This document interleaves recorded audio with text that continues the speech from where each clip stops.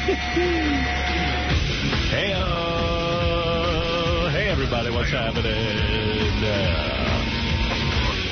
I love that Chuck Zito show we have on Howard 101. Chuck does it about once a month. You learn about Chuck and his lifestyle. Yeah. It's just way out there. Great. It's great. It's really great. He's so natural.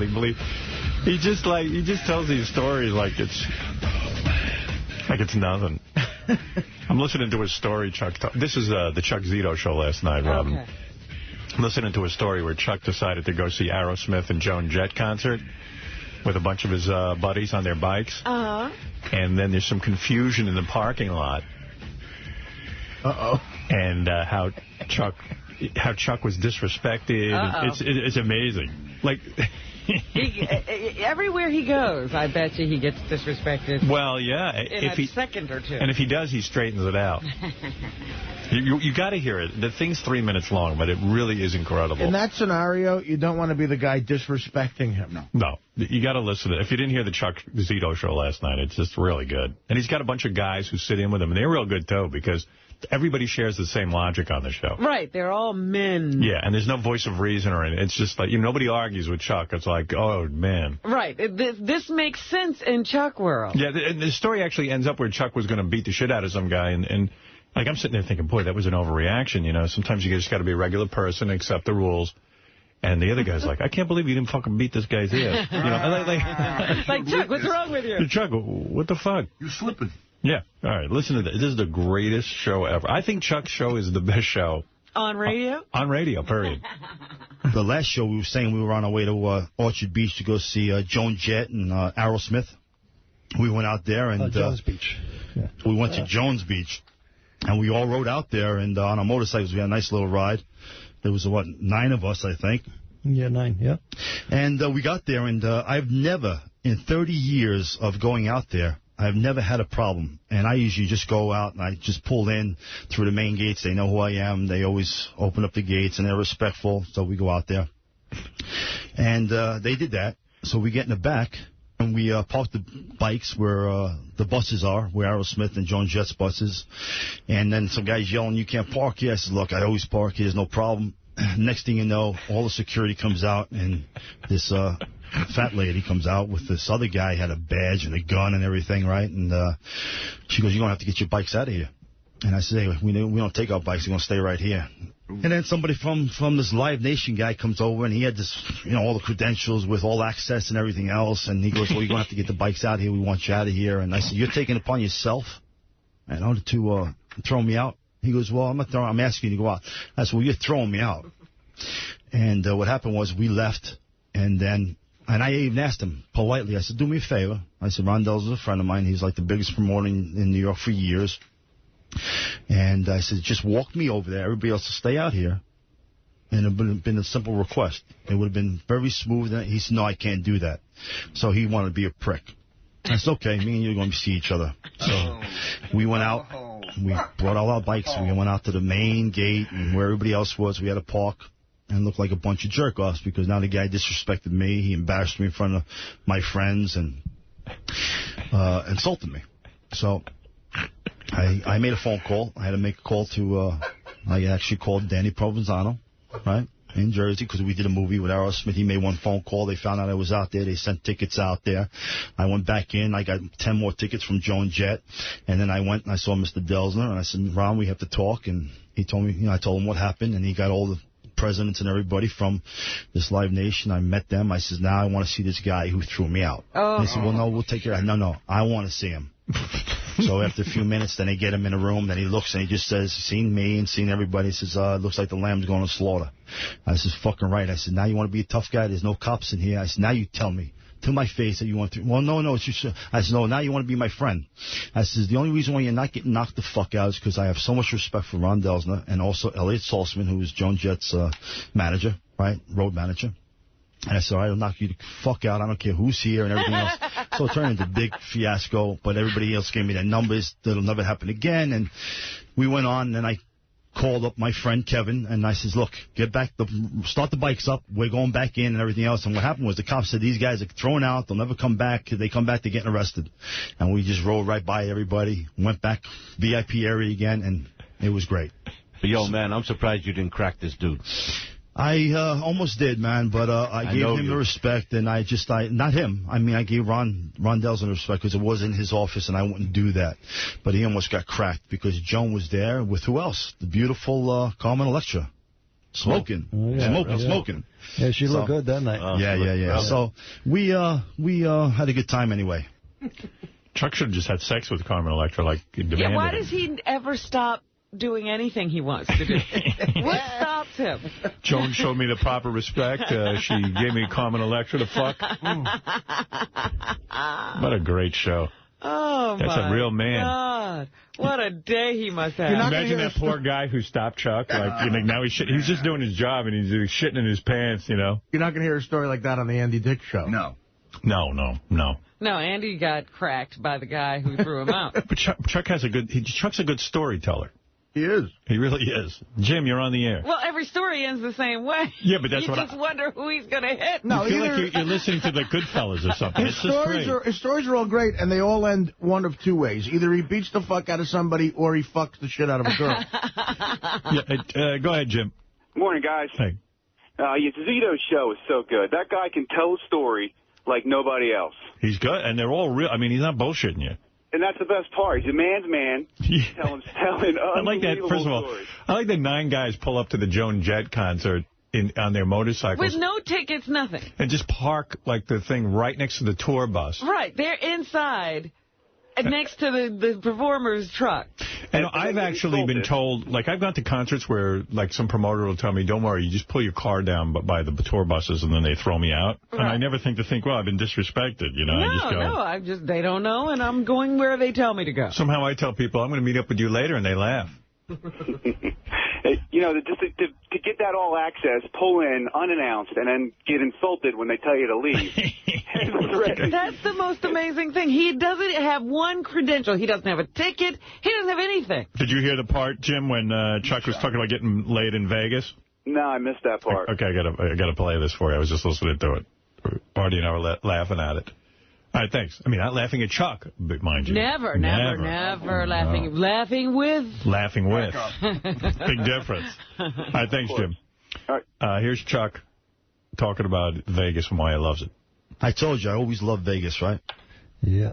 So I love going to Vegas. When you get off all your problems, man, you got to come to Vegas. I know it pretty well out there. I spent a lot of time out there years ago. Yeah, well, when you finally do go through your bid or whatever and you're able to go out there, we got to go out there because Vegas is great. I love Vegas, man. And what do you mean when you threw your bid? Is that... See, he's all stitched up. He's like can't leave the vicinity because he's got some legal problems. A bid is like doing time. Yeah. Oh. He's like on house arrest or something. That ain't right. But this is a man's world, and men have those kind of problems. Yeah, and that guy's not even, the other guy, I don't know his name, but he's never even, he doesn't cry about it or anything. He's like, yeah, fuck it, you know. Yeah, I've been to Vegas. I'll go again. Yeah, after I get done with my bet. That's the co-host. He can't even say his name on the air because he'll get in trouble. He's wanted. Because what? Because he'll get in trouble or something. Yeah, because he's probably supposed to be at home with an ankle bracelet on. Well, look, he's got a show to do. Hey, I respect don't that. disrespect him. That's why you got to love Chuck's show. It's just some show. Anyway, Chuck's talking about Vegas. Some stories last time. The 3 girls in one night in 4 hours. There was 3 different girls I banged. Anyway, I had picked up 2 girls at the pool one day, right? And I bring them up to my room. And they were probably 22, 23 years old, right? So I get up in my room. Once I get in my room, they started making out with each other, right? Then they go in the bathroom. I says, great. There's 5,000 girls at the pool. And I got to pick 2 lesbians, right? So I'm just sitting on the bed. Then they giggling there inside, and I could see they're doing whatever they were doing, and then they come out. So she comes up to me, and one of them goes, we have a surprise for you. And I said, you know what? I think I was surprised already, right? So they say, lay down on the bed. So I lay down on the bed. They start taking my clothes off, right? One girl starts blowing me. The other one's sucking on my balls, right? And I'm saying, this is great, right? And then they start switching. Then they start kissing each other, and I start banging them both. and then I was done, man. Once I came, I was done, man. Everything was good. Everything was good, man. It was great to be alive. It was great. Vegas is great. And they just started playing with themselves and eating themselves and everything. It was just great to be alive, man. So Vegas is always good to go. Look at that. You know, sometimes we go to Vegas, it's not that good. Yeah, you're up in your room bowling with High-Pitch Eric, or just a drunk. A lot of times I think it's terrible to be alive. I think Chuck's like pissed that two chicks are eating each other out in the bathroom. Right, yeah, I picked two lesbians. That's so funny. They got 5,000 chicks. I didn't hear the rest of these clips. Chuck Zito's take on Danny Bonaduce. Well, I'm sure. He's on Danny's side. Of course. He's got to be. It's got to be. How do you feel about that Danny Bonaduce, the way he slammed that kid down? I mean, he goes around acting like a tough guy. I mean, I would love to see you smack that guy around. Well, I don't think that's going to be big of a fight, but I'll tell you what, I didn't know that until Jim McCullough just showed me on the computer here. I didn't even know about that. But you know what? The guy jumped on him wrong, too, so he's just reacting. I would have did the same thing, but I would have cracked him, too, when he was down. So, right. See? But I don't think he was that wrong. So... we got another guy, Irish John from New Rochelle. What's up, Chuck? What are you doing, buddy? How are you? Not much. Just calling about the same thing. First thing is Irish John is on these channels all day. What? How does he work? I don't know. He started out early in the morning calling us, and now he's on with Chuck at 7 o'clock at night. I don't think there's much break in Irish John's day. He has a legitimate, real sort of important job, too. Right. I think Sirius should be allowed to charge Irish John more money because he's overusing his subscription to Sirius. He's getting too much money. Getting the full value. He's getting too much value. Say, how would you have handled that situation that Johnny Fairplay? But you answered. You said you would have cracked him on the ground. Well, you know what? When you're not expecting somebody to jump on you, it's very, it's like a challenge, man. I don't know. I would have reacted the same way. Me too. But I would have made sure he never got up. The thing that sucks, though, it's going to make this asshole more famous, you know? He'll get known for that, and, I hope Danny gets out of it, doesn't get sued. He should punch the guy in the face. I agree with you when he was on the ground. Well, I don't think he should be sued for it, but the guy asked for it. Let's face it, you jump on somebody, you better make sure you could handle what's coming afterwards.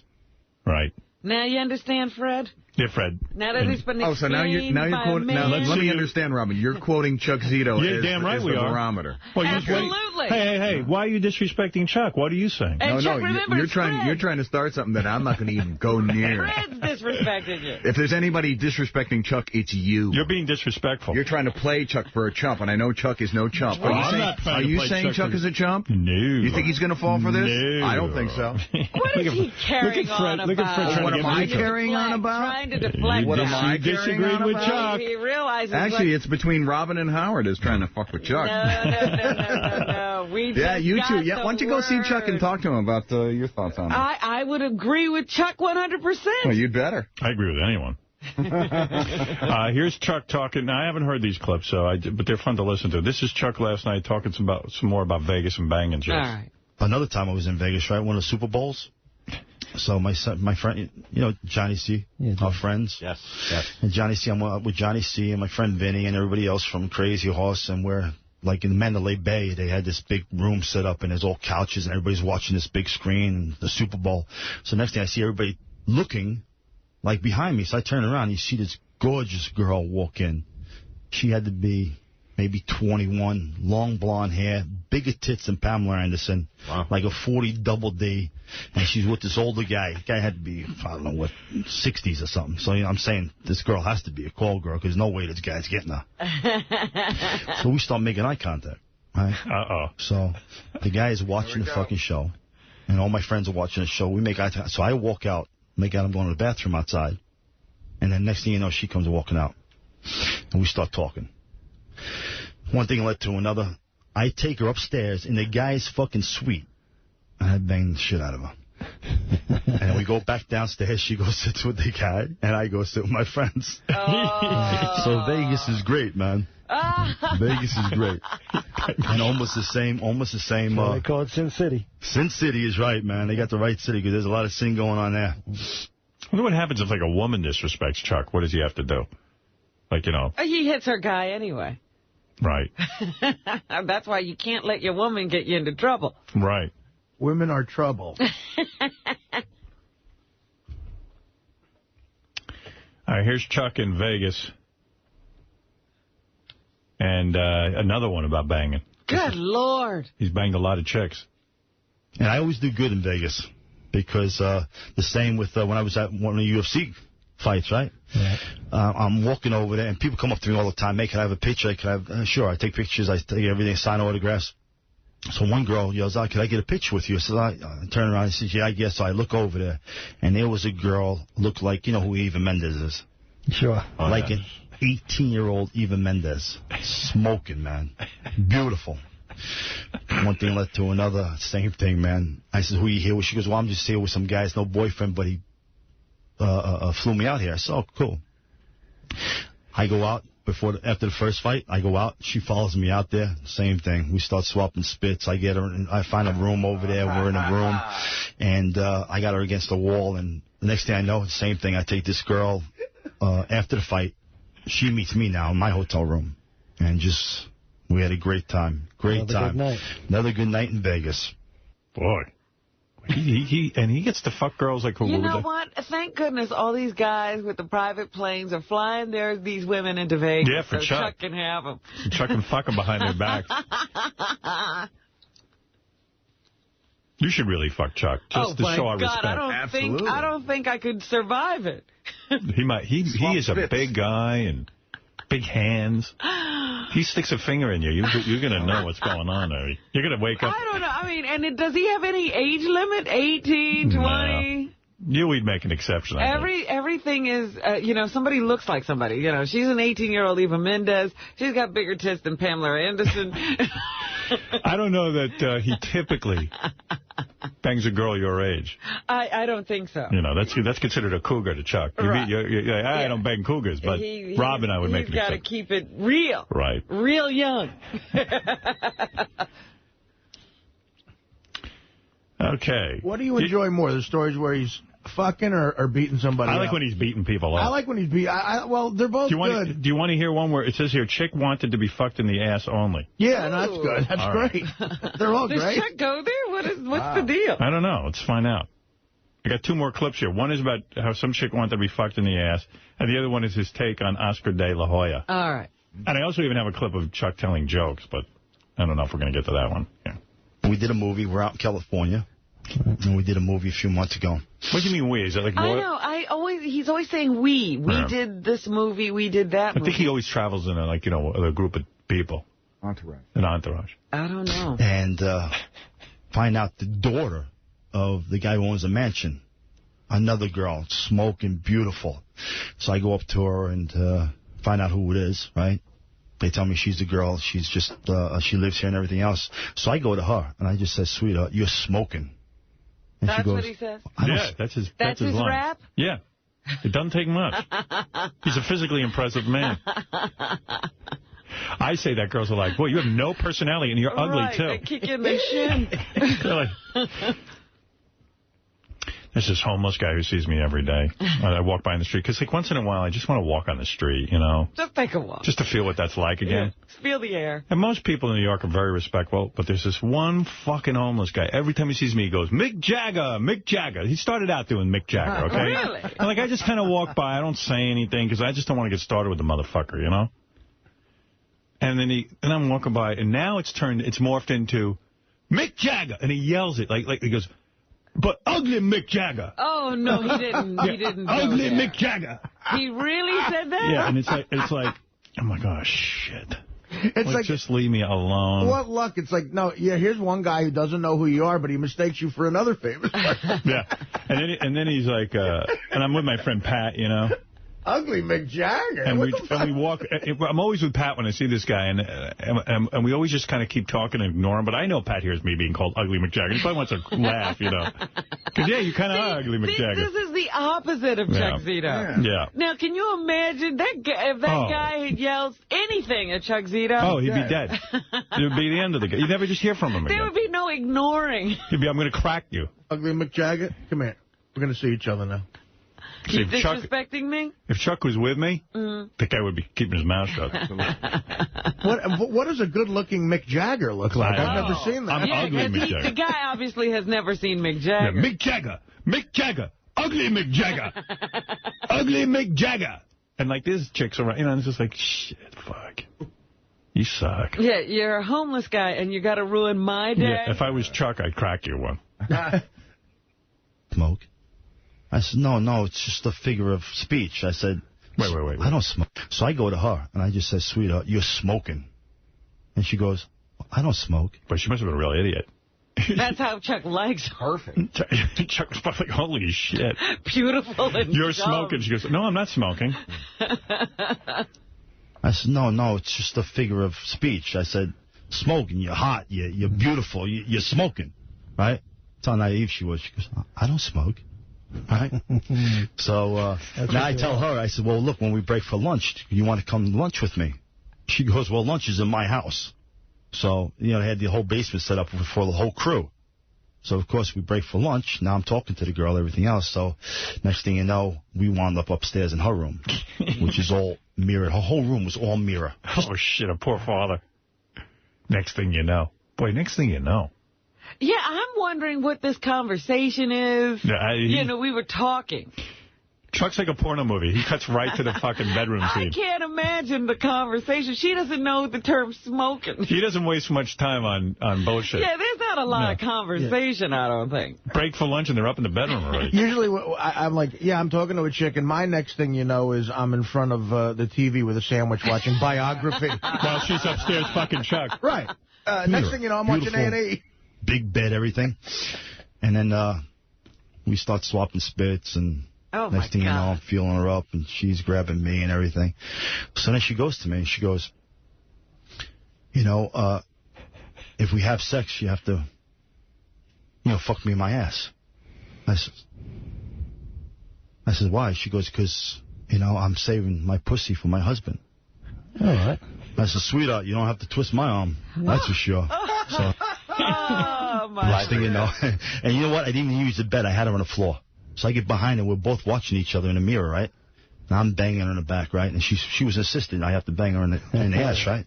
So I'm banging her, and I'm saying, you know what? Let me just give her a little feel, right? A little feel. Make sure she had a clip. Make sure it wasn't no fucking dude, man. Right? That's a good point. I was thinking the same thing. Wow. Now, what if it was a guy? What's Chuck doing to the guy? Chuck wouldn't even be telling this story. That guy never got out of that room. That was a guy? Because she was, like, adamant about that, but she was so fucking wet, and my finger was in there. We was just having a good time. So we just had a good time, and I'm telling her, she want to go to lunch with me? She's that's my house. So that was another thing. And we just saw each other for the whole 2 weeks I was there. And just banging it. She loved it that way every time. So, you have any experience that way, Bubba? I banged a few girls in the ass in my day. You got a little shitty sometimes, but... fuck that, man. Let me tell you something. If that ever happened to me, man, forget it. I think it would turn me off right away. And it depends what floor I'm on the hotel, because I throw it right out the fucking window. That's disrespectful to shit on Chuck. He's throwing you out the window. Imagine this chick goes flying out the window. Oh, man. You get up to heaven. What did you do? That ain't a figure of speech. The visual on that is so incredible. She disrespected me. You get up to heaven. How did you die? Chuck Zito was fucking me in the ass. I shit on him. He threw me out a window. I imagine he's disgusted by Oscar De La Hoya. I'm just guessing here. I mean, yeah, I think he's got to distance himself from Oscar. I'm sure he's had relations of some sort with him. Does Chuck know Oscar De La Hoya? I'm sure he knows, because he's a big fight fan, and and Oscar's had some huge fights. Chuck travels in the boxing world. So maybe Chuck thinks Oscar just was framed with a Photoshop. No, I think he's going to say, look, I got to cut him off, cut him loose. What do you think about Oscar De La Hoya getting caught with a picture, wearing a nylon and wigs and lipstick? Well, you know what, Alex? I think that was all Photoshop. See? Tell you the truth. I think so, huh? Yeah, He because looks pretty good. I know the girl. Today he looks pretty good. You do anything with Photoshop. You know that with these computers are fucking amazing, man. But I know Oscar, and I don't think he'd be doing that shit. Plus, I know the girl who put that shit up on a website. So she used to work at Scores. She doesn't work there anymore. And actually, Scores even called them up. And Elliot from Scores even told...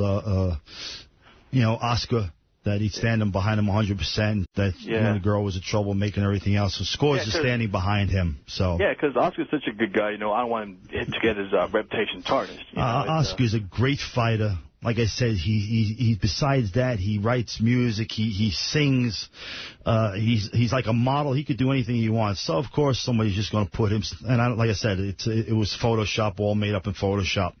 I don't know that for a fact, but I'm just saying, knowing him, that it was just a Photoshop. Chuck wouldn't hang around with a guy like that. No. See, if they were true, he'd have to go back and take care of him. Right. Anyway, there's some clips from Chuck's show last night I thought I'd share with you. What a show. What a show, for those of you who missed it. Andy Dick did a show the other night, but he was drunk and shit. He was really, he was wasted. That's the Andy Dick we read about. Yeah, he was kind of, somebody said he was high, but. He was on something. The shit show. You like that one? Drum solo! Kind of different show. Whole different perspective. Yeah.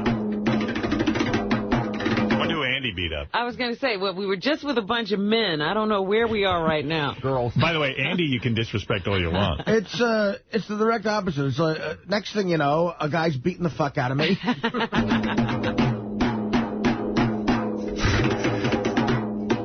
And we're done. He's the Keith Moon of Keith Moon.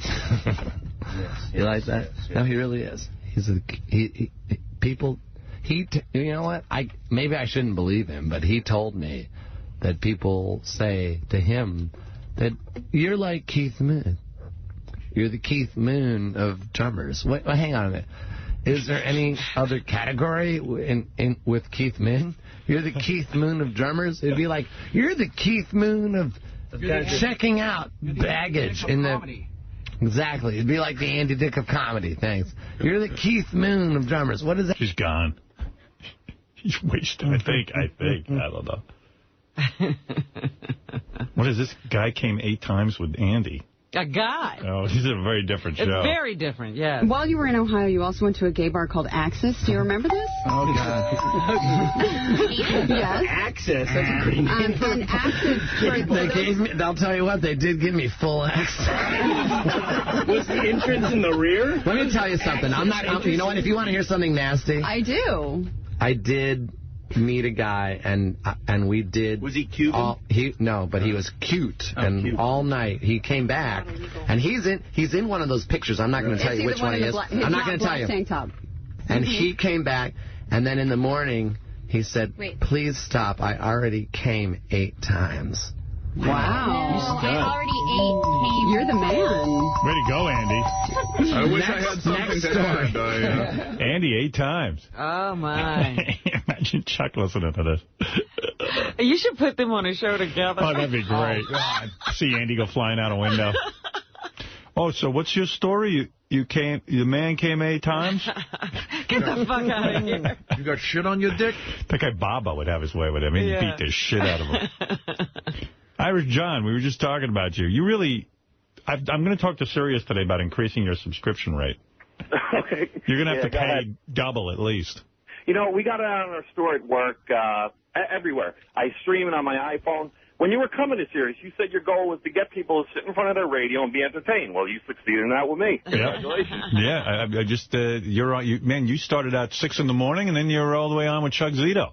Yeah, absolutely. And I listened to Pharrell after. Pharrell had Dick Butkus on, Bill Romanowski. I mean, Pharrell gets some unbelievable guests. I can't stop listening. Pharrell's good.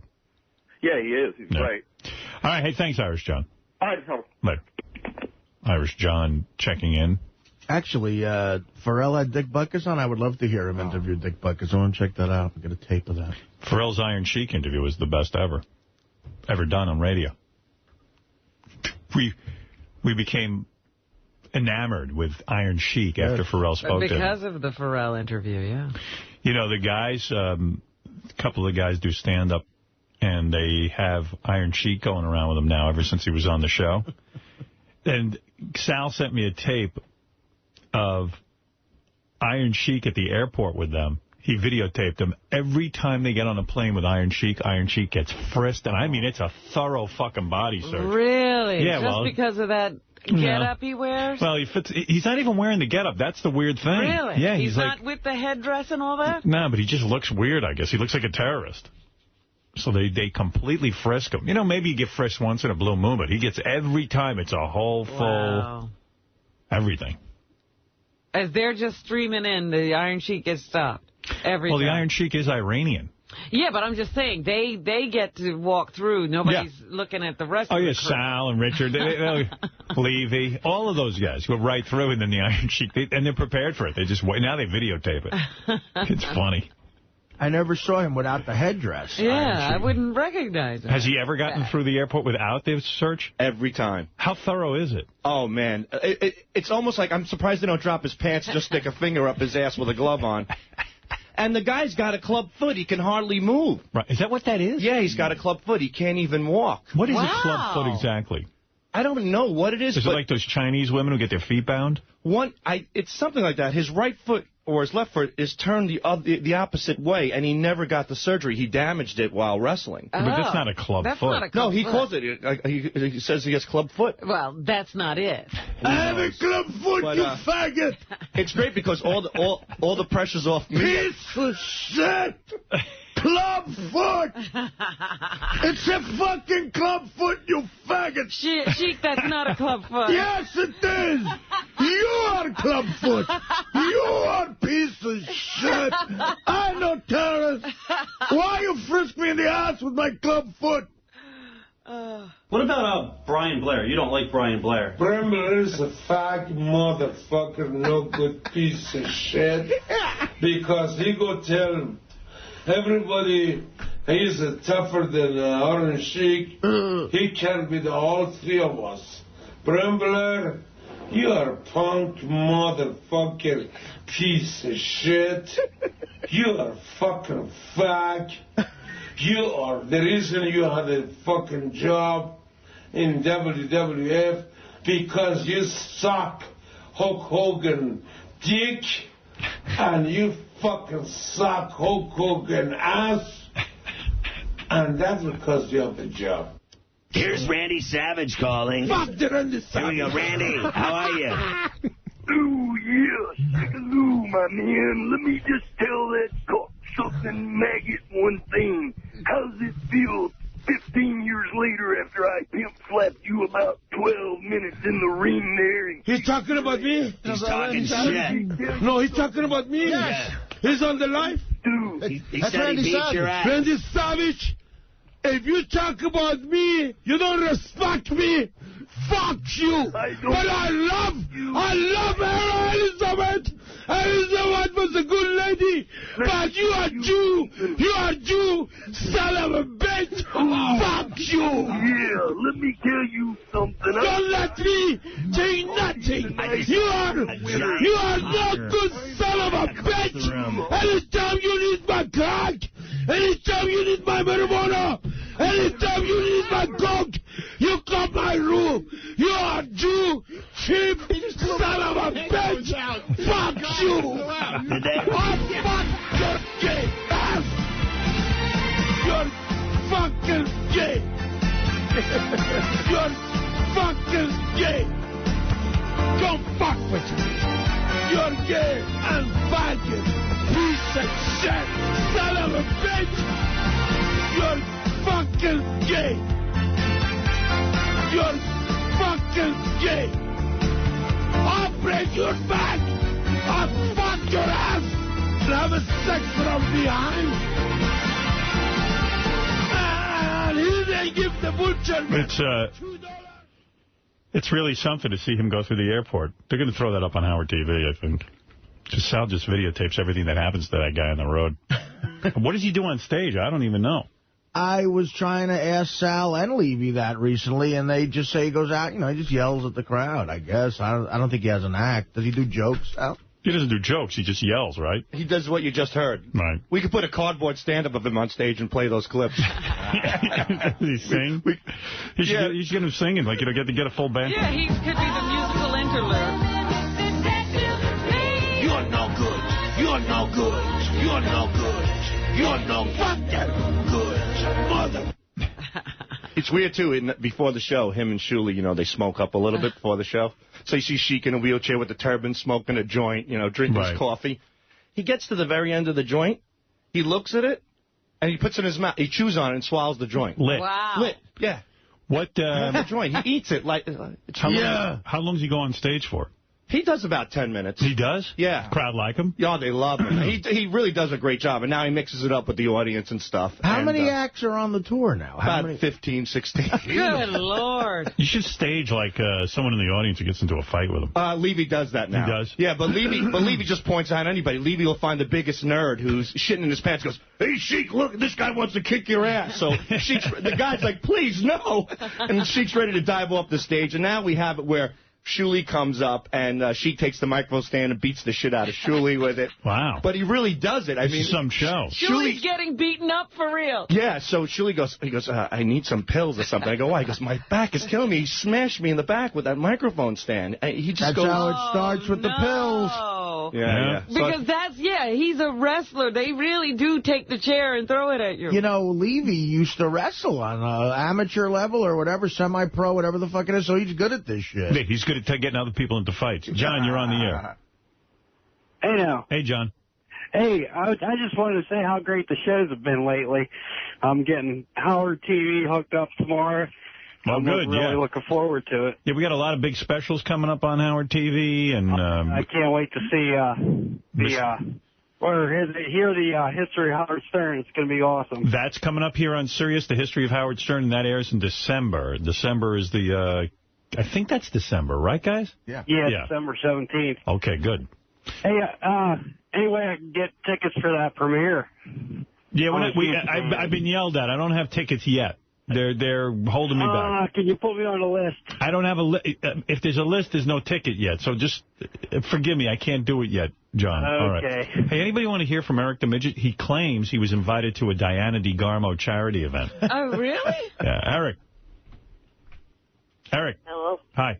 So is that for real? Yeah. Now, how did that happen?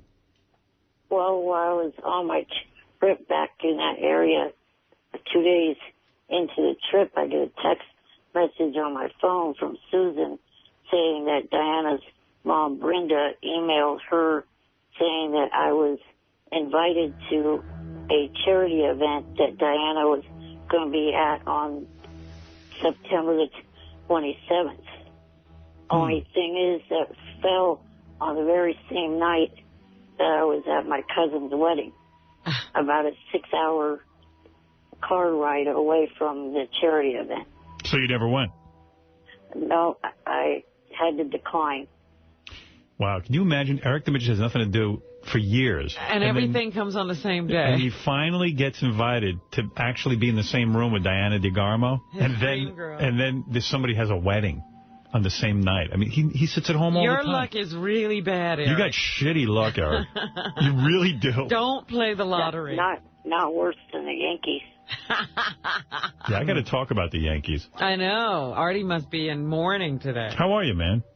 Did you watch the whole game? Of course. I watched the whole fucking game. Hey, Artie, which of the two New York managers will be on the unemployment line first? I don't know. Are you going to the A's game this afternoon? Oh, that's right.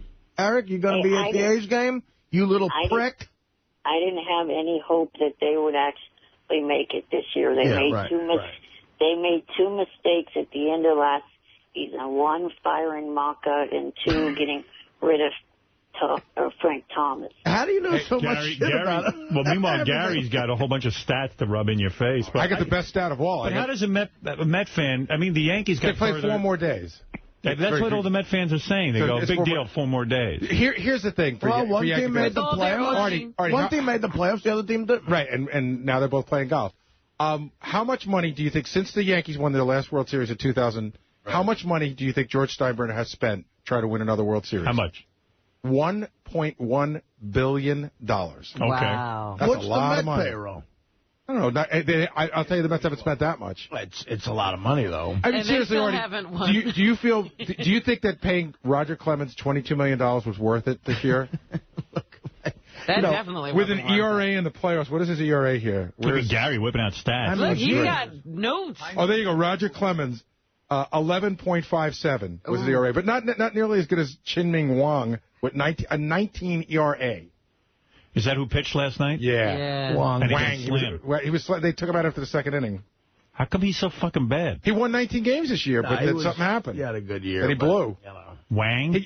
Wang. Baseball's a long season, man. But once again, A-Rod hit a homer last night, but God, he's Forget about A-Rod. What about your beloved Derek Jeter? 3 for 17. Yeah, I was surprised, Jeter, you didn't hear from this. The Yankees pitching blew the whole. No, the batting blew. Well, I mean, Posada 2 for 15. Clemens fucked up. Messina fucked up. But none of these guys hit. They got into a hole every game. None of the guys ever hit. Yeah, well, I mean, Garrett, what do you want me to tell you?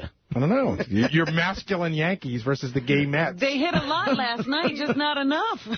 What's going to be, Joe Torre fired first? Answer the Midget's question. I say Joe Torre. I hate to say it because I really do think he's a good manager. I'd say he's probably fired by the end of the day. Do you agree, Artie?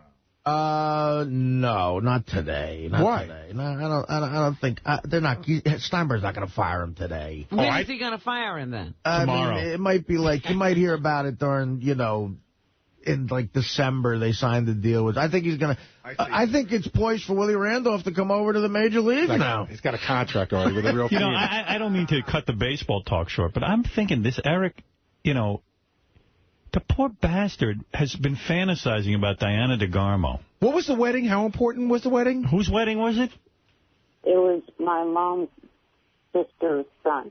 My mom's? So cousin. A cousin. A cousin. Do you see? How often do you see your cousin that got married? Last time I saw him was at his sister's wedding 6 years ago. So a guy you hardly see, he is a cousin, a guy you hardly see versus Diana DeGarmo. Eric, did you say to your mom and dad at some point, look, this is Diana DeGarmo, the woman I'm hoping to marry or get into a relationship with. I've been calling her house multiple times. See, if I was Eric's parents, I would take her to Diana DeGarmo on the chance he might get married. They get rid of him. Well, they know he has no shot. Did you ask for a pass on this? No, because I knew there was no shot. They were the ones that had the keys to the rent-a-car, and it was a 6-hour drive between the two places. So, do you see what the real torture in his life is? Besides being in the wheelchair, he's a man-child because he's a grown-up, but he's still a child to his parents. He has to ask permission to go out and ask permission to go every place. And it's like, drive me here, drive me there. I feel bad. And I do, too. I feel bad for Eric, too, because, like any other guy would just hop in his car and say, fuck this, I'm going to go meet this chick. And I'm going to go drive there and, I'll make some excuse for not being at the wedding. But he's so beaten down, even in his condition, you think he could call a friend and say, listen, get me out of this fucking wedding. I can meet Diana DeGarmo, come and get me. Right. But he wouldn't even do that because he's so afraid of his parents. Would cut him off, Yeah. Don't you know any other gay men or 14-year-old girls that would have went with you to see Diana DeGarmo? No, fat ass. Can you imagine your cousin must hate you, this guy, right? I mean... Yeah, this cousin going, oh, my God, we got to have Eric at the wedding. wedding. I got to talk to Eric. He's rolling his eyes. Does he have to be in the pictures? Yeah. No, he was thankful that I was there. Oh, he had to say that. Can you imagine what a Diana DeGarmo charity event is? What is that? What is the charity? The email I sent to Will, and there was an advertisement on her MySpace page that talks about the event. So it would probably have been Eric and Diana DeGarmo at this event. Yeah, no one else would have been there. Eric, you're telling me Diana DeGarmo's mom called and invited you? She emailed Susan, the woman I know that knows. And she said, please invite Eric. She said, please invite Eric to the Diana DeGarmo charity event. Yeah, it was like something to do with chefs or something like that. What do you think's going on here, Gary? It sounds like invitations went out. Might have gone out to a person Eric knew, but I don't know. It sounds a little shaky. But, Eric's missing the whole point. You are a charity. You should have your own charity event and get Diana to host it. Hey, hold on. Mrs. DeGarmo is on the phone, believe it or not. Yes, Mrs. DeGarmo. Hi, how are you? This is Mrs. DeGarmo. Thank you for calling in. What can I do for you? Yes, I'm going to send Eric the invitation for the charity event. He's a lying little fucking midget. You're saying he's a lying midget because why? You didn't send him an invite? No, not at all. Wow. Mrs. DeGarmo says she did not send you an invite, Eric. He's harassing my daughter. He's harassing my daughter, and next time he's going to do it, I'm going to press charges on this midget. High pitch. Who's high pitch? Is this high pitch? This is Mrs. DeGormo. This is not high pitch. Who's high pitch? This is Mrs. DeGormo. You're not high pitch, right? No, this is not high pitch. This is. It really Mrs. isn't, DeGormo. Eric. It's Mrs. DeGarmo. No, it's not Brenda's voice. I know that for sure. Instead of calling my daughter, keep your little midget fingers up your ass. All right. Thank you, Mrs. DeGarmo. She's Howard. clearly You're welcome, upset. Howard. Yes, thank you. Lovely woman. Bye-bye. Hey, Howard. Yes. Eric forwarded the invite to Will, and I'm looking at it, and from what I can see, there's nothing in here that says Eric. It's very generic. Right. You know, if you look at it, we've teamed up with one of Atlanta's biggest celebrities for a great cause. There's no personal We'd note. like for everyone to come by and say hello to Diana. For an added treat, she'll even be signing autographs. To get an autograph, simply click here. But there's nothing that says... Gary, Yeah. shut up for a minute. I said that's the part that's off of her MySpace page.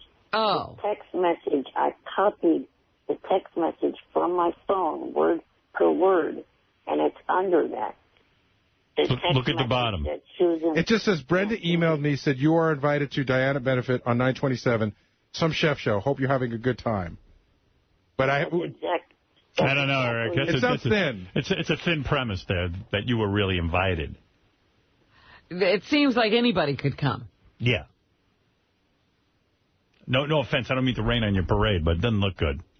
I think maybe you were smart to go to your cousin's wedding. It might have been embarrassing. Imagine if he shows up and there's a picture of him and the police are like, no, we told not to let you in.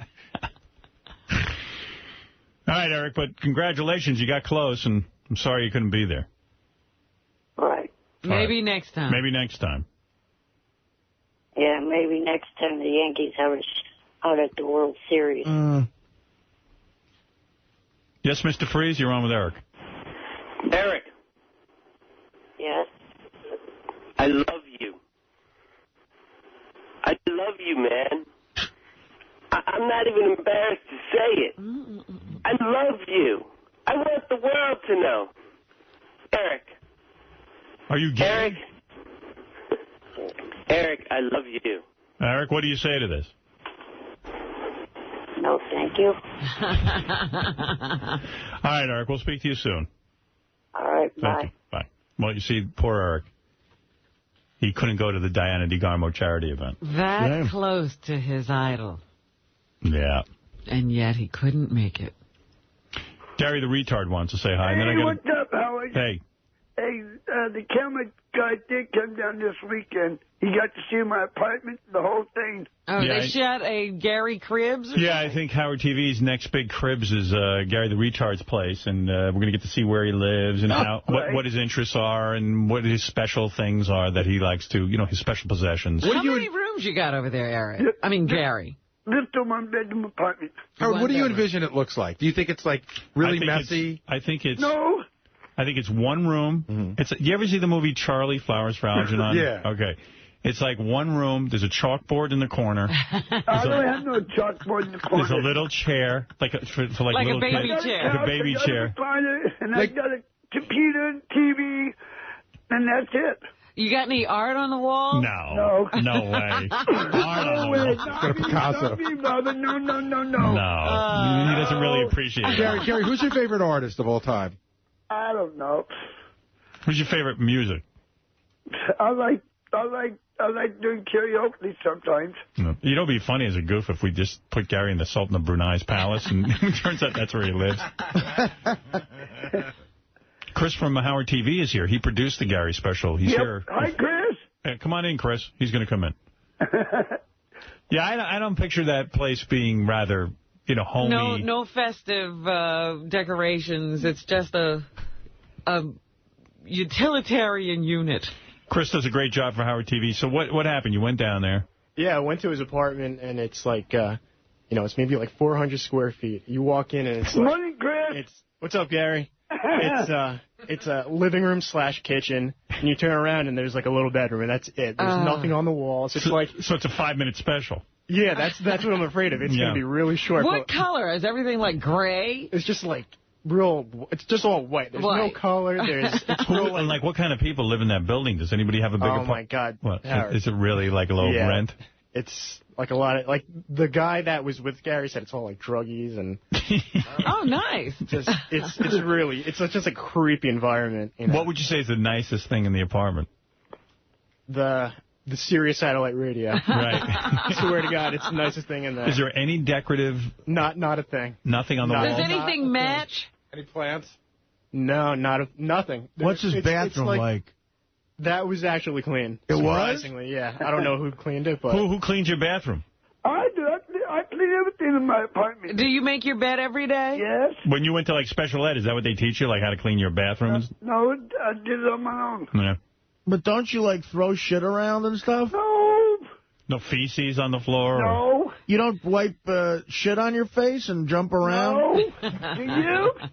Any holes in the walls? You know, it's like whenever we see Creedmoor and stuff, people are always retarded people always shitting on themselves and throwing shit around. And banging their head against the wall. Yeah, I don't mean this as an insulting way, but don't you eat your own shit and paint your face with shit and piss? Shut up, buddy. I ain't talking to you. Hey, retard. Shut up, buddy. Hey, how's your retarded crib? How's your retarded crib? So is there anything in there that is unusual? Like, does he cook in the kitchen? His freezer is full of Hot Pockets. Oh, really? That's all he had in there. He had Hot Pockets and like 2 gallons of water. Thank and God they made Hot Pockets. I love Hot Pockets of water. Don't you know Hot Pockets aren't good for you? I mean, they can't be good just eating a diet of Hot Pockets. Gary, well, what is he going to eat good for? Does he take vitamins? How yes, often? I do. Hey, retard. How often Shut do up, you... buddy. I ain't talking to you. I'm calling to talk to Howard and just sit back and keep your fucking mouth shut. Fuck you, retard. How often? Shut up, buddy. How often, Gary, do you eat Hot Pockets? Every night? Not very often. Oh, they are just a breakfast Hot Pockets. Oh, that's your breakfast. Do you ever make a mistake and shove a Hot Pocket up your ass? Shut up, buddy. I'm going to come back and I'm going to kick your ass, boy. Do you ever try to shove a Hot Pocket up your ass and see if you'll throw it up later? Artie? So the Hot Pockets is just breakfast? Yes. Okay. What do you have for retarded lunch? Sandwich and grilled cheese sandwiches, and most of the time I go out to eat. Right. You don't make those yourself, do you?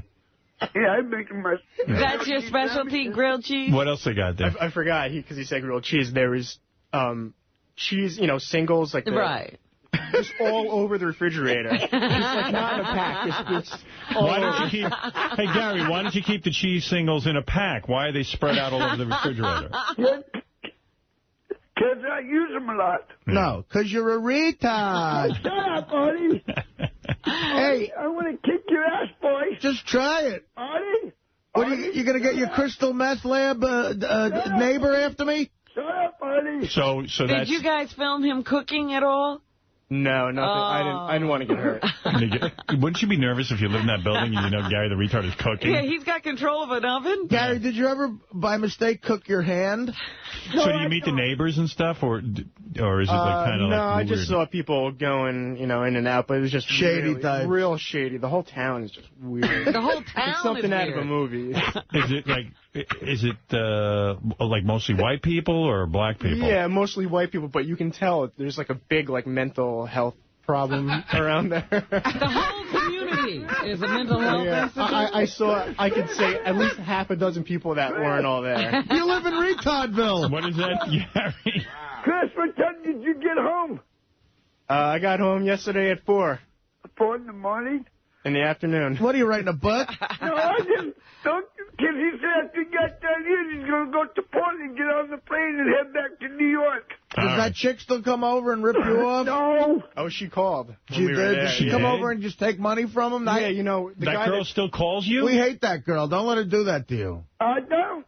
What is she calling you about? For money, but I told her I didn't have any. You still giving her money, Gary? No, I am not. Are you giving her cheese? No, I don't give her nothing. All right, that's good. Well, at least she calls.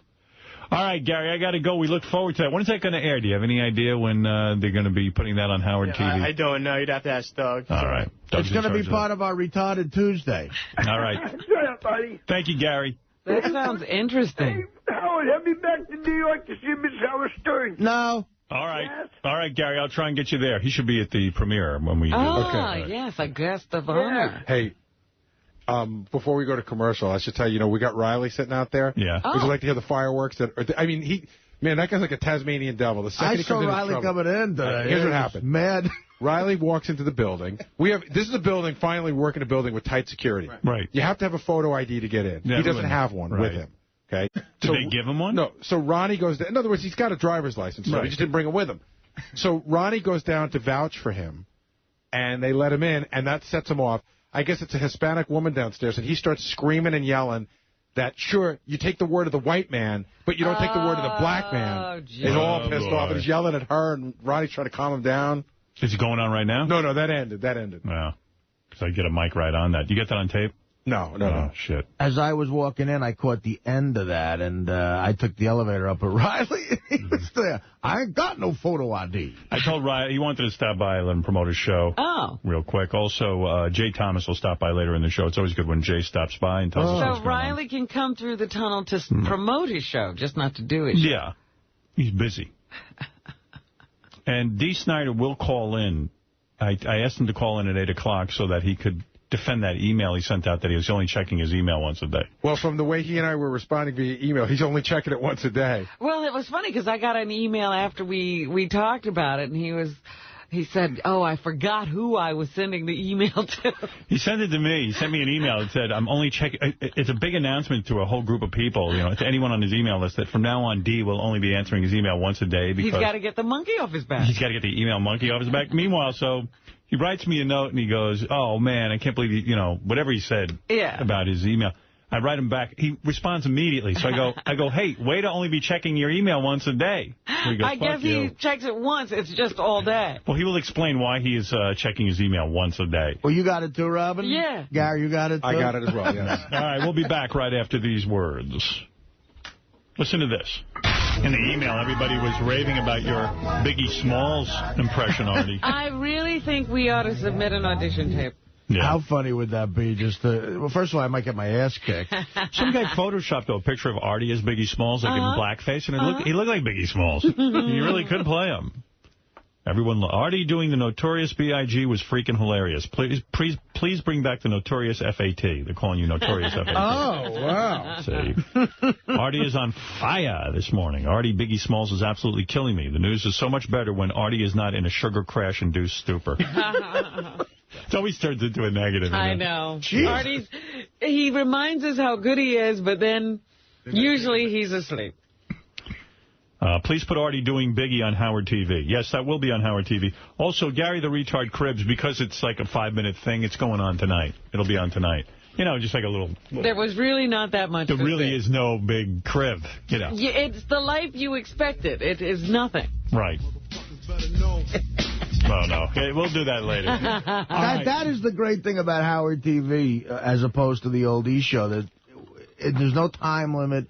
And when we have fun during the news, they'll put that up there, too. It's great. Yeah. It's fun. It's not as uptight. No. Okay, let's go to Riley Martin. He wants to stop by and promote his show. Riley Martin Show tonight at midnight on Howard 101. I'm sure there's going to be some groundbreaking news. The reason you should tune in tonight. I don't know. I'm sure he's heard from Tan and has something to say. Nah, it's usually Riley's same bullshit. He's usually whining about money. Yeah. And I hope he doesn't start negotiating here. I told him I don't want to hear about it. Here he is, Riley Martin, host of the Riley Martin Show. Big cowboy hat. What the hell kind of hat is that? Some kind of Indian shaman hat he's wearing. Riley's I'm glad he can't hear me yet. Hello, gentle soul. How are you? How are you? Hello, gentle soul. Pretty good, Howard. How are you? Pretty good. I see you're really walking with a cane now. Something's going on like there, a walking stick. Like a hip problem or something? No, I keep the cane with me because, as you know, ever since I've known you, I told you when I first met you that I have a kind of a gimp leg. Yeah. And what have you. And I was hoping that ultimately I would make enough money with the great Sirius satellite radio. Oh, here we go, man. Don't stop. No, to fix the leg. But that's okay. Fuck it. You ain't going to make enough money here to fix that leg. At this rate, yeah. You can fix my grandkid's leg. It certainly won't be mine. Right. But why that's okay. Why are you wearing women's jewelry? Yeah, why are you wearing a woman's necklace? However, why don't you step outside and let's decide the you understand, the sex of the necklace. Okay? And you too, baby. Riley, honestly, is that really a masculine necklace? Honestly. My grandmother wears things like that. Yeah, well, this is it. It's like if your grandmother was with me, we'd wear it together, wouldn't we? Does anyone else say to you that it's a feminine necklace? Not if they want to live. Right. You understand? It's a big insult to you. Yes. Did you design that yourself? Is that what's going on? Yeah, I have relatives. Let me ask you about You have relatives? Well, let me get into this a little bit, Riley, because you're here, you're celebrating your show tonight at midnight on Howard 101. I respect Among other things, Howard. Yes, I understand. And you, and also Riley is promoting the Millennium Edition of his audiobook, The Coming of Tan. Yes, this is the Millennium Edition of the audiobook. I have a freebie for you and one for Robin. I will listen to it. Well, now, really? I will listen to it. Have you ever heard the next time I see you, I'm going to question you. All right. If you have not listened to it, you're getting downed. All right. And whatever that and means. Sexed up. Oh, sexed up. Yeah. Did you ever hear Riley's audiobook? I'll play you a little clip from it. No, I've never. Here's Riley talking about how when he fucks a woman, they grow visibly younger after banging him. Oh, my goodness. Yeah, I mean, you really do need to hear this. Here you go, Robin. If I perchanced to make love to a certain lady several times, this lady seemed to grow visibly younger.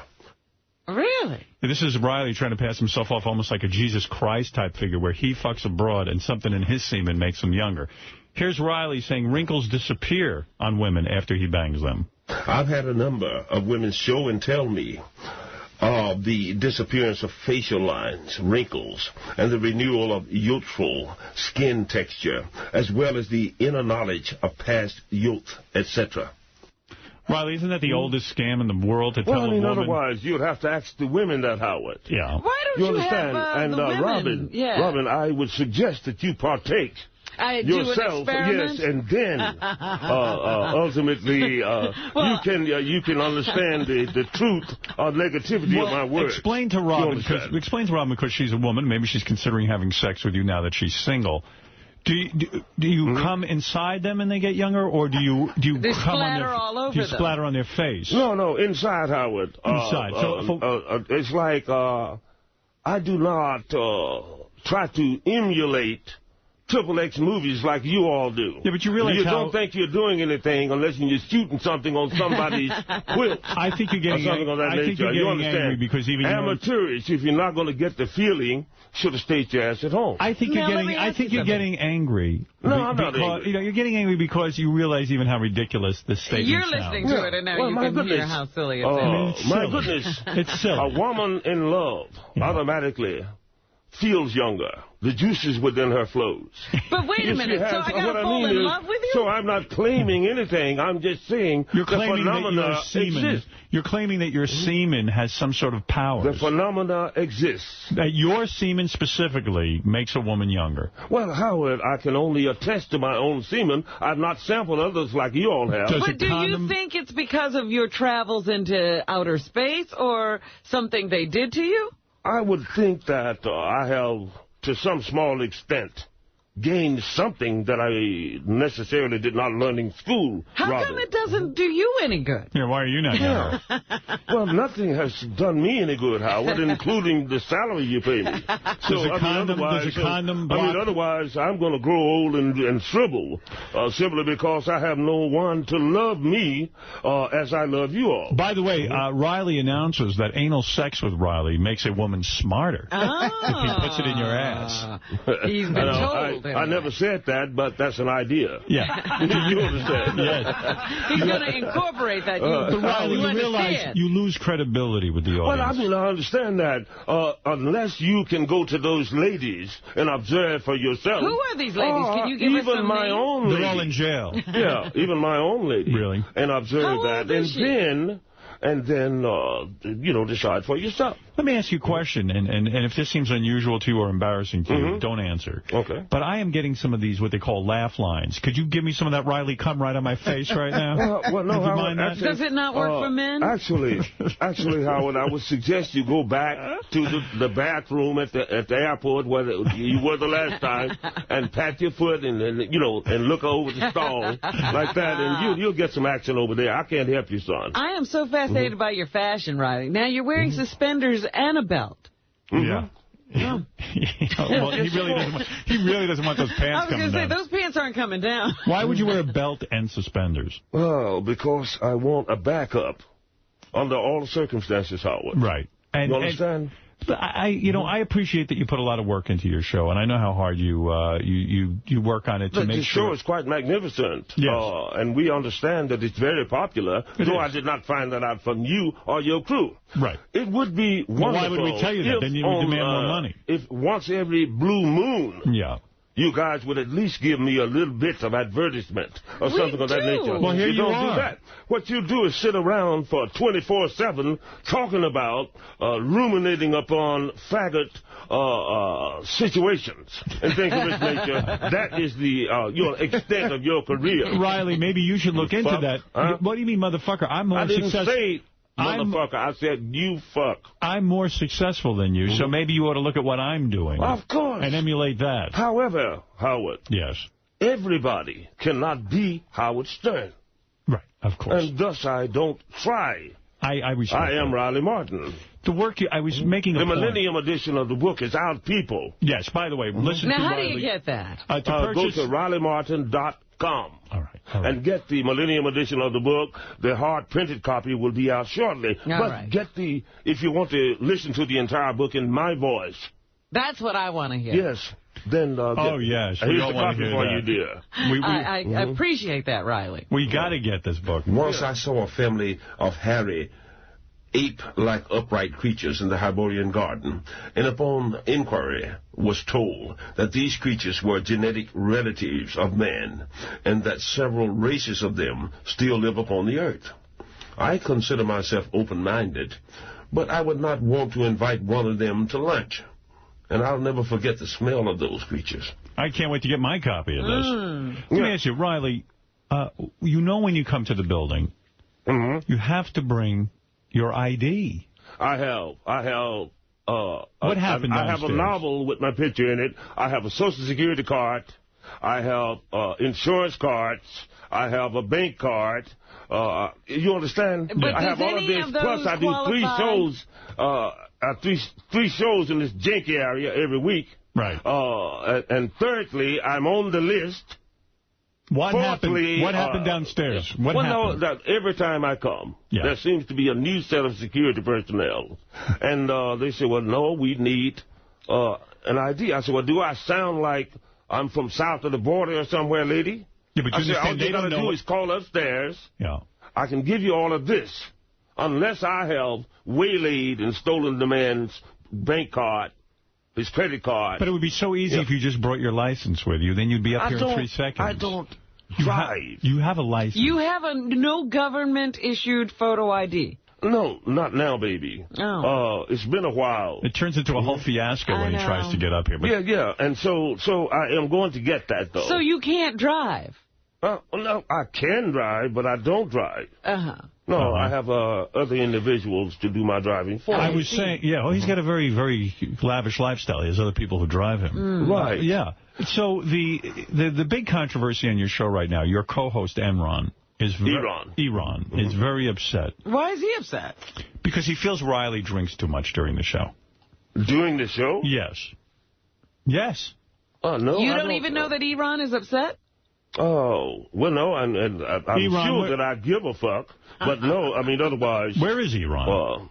Let's bring him in and find out what this is. Bring Enron in. Also, I've just signed a contract with a group out of California called Broadcaster. Good. Singular. Broadcaster.com.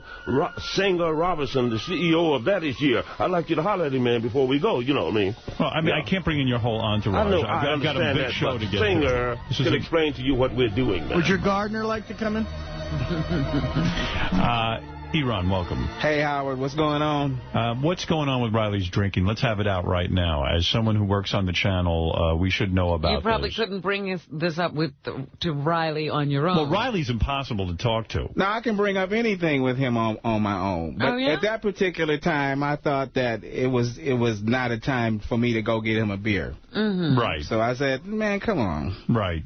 It's enough with the drinking, right? And I acceded to his wishes, which is why I have people around me I can trust. But the drinking is starting to get you into trouble. No. I refer to this terrible incident with your beautiful wife. Yes. I mean, what is going on, Riley? This is not right. Well, let me tell you what happened. Okay, please. We were celebrating the new contract with Broadcaster.com. Okay. Out of California. And what do you mean a Broadcaster.com? Well, they're paying you to broadcast? Of course. Yeah. And so we were celebrating, and I was drinking brandy for the first time in like a year. All right. And so somebody said, well, I'm glad you are working with some nice people because that Howard Stern and Tim Sabian, some cheap bastards. And that Robin is a loudmouth little Come on, you wouldn't have gotten a job. You wouldn't have gotten a job. And I said, look, you can talk about me all you want to. You wouldn't have But nobody talks about my Jewish friends and my Negro lady friend from the South. You understand? And so somebody, and I said, all I'm asking you all to do is leave Howard alone. That's how you know what I mean, and they dropped a dime on me. No, Riley. They dropped a dime. Not really. The only reason... And, what is your contract with Broadcaster.com? Are you getting a lot of money? No, Howard, I'm sure not there's getting a lot there. of money. There's potential. But there's potential. There's some potential. Yes. Yeah, I'm sure, like everything else. There's potential. And believe me, this all comes about because you have a show here. Remember that. Well, of course. Yes. So stop it. Look, I love you guys. I really do. No, you don't. However, you always set upon me in a rueful manner, even with my dulcet and gentle qualities. You bring out of me... Don't bullshit me. What happened with your wife? Language that ordinarily I would never use. We set upon you? Being a citizen and what have you. Explain to me. Freshly ejected from Mexico. No. Let's stop all the bullshit. No. This is disturbing to me. Okay. All right. You were recently arrested for violating a restraining order that your wife had against you. Now, how did that happen? We were on the way to the jailhouse. And so the officer said, look, man, it's no big thing. It wasn't no fight or anything. So you're going to have to make a little bond now to get out. And I said, okay, that reminds me. Drop me by the bank. I want to catch my Sirius satellite. Wait a minute. You're check. jumping ahead. How did you get into the police car? I mean, he knew me. I said, take me by the bank and let me catch my Sirius satellite check. He said, oh, okay, Mr. Martin. I have to go in with you. I said, okay, cool. So I went in the bank, and I came up. The lady said, oh, you look familiar. I said, yes, I'm Riley Martin, friend of the aliens. I work with Sirius Satellite Radio. My boss is Howard Stern. And she said, now quit laughing. I'm pouring that hard after you, Robin. Damn it. See, you're not telling the truth. No. And I said, I want to cash a check here to make my bond. And so she said, okay. And she got the check, and she said, this is what he pays you? And I said, yes, ma'am. She said, hold it right here. And she went and showed it to all the rest of them. You know what I mean? The women in down the line. They showed it to the bank guard and the man sweeping the hall. And they was all laughing. Riley. They was all laughing. She said, how do you want this? I said, 2 rolls of quarter and 5 ones. And so she said, here's your money, son. Like that, okay, like that, here's your money, son. So, and I was actually embarrassed and miffed. And, you know what I mean? I'm serious. You were embarrassed for me? Yeah, right. And I said, well, what is this, lady? She said, that's an application for food stamps. So I left the bank in a huff. I left the bank in a huff. Well, I'm telling you the truth. I left in a huff. No. How does his wife have a restraining order? Why? So I got back in the police car, and he was laughing. And he said, let me see your check stub.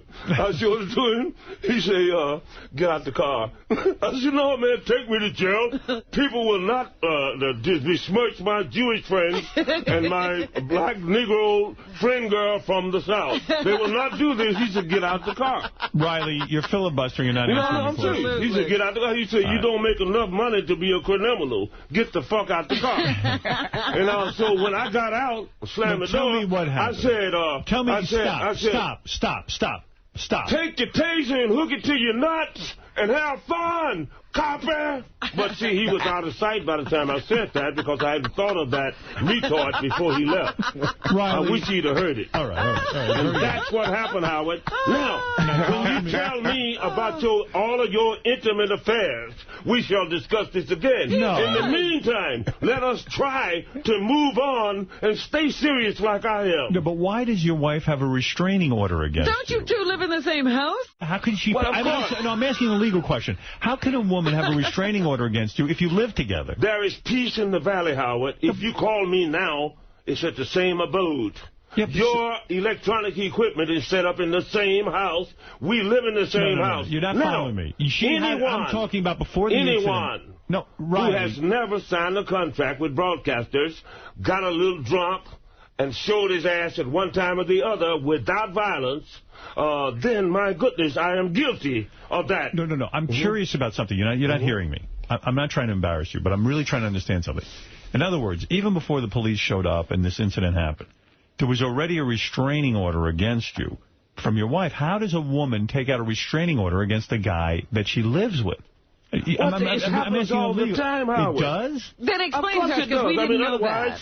In other words, if I live with Robin... It doesn't happen to you simply because you got so much money that you can act a damn fool and get away with it. No. I don't... You understand? No. I've never had a restraining order against me. Well, my goodness, this is the first time in my life. Oh, this is the first time? Such a time. First time. I thought you two were madly in love. I don't understand. We are madly in love, Robin. But I don't argue with her nearly as hard as I argue with you people. Maybe we should have restraining orders. That's what I'm trying to figure out. Well, that's what I'm saying. That's what you should have a restraining order. In fact, I want to get one against y'all. What does the order say? Don't show up in Georgia, huh? What does the order say? In other words, your wife... How far do you have to stay away? I know your wife took out the restraining order. Now everything's fine. But, what point was she saying you did something? What is it she's claiming you did? Being obnoxious. Right. Getting drunk and raising hell, which I have not. Look, I did not. I didn't look here. That's the first time in a year that I'm drinking hard whiskey.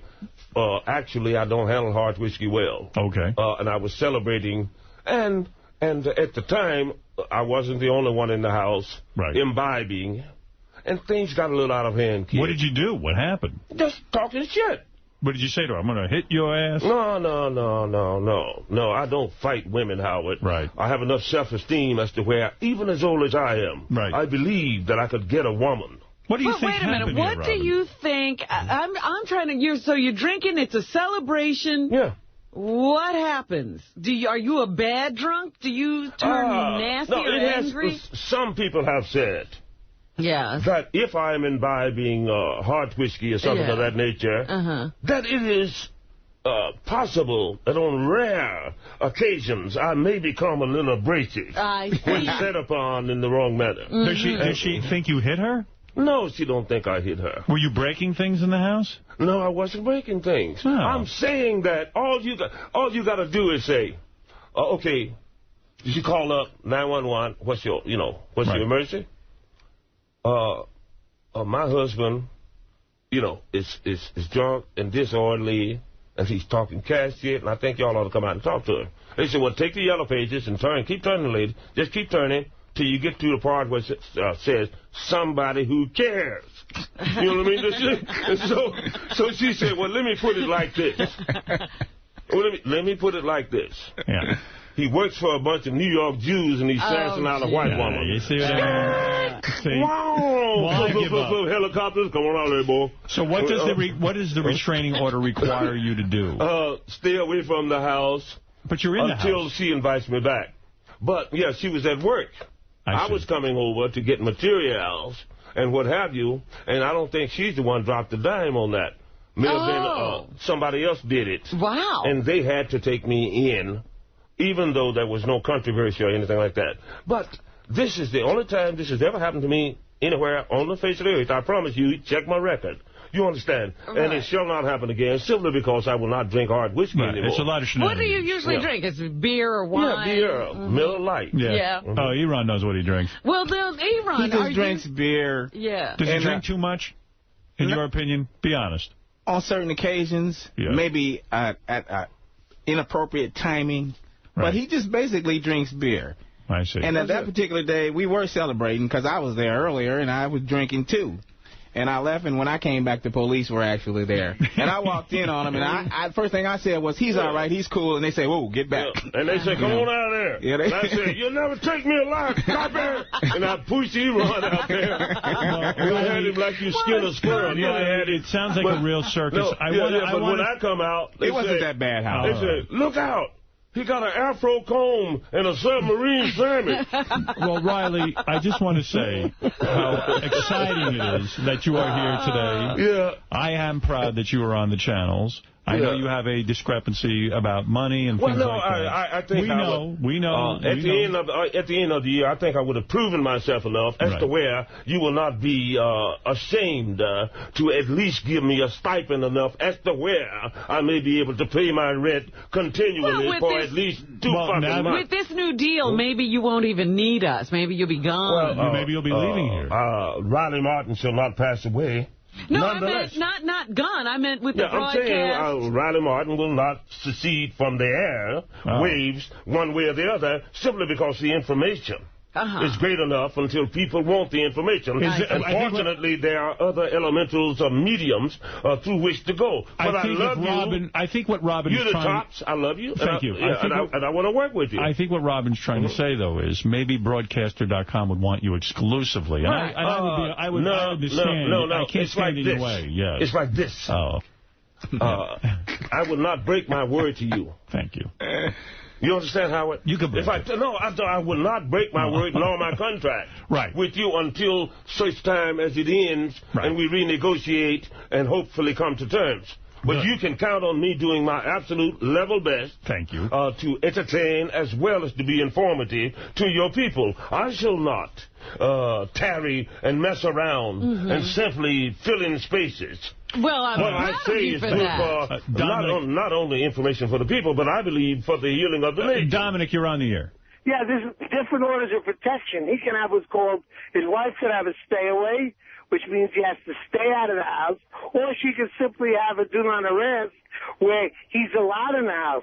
And I think what happened was he had to stay away, but then she changed it to do not arrest. No, it was dismissed. It was dismissed, my man. Totally. Oh, he dropped it totally? Yeah, totally dismissed. Yeah, totally. However, that don't mean I didn't have to pay a little money because you don't live in no country town and sass out no white woman without paying a little money.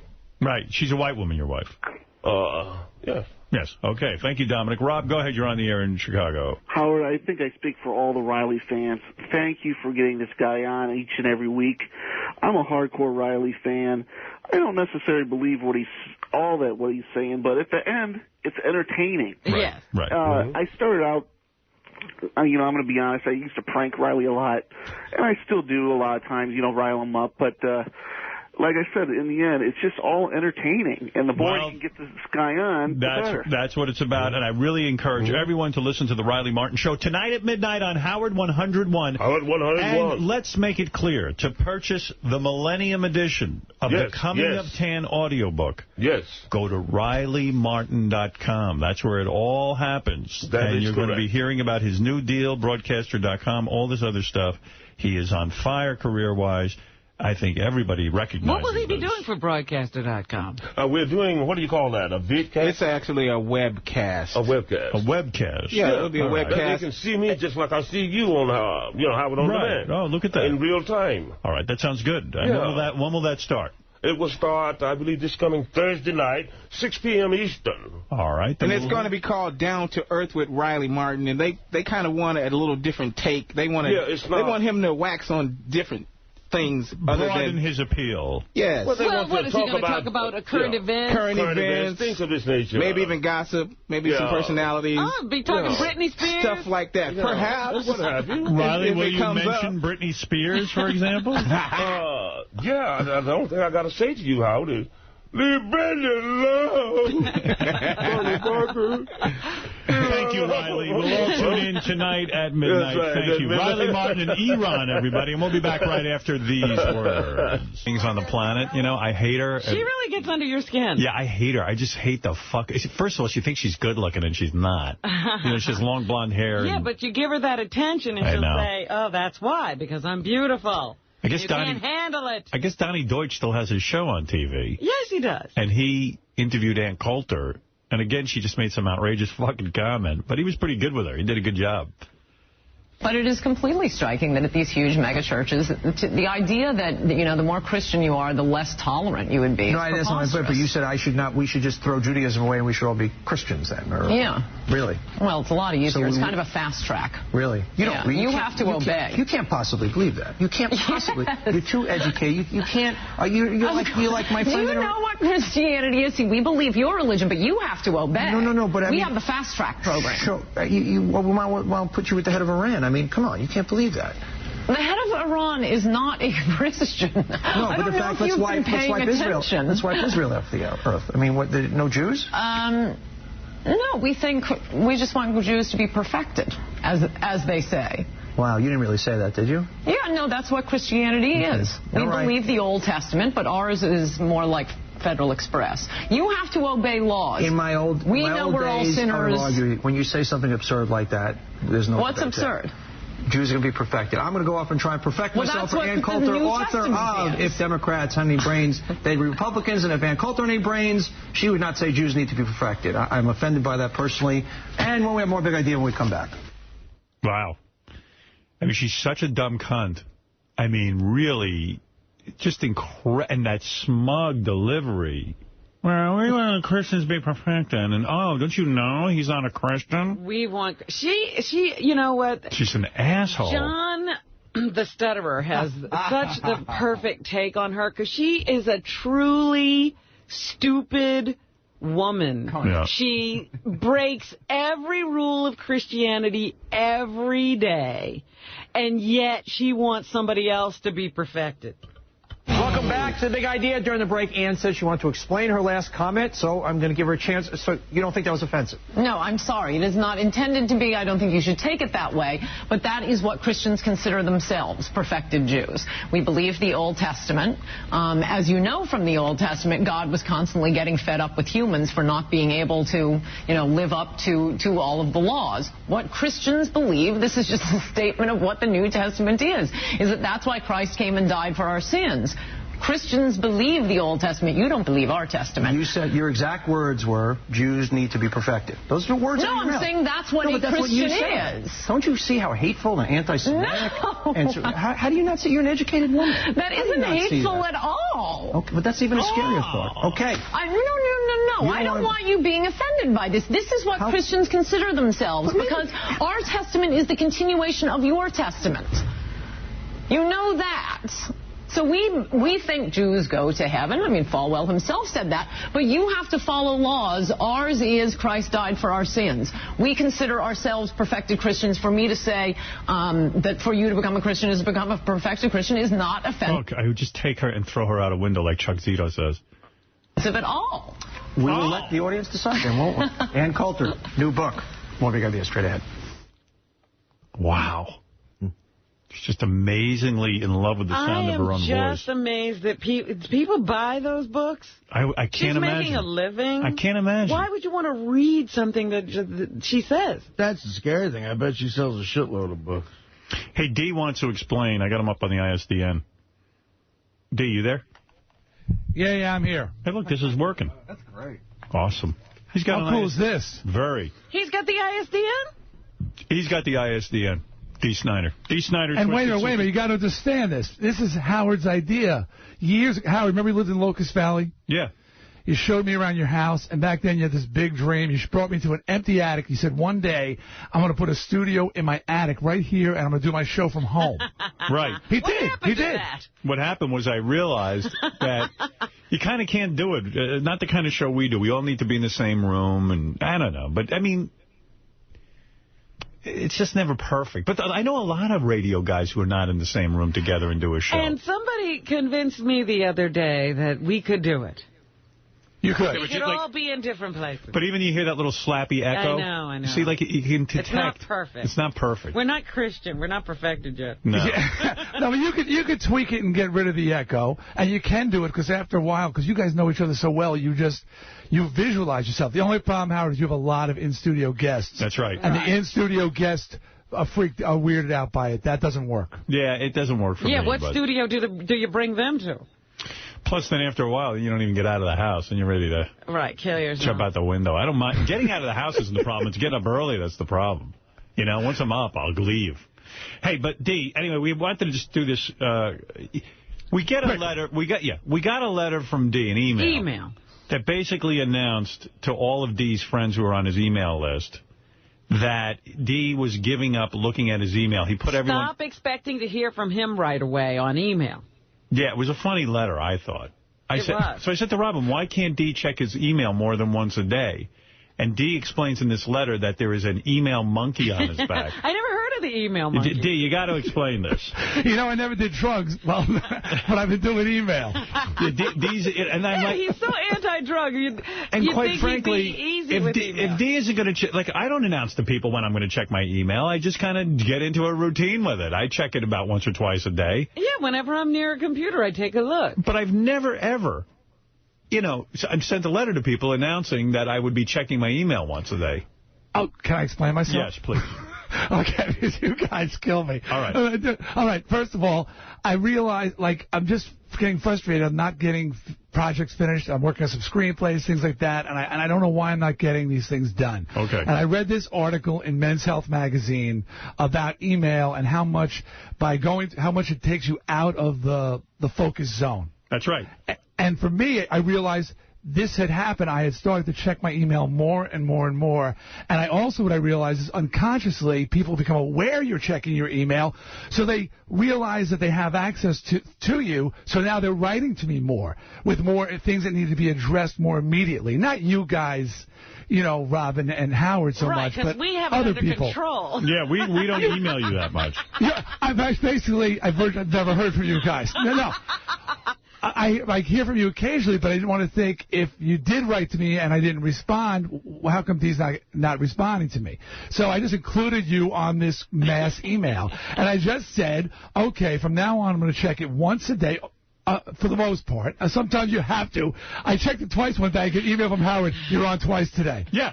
So I get this email. I said, let me test this out. You're still having a problem. Yeah, He's busting my job. Yeah, I said, let me test this out. I write an email. All right. And I go... See, you're mean. You're like a guy who wants to tempt him back in. Yeah, but I immediately... Oh, it's worse than this. I'm saying within 3 seconds, I get another email back from D. I go, so you're a bullshit artist. You're checking your email. You know what? I looked at his email and I said to myself, I don't even know how to respond to this email. Yeah, I had a test to see. I knew he was still on his email.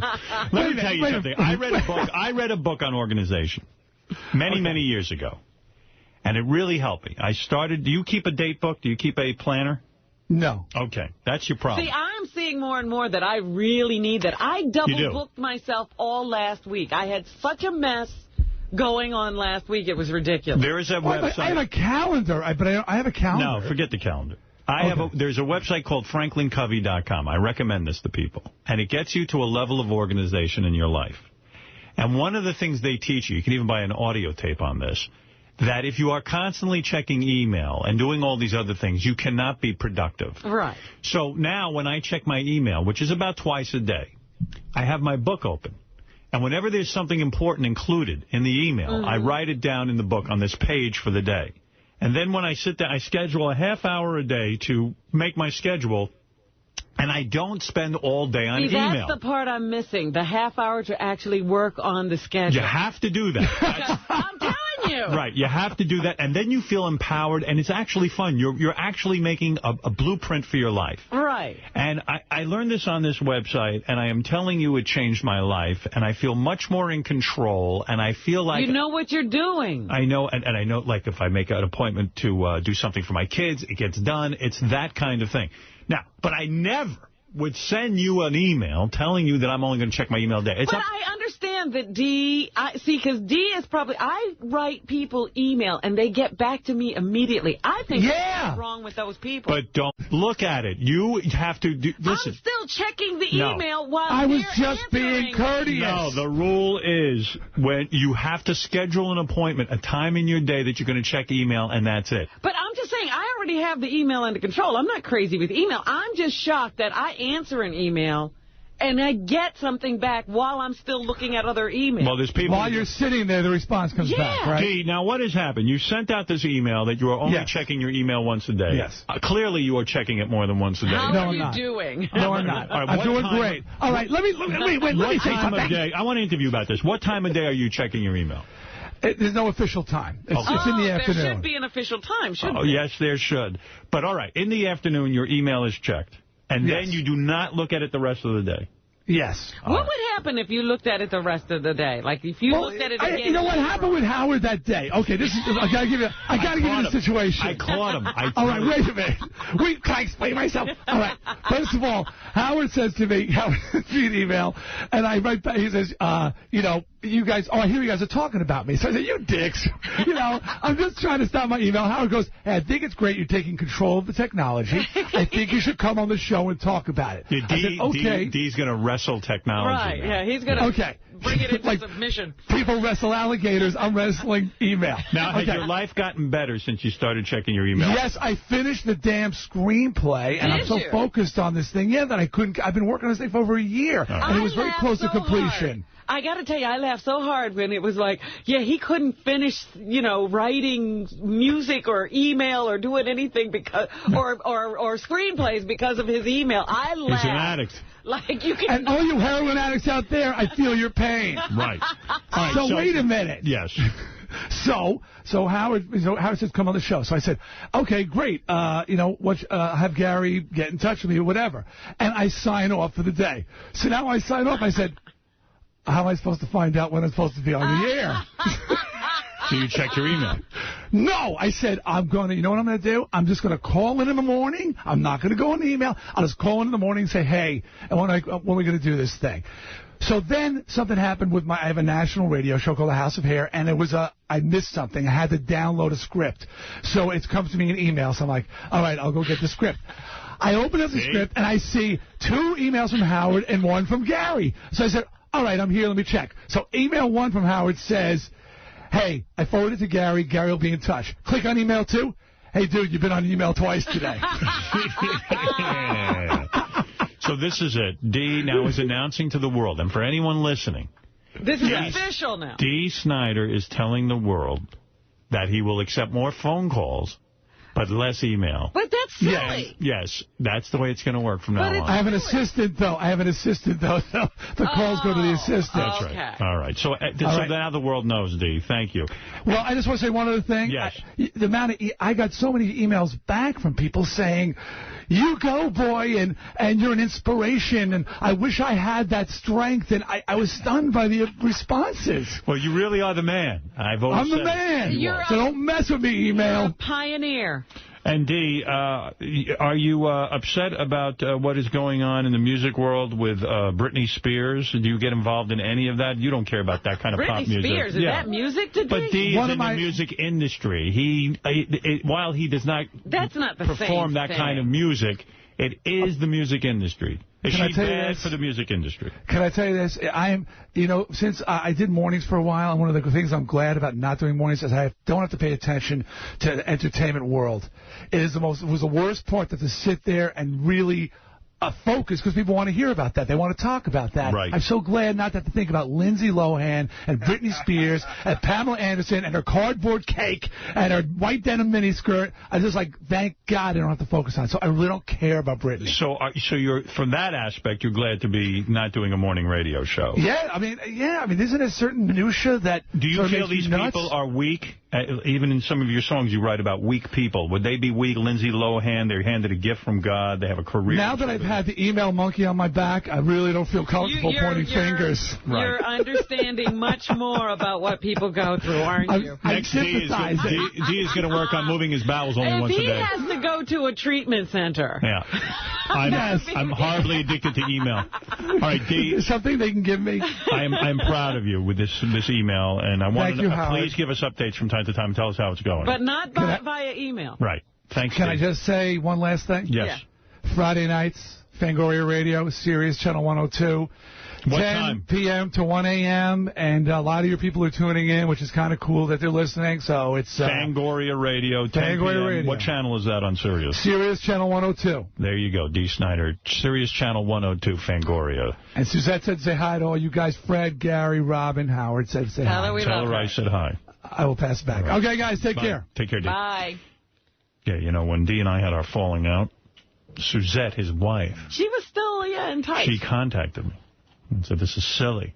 She goes, forget D, I want to be your friend, Right. too. She lost in the whole deal, too. Everybody wants to be my friend. Because, as you know, Robin, to be my friend is so exciting. Well, I mean, we've always been Suzette's friend. Always. We shouldn't have to lose Suzette. That's right. Believe me, I want to be friends with Suzette. If they have to have, like, a split, why can't we get Suzette? Yeah. She was right. I said, baby, I can be your friend. I got no problem with you. But anyway, there he is, D. Snyder. The man with the email monkey on his back. You're not kidding. All right, so where was I? I played you that. I played you this. I played you Ann Coulter. See, Artie, maybe it's better you don't get into all this email stuff. You get addicted. Yeah, I don't understand anything he was saying. All right, let me get rid of this. This is, you guys want to hear a meltdown? And please, don't play any more Ann Coulter. I'm tired of talking about any of those idiots. You know, like Rush Limbaugh's had something going on, and Bill O'Reilly's had something. I don't want to talk about this. Rush Limbaugh is so excited that, you know, he hasn't been in the news in a really long time, except for when he's doing OxyContin. Right, but except for a bad reason, yeah. And the thing is that, you know, he's so excited that this one senator didn't want him on Armed Forces Radio. That, I mean, he's beside himself. He's publicizing it.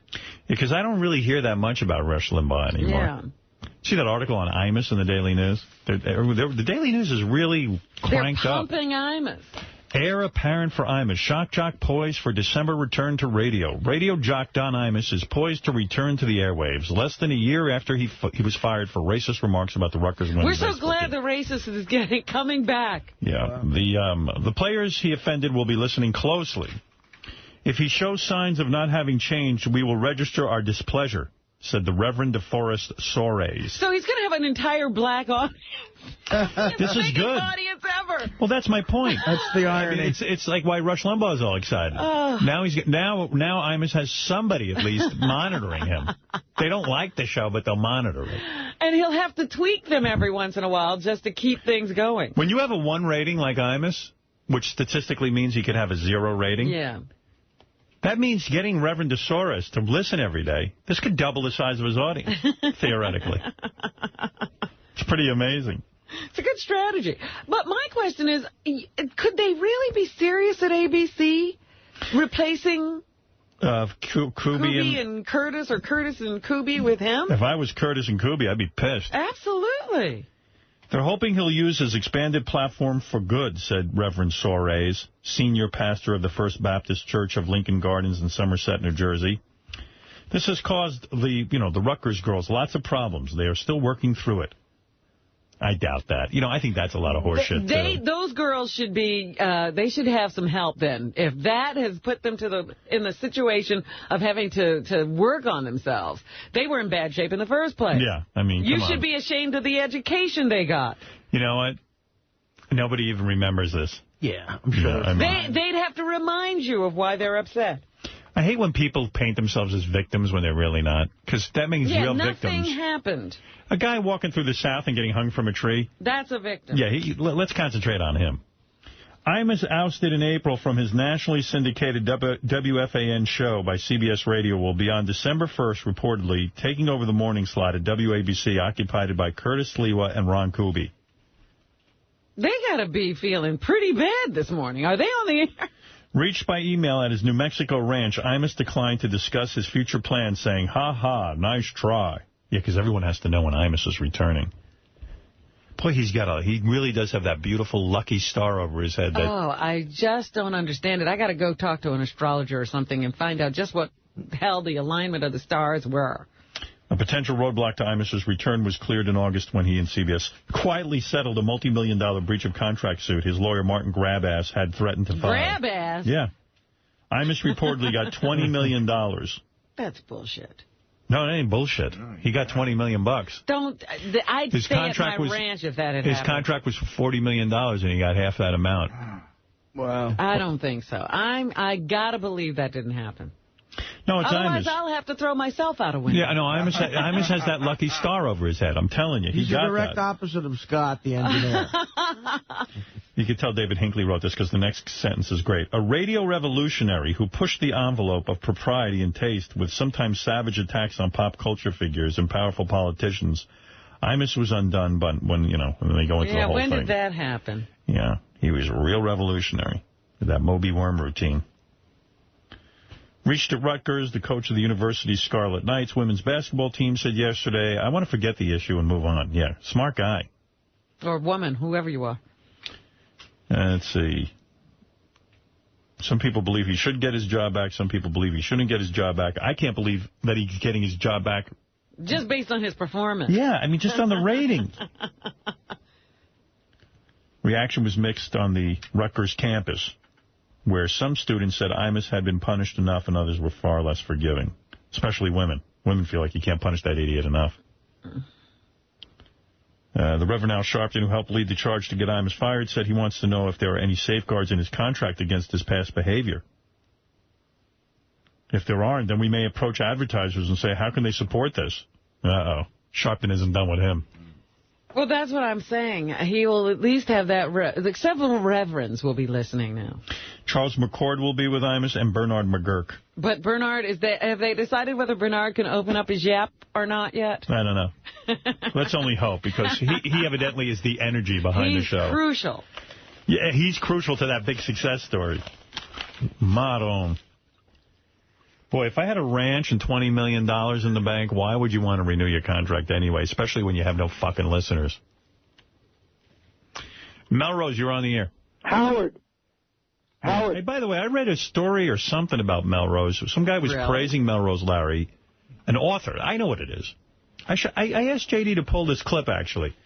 There was an author recently on C-SPAN or something talking about... You got that clip? Yeah, By the way, Melrose hates me, by the way. No, I don't, J.D., I don't want to get into it right now. Yeah, Howard was saying something nice about him. Shut up. Not now, J.D., later. Melrose is finally getting some positive press. For 15 years, I'm finally getting... No, this author evidently was attacked on stage, and he said there was a guy who climbed up on the stage and saved his life, and it was Melrose Larry Green. Where's that clip? It's on JD1. Yeah. Over in orange, the top one. All right, thanks. Listen to this. Honest to God. When I go to campuses, I have to have bodyguards. Ann Coulter has to have bodyguards. We've been physically attacked. That's why we take the bodyguards. You have bodyguards with you every time you go to a campus? Yeah, because I've been attacked. I actually appeared at the Beverly Wilshire. It's a 4-star hotel. We had a little event at the Beverly Wilshire, and 2 members of the Revolutionary Communist Party, 2 huge members, rushed the stage. And if it weren't for Melrose Larry Green, who used to be on the Howard Stern show, he's a little guy, and he rushed the stage to tackle them. They had to be physically, they had to be wrestled to the floor. It was really, and I'm getting on in years, so, I'm not looking forward to being attacked. And, I wish that weren't the case, but it is. How about that? Wow. It really happened, yeah. Melrose Larry Green taking to the stage. To the rescue. Tackling 2 guys. I must say, Howard, I'm a very big supporter of David Horowitz. I go to all of his lectures. He's a brilliant author. He'd be a great... I did... These guys attacked the stage, and I just ran up there, and I held these guys back from David. And I love David Horowitz. And I do want to say, I love the show, Howard, but I'm a big fan of Ann Coulter. Really? I love your show. So you think that she makes sense, huh?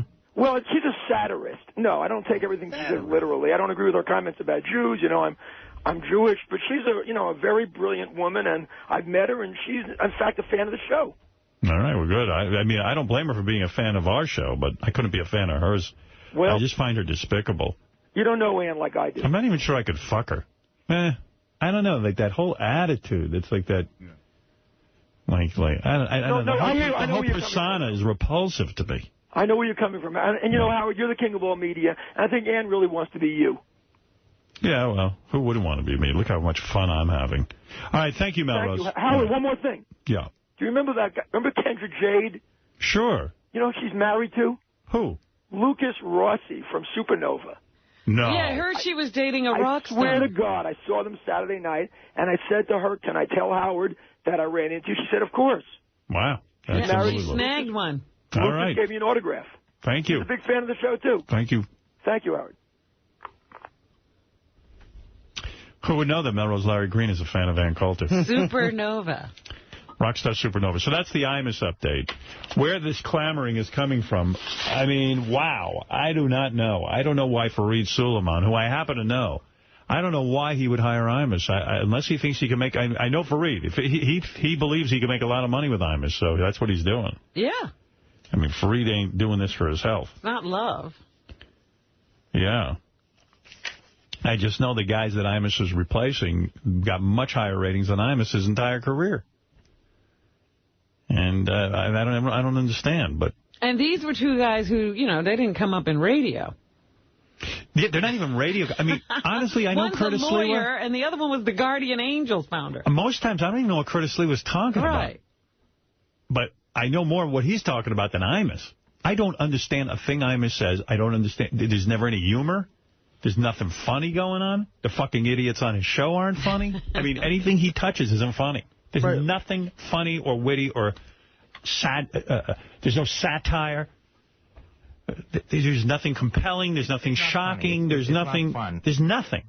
It's not fun. It's not fun nor funny. It's not funny. It's not fun. What do you got to pay him? So you start out in that hole, and then how much? I mean, God, you're right. I just can't see how a businessman would do that. Unless know something we don't. Somehow the numbers work. Unless Fareed just didn't pay him that much because he said, "Hey, Imus, you're untouchable, and I'll hire you." But maybe you think he got a bargain. Yeah, like maybe for $10,000.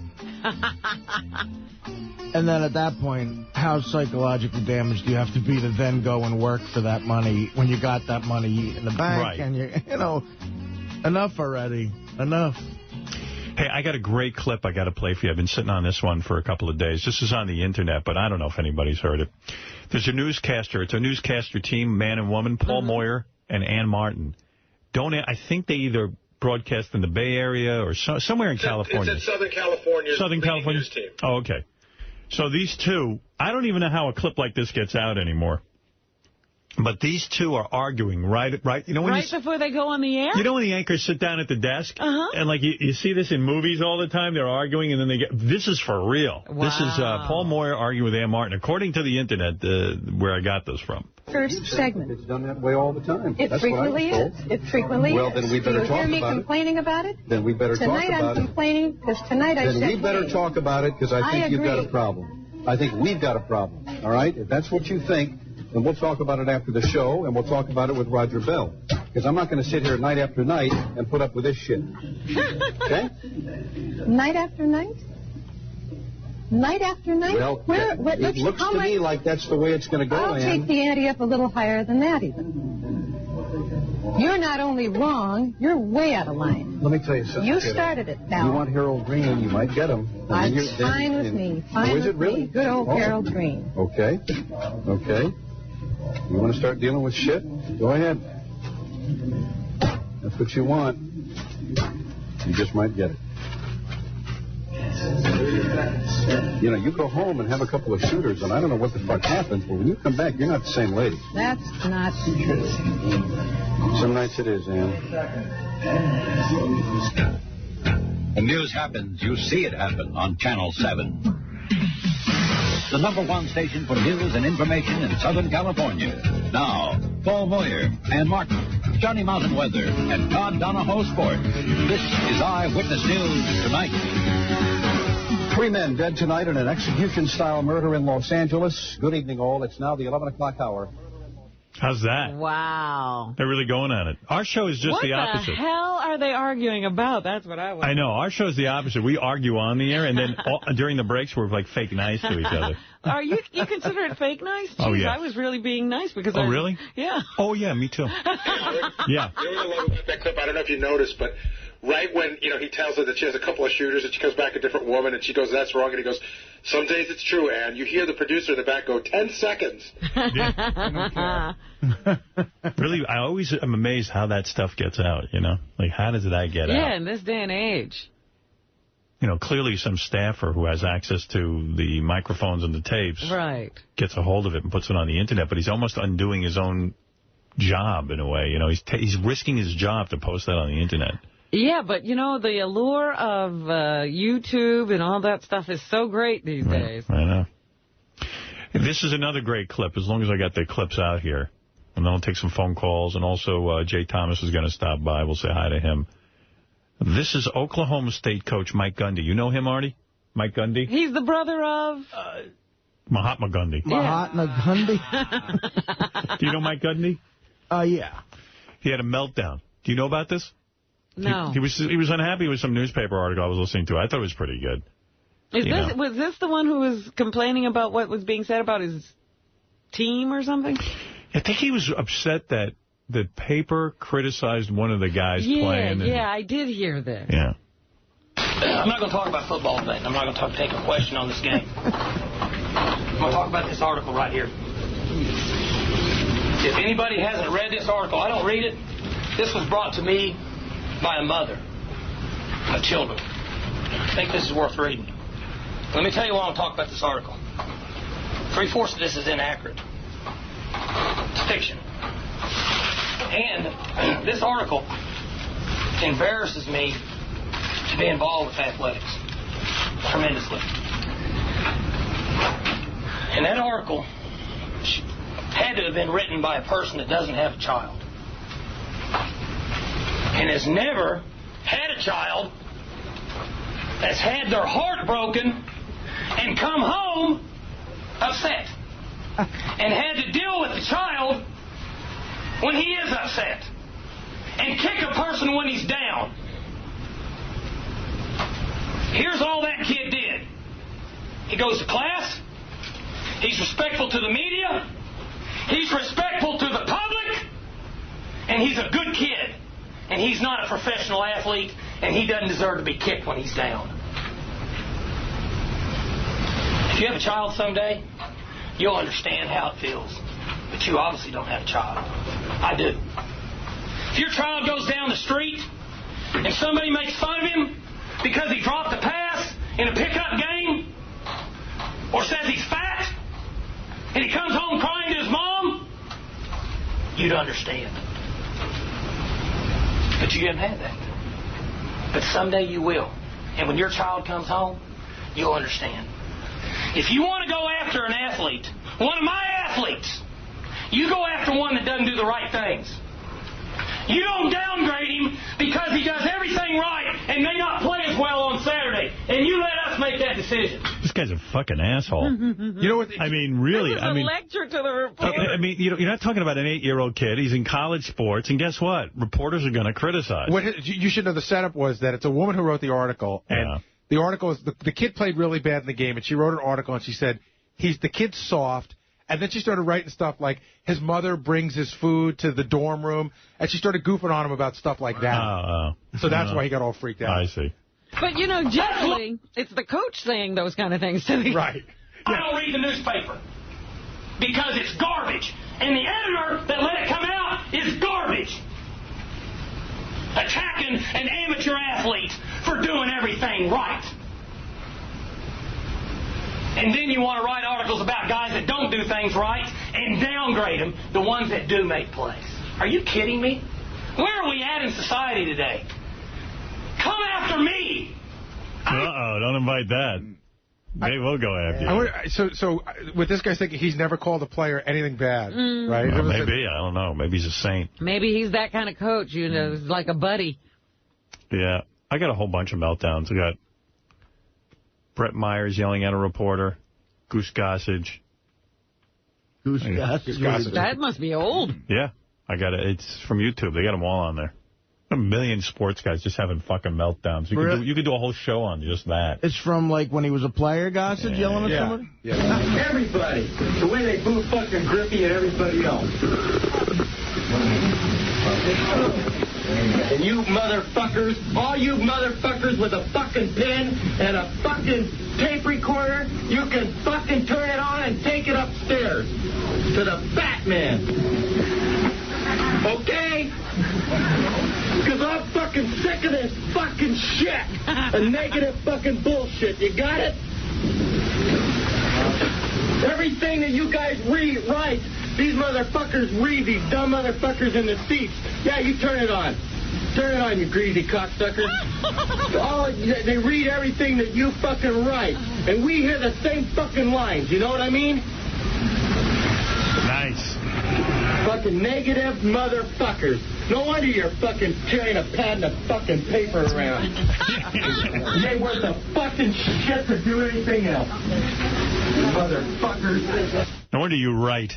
No wonder you're carrying around a pen and a pad. It's funny. I heard the first part of that somewhere, but I never heard the whole rant. I heard we got pissed they were booing Griffey and everybody else. How's the Brett Myers one yelling at reporters? Is that good? They're all good. Guess it wasn't the right pitch. It looked like one the kid went off was on the outside corner of it. Yeah, it's a good fastball down the way.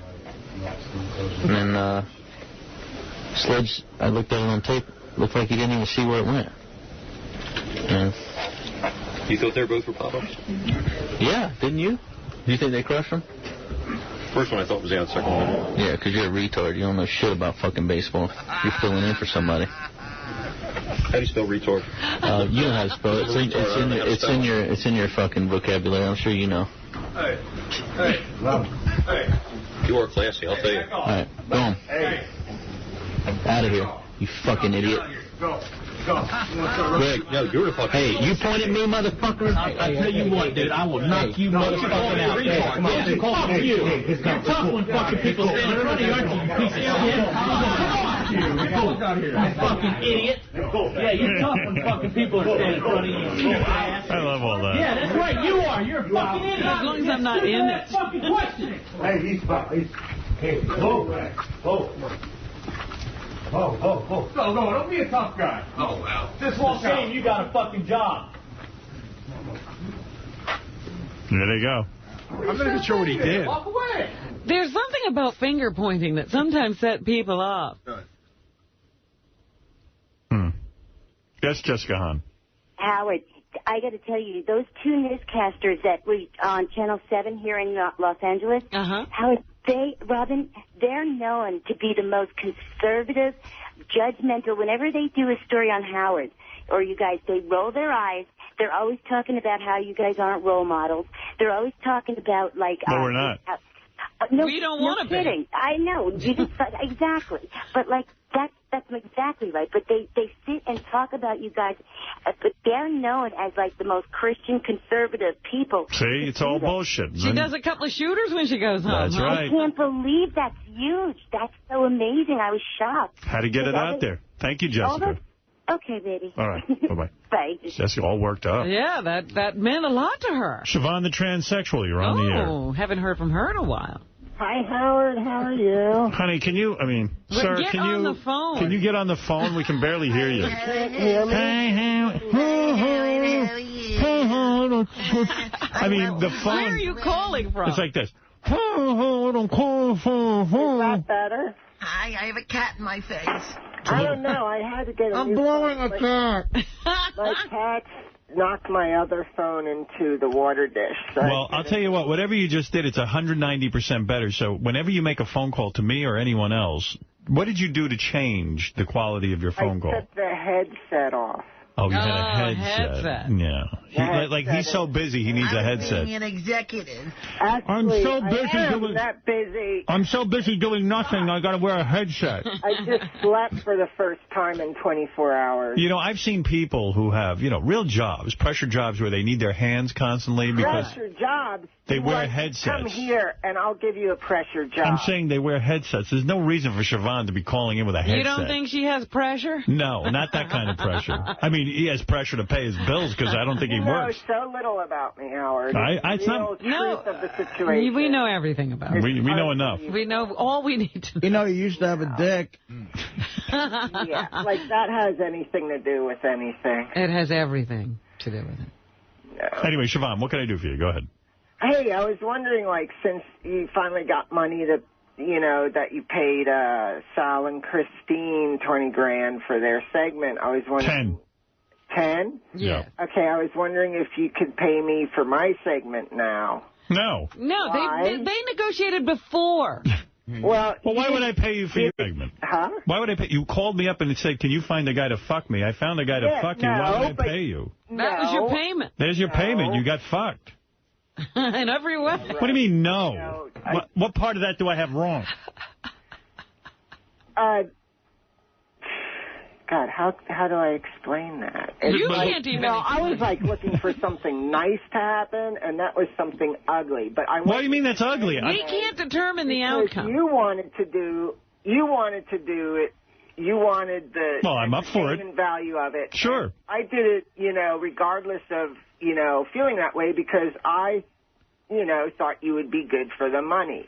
What money? What money? There was no money involved. Well, let's see if Sal and Christine were approached by a sponsor who wanted it. Listen to me, Siobhan. You're a little whacked out of your head. No, well, yeah, I am a little. But Sal and Christine were approached by a sponsor who very badly wanted them to come on the air and do their counseling session, and they received payment. Yes, Christine was not looking for airtime. Yeah. You, on the other hand, kept calling constantly and asking me if I could find somebody to try out that vagina of yours that is man-made. And I said, I don't think there will be somebody who wants to bang you. In fact, probably, I think I had to offer some money to the guy who would bang you. But the fact of the matter is, a guy did come in and said he would bang you, despite the fact that he had never had sex with a transsexual. I believe that you're trying to wiggle out. Wiggle out of what? What are we wiggling out of? When was there ever? Basically, it's this way. Wiggle out of? You can afford to pay Sal and Christine. We didn't pay them. But I never paid them a penny, Siobhan. So what? You don't pay anybody. No, Sirius pays everybody, but not the people who work here. You're not a worker here. You're confused. Yeah, right. It's like time what for I you. did wasn't, Siobhan, you called up and asked people. Are you trying to weasel money out of me? Did they or did they not? Wait. I'm confused here. Now I'm getting a little pissed. Are you trying to weasel some money out of me again? Because did you and your radio station and your TV station, did you or did you not benefit from that segment I did? I don't know if I did or didn't. You called me up and said you wanted to be fucked by a man. Basically like this. Answer the question. Did you call me and ask... Excuse me, Siobhan, you're insane. No, I'm not insane. No, you're insane. Did you call me and ask me to find someone to fuck you? Did you or didn't you? Yeah, but it was more in the context of not just finding someone to fuck me. I wanted a boyfriend. And all right, so fine. Broke it down to like, just totally. Yeah, that's right. Yeah, let's have Siobhan have sex with a total stranger. Let's fine. give a shit about her. Siobhan, that's up to you. I can only provide people to fuck you, which is a miracle. Do it. You kept going, do it. You wanted. Yeah, sure. I did. You said you wanted it. Okay. I encouraged the guy to do it, not you. Wait. So therefore, there is a benefit. You wanted to do it, so I did it, Oh, you did it for me. Yeah. Then what are you calling us for now? Why would you call me and tell me that? I didn't know you did it for me. You did it for Howard. So you did it for Howard. It's done. Yeah. Why are you calling? What do you want now, Siobhan? You got to wiggle out of every... What are we wiggling out of? I don't have a deal with you. You don't work for me. Oh, God. Don't call into... Siobhan. I can't believe that you're so cheap that you'll pay I'm cheap. We didn't pay them again. I will say we that. didn't pay Sal and Christine. I don't pay any guest. Siobhan. So why? Why won't you pay me? Is that because you hate me? No, because I don't want to give you any money. Why? Because I don't owe you any money. Why don't I give everybody money? Then the world's problems will be solved. We won't have any more people on the show. Siobhan, why don't you... It would be nice if you would pay people to do these segments. I mean, you pay... Siobhan. Don't do them. Then don't call up and ask. If you want to do something for money, you have to establish that up front. See if I understand this. You're trying to pawn it all off on a sponsor called Christina. Yeah, that's exactly what I'm telling you. Right, they requested it. So if I would have just been sitting around and a sponsor called me up, you get the sponsor's money. Let me give you a hint. You're unsponsorable. There's nobody that wants to sponsor sex. That's not true. Maybe somebody does. I'll tell you what, Siobhan. Absolutely. Well, you did. Could you please? You benefited. You got fucked finally when no guy wants to fuck you. Could you please ask the people on my behalf who benefited? What people? Who benefited? Pay up now. Let me say something to you, Siobhan, because you're missing something How much do we owe you? Did I not do something? Wait, you begged us to fight. Wait, Siobhan, you called me for weeks and you said, I can't get laid since I had the operation. For whatever reason, nobody wants to fuck me. Can you please find somebody to fuck me? So we get on the air, and listen, it's not a long list of people who want to fuck you. So we find a guy who will do it, and now you're asking that we somehow used you and you wanted to get paid for it? Yeah, but that's faulty logic. I'm coming from that whole end of it. I'm coming at it from this end. Sal and Christine... No, but you just created a new end. Wait, Sal and Christine get $10,000 just to do marriage counseling. I fucking had sex with a guy. You asked us to make you... You asked to find a guy to have sex with you. Siobhan, what aren't you understanding? Christine didn't want to come on the air. The only way to get her on the air. She was coaxed to come on the air by a sponsor. They wanted to sponsor a counseling session. Nobody was looking for you to come on the air. You wanted it. You called us with this idea that you wanted to have a boyfriend, have sex with him. You've never had your vagina used. I found a guy. Yeah, but I wanted something nice to happen. That's something... I can't help that. That's up to you. You still wanted to do it, even though I didn't Of course I'll do it. I did it anyway. Because who knows? You didn't want to do it.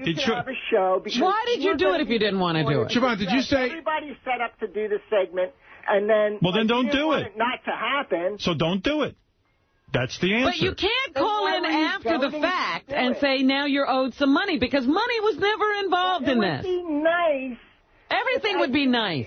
I would like $100 million today in small dollar bills. Nice if... And here's the other thing. That segment wouldn't have happened had not my brother paid for it. It would be nice if Google gave me some stock. Had not my brother paid for the surgery to make that segment possible, it never would have happened. Oh, that's insane logic. You got the surgery done because you want to be a fucking girl.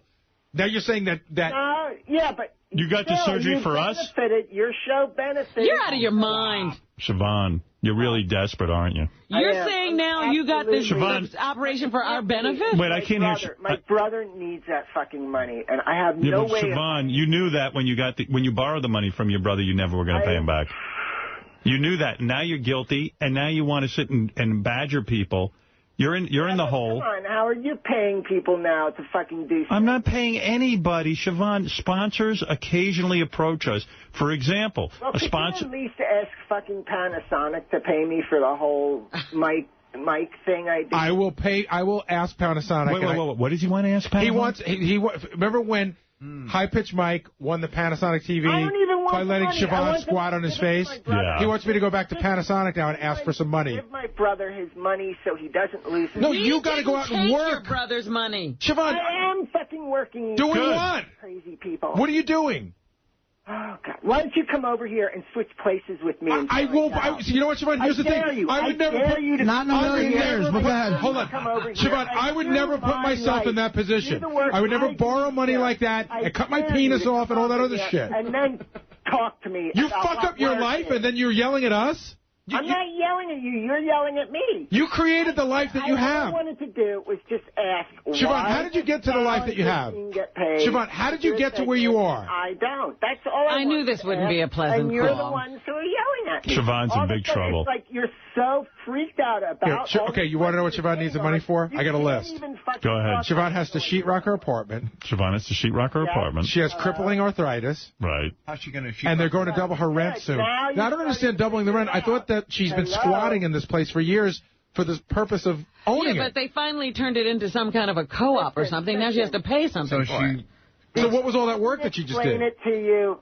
All right, I'll put it really simply. I broke my back working on this building. Right. Okay. For free. Why aren't you calling them then? Huh? Yeah, why are you calling us? Ask them for a reduction. I mean, Siobhan, it just sounds to me like, You were working. You broke your back on a building you essentially stole. Okay, now I've got like this permanent degenerative arthritis thing that keeps me from doing any of the kind of work I used to do. So I can't get construction jobs. I can't do moving. I used to love to do moving jobs. I loved it. I worked. Dude, what do you want from me? 16-hour days because I have to work. Wow. Now I can't work anymore, and I'm fucked. Whose fault is that? How did it get to be our fault? Can I just say something to Siobhan? Siobhan, over the years that you've been on the show, one of the things that you've had the opportunity to do is anytime you come on the show, you've had the opportunity to use this as a place to plug whatever you want to do. Or don't even do the show. But you've never in that period of time used your brain to either come up with an idea how to generate money or go to a regular job and make a regular paycheck. I see dudes like you working all the time downtown in stores. Right, listen, I see have so many medical problems that if I don't get total coverage insurance, I'm going to die. So anyway, who's going to give me that in a job, in a menial job? I don't know what to tell this guy.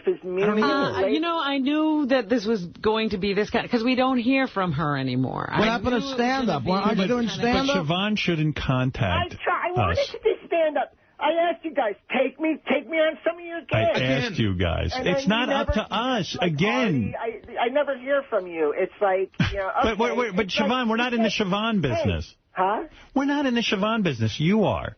We didn't borrow money from your brother. You did. I always show up for you guys. Here's a perfect example, Howard. Don't show up for us. We haven't contacted you in ages. Since in the last 5 years, Siobhan has contacted us more, begging us to come on than we've ever called her. And I'll tell you what, Siobhan, if you'd have gone out and started a stand-up career, you called me.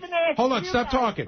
And you called me and you said, Gary, I want to come on the show. This is silly. I can't. And I want to promote my stand-up. I would gladly have him on. And you took the opportunity to just disparage my work ethic, to literally slander me. I'm asking now we've you guys slandered for a job. Yeah. Any job at Sirius.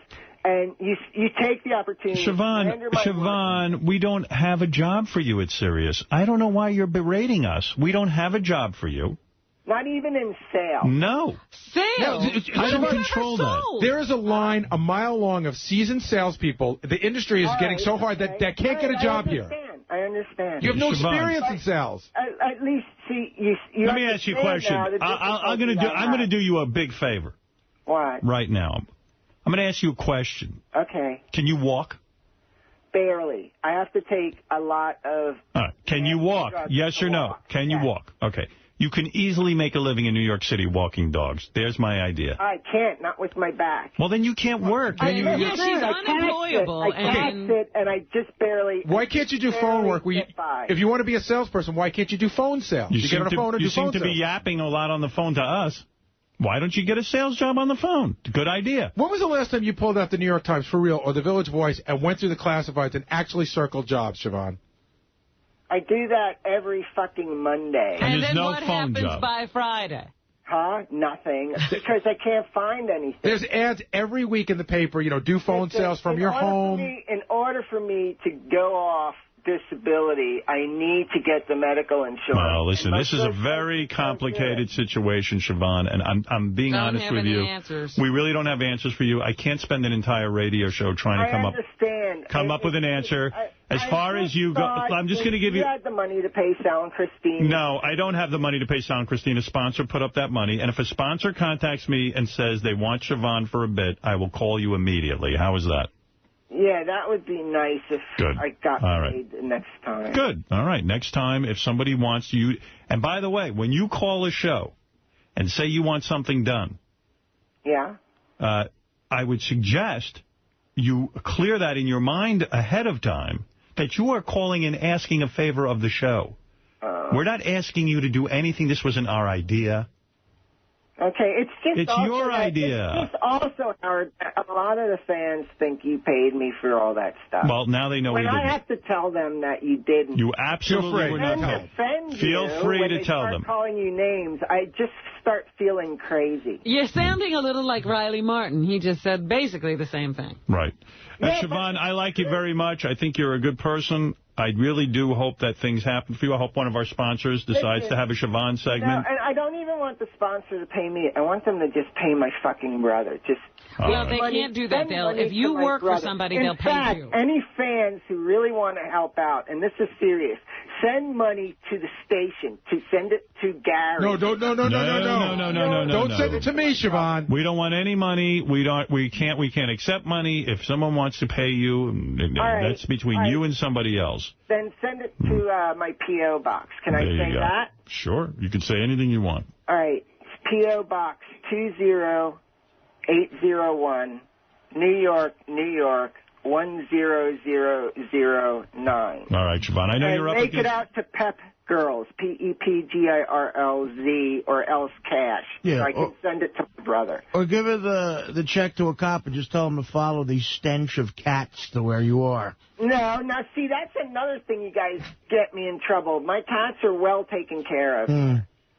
Well, Siobhan, I got to tell you something. I like you. I think you're in extreme trouble. It's my brother who's in... Well, I think you are, and your brother. It sounds to me like you both are. And he shouldn't be punished for doing a good thing. That's right. You punished him. You realize that, though. I hope someday you wake up to that. I tried to explain to him that my life was not that way, that I could... See, he's got a government job. Siobhan, you're the one who took the money from your brother. Not us, not anyone else in this world. It's just a really ugly All right, but you've done it. To tell you the truth, Howard, my fucking medical insurance should have covered this fucking surgery. But in this fucking bigoted fucking country, they don't do that. Okay? I was born with a fucking birth defect, and it should have been covered. But the greedy fucking insurance companies and this bigoted government don't do it. And fucking little kids like me growing up everywhere have to go through this shit. And now, like, my fucking brother is going to lose his house because of this shit. And it really fucking upsets me. Well, maybe you shouldn't have done the operation then. I had to, or else I was going to just fucking die. So your brother's in big trouble because you had to do it. Now I still want to die because he's going to lose his house. So it's like, I'm just like, I don't know. All right. You're up against the wall. Rope. There's no way I'm going to ever make that kind of money. There's no fucking way. It's just impossible. No, well, I suggest when you don't have hope. 10 years left to live. 10 years, I'm figuring 20 at the outmost. It's no way. How am I going to do that? Couldn't you have been paying this back a little bit at a time? Huh? Couldn't you have been paying this back a little bit at a time all this time? No, because he did a dumb thing. I tried to get him to do like a 10-year loan. But he wanted to do it in 5, and it's like, I told him no. But he did it in 5 anyway. All right. Well, I'm sorry to hear that. I'm sorry to hear about all of this. If he would have done like a super long loan, I could have afforded it. But it's like, now it's like my rent here is going to double. Well, it sounds like there's a lot of problems. How would you live in the city? You saw everything go up. Like, it's like up. I moved into the city when I could afford to live in the city. Right, yeah. That's how I conduct my life. From? Crackhead Bob is moving out of the city because he can't afford it. Go to Texas. He's moving to Texas. That's what you do when you don't have money. Yeah, but I can't even afford to move. Okay, that's how poor I am. All right, well, I don't know what to tell you. I don't really know what to tell you. I know that in my life I've been without money, and I always lived within my means. I never borrowed a dime from anybody. I've always managed to keep my head above the water, okay? But I've never, ever taken out loans, and that's how I managed to stay All right. Well, normal. Siobhan, I'm sorry, and I make you this promise. If there's any, I have my next guest here. If I hear from any sponsors that want to sponsor a segment with you, I will get in touch with you immediately. How is that? Thank you. All right, thank you, Siobhan. How did she manage to stay normal? I will. And I love you guys. Thank you, Siobhan. I really don't want any hard feelings about it. No hard feelings at all. It's like desperate. You're at your wit's end. I understand. Thank you, Siobhan. All right, thank you. All right. That is Siobhan, who is at his wit's end. You know how we always talk about like how after all that surgery, you're still calling her he. Yes. You know when we're trying to decide whether somebody should be in the whack pack or not, like what the criteria is? One of them's got to be can't or won't work. That's a total criteria for the whack pack. Well, to tell you the truth, Siobhan says he will work. But you find a job she'll do. But you've got to come up with the right job or a job that she can do because of her back condition. All right, listen, we got it all. We heard it. I feel bad for Siobhan, and we're going to move on. Let's move on. Do I have to take a break here, Fred? I'm going to take a break, and then Jay Thomas is going to pay our bills. All right, we're going to pay our bills there right after these words. We'll be back with Jay. I'm glad to see Jay Thomas is here today. It's nice to see the guys you work with. It's serious. You know, I hear him, but I don't see him. Well, he's usually never here. Oh, is that it? I see. He doesn't roam these halls. See, little do I know. Look at this guy. Jay Thomas. Gets more handsome every time I see him. Shorter, but more handsome. You think he's shorter? No, crazy. He's the same height. How are you? You know, I think you do get... where's the microphone? It's on the headphones. On your headphones. I can barely hear myself. Stop acting like an old man. Sit down. Where are my headphones? Yeah, you're like my dad. I don't see headphones. Where are my headphones? Well, you know what? I stopped dressing my age about 5 years ago. I started going with the, you know, I went to this place, Reinvent Yourself. The guy dresses you. Oh, so is there a place?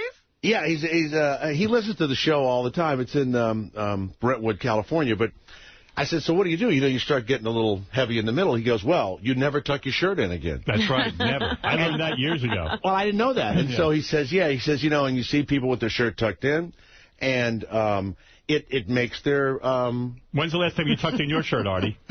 My confirmation. You know what? I was just turning to say hello to you. It was a bad time. I appreciate it. It was a bad... And so what's funny is that for some reason you still have your stomach, but it's supposed to make you look... There is a philosophy that you can wear certain clothing and it will slenderize. Right. Women have known about this for years. Men, now, where is this place you go? In other words, how do you get in touch with this guy? He dresses you now exclusively? My wife went to him, and she was it's in the Brentwood Gardens. It's called Z Clothing. Z, right. Like Z-E. Do you buy only from his store, or does he go shopping for you? No, I only buy from his store. Right. And but you were impressed with what happened with your wife when she went in? My wife comes home, and she comes home with this shirt with some big sleeves and a thing, and my wife is an astute dresser and all that, and she says, you know, you gotta throw all your clothes away. You gotta throw everything away. Couldn't you just untuck your shirts? No, she said because they were too, and then you have to get them fixed because they can't be really long because then you look like your shirt is out. Right. No, I see you look better. I see you have a new glow to you. It's really working. You're so full of shit. A new glow to me. You know, Jay's like hanging on my every word. No, what are we, like in a bar? And I'm gonna, you're trying to how much pick the him next up? thing I'm on my knee? Oh, you know, like how much did it cost you to learn not to tuck in your shirt? It's a lot of money. I will, yeah.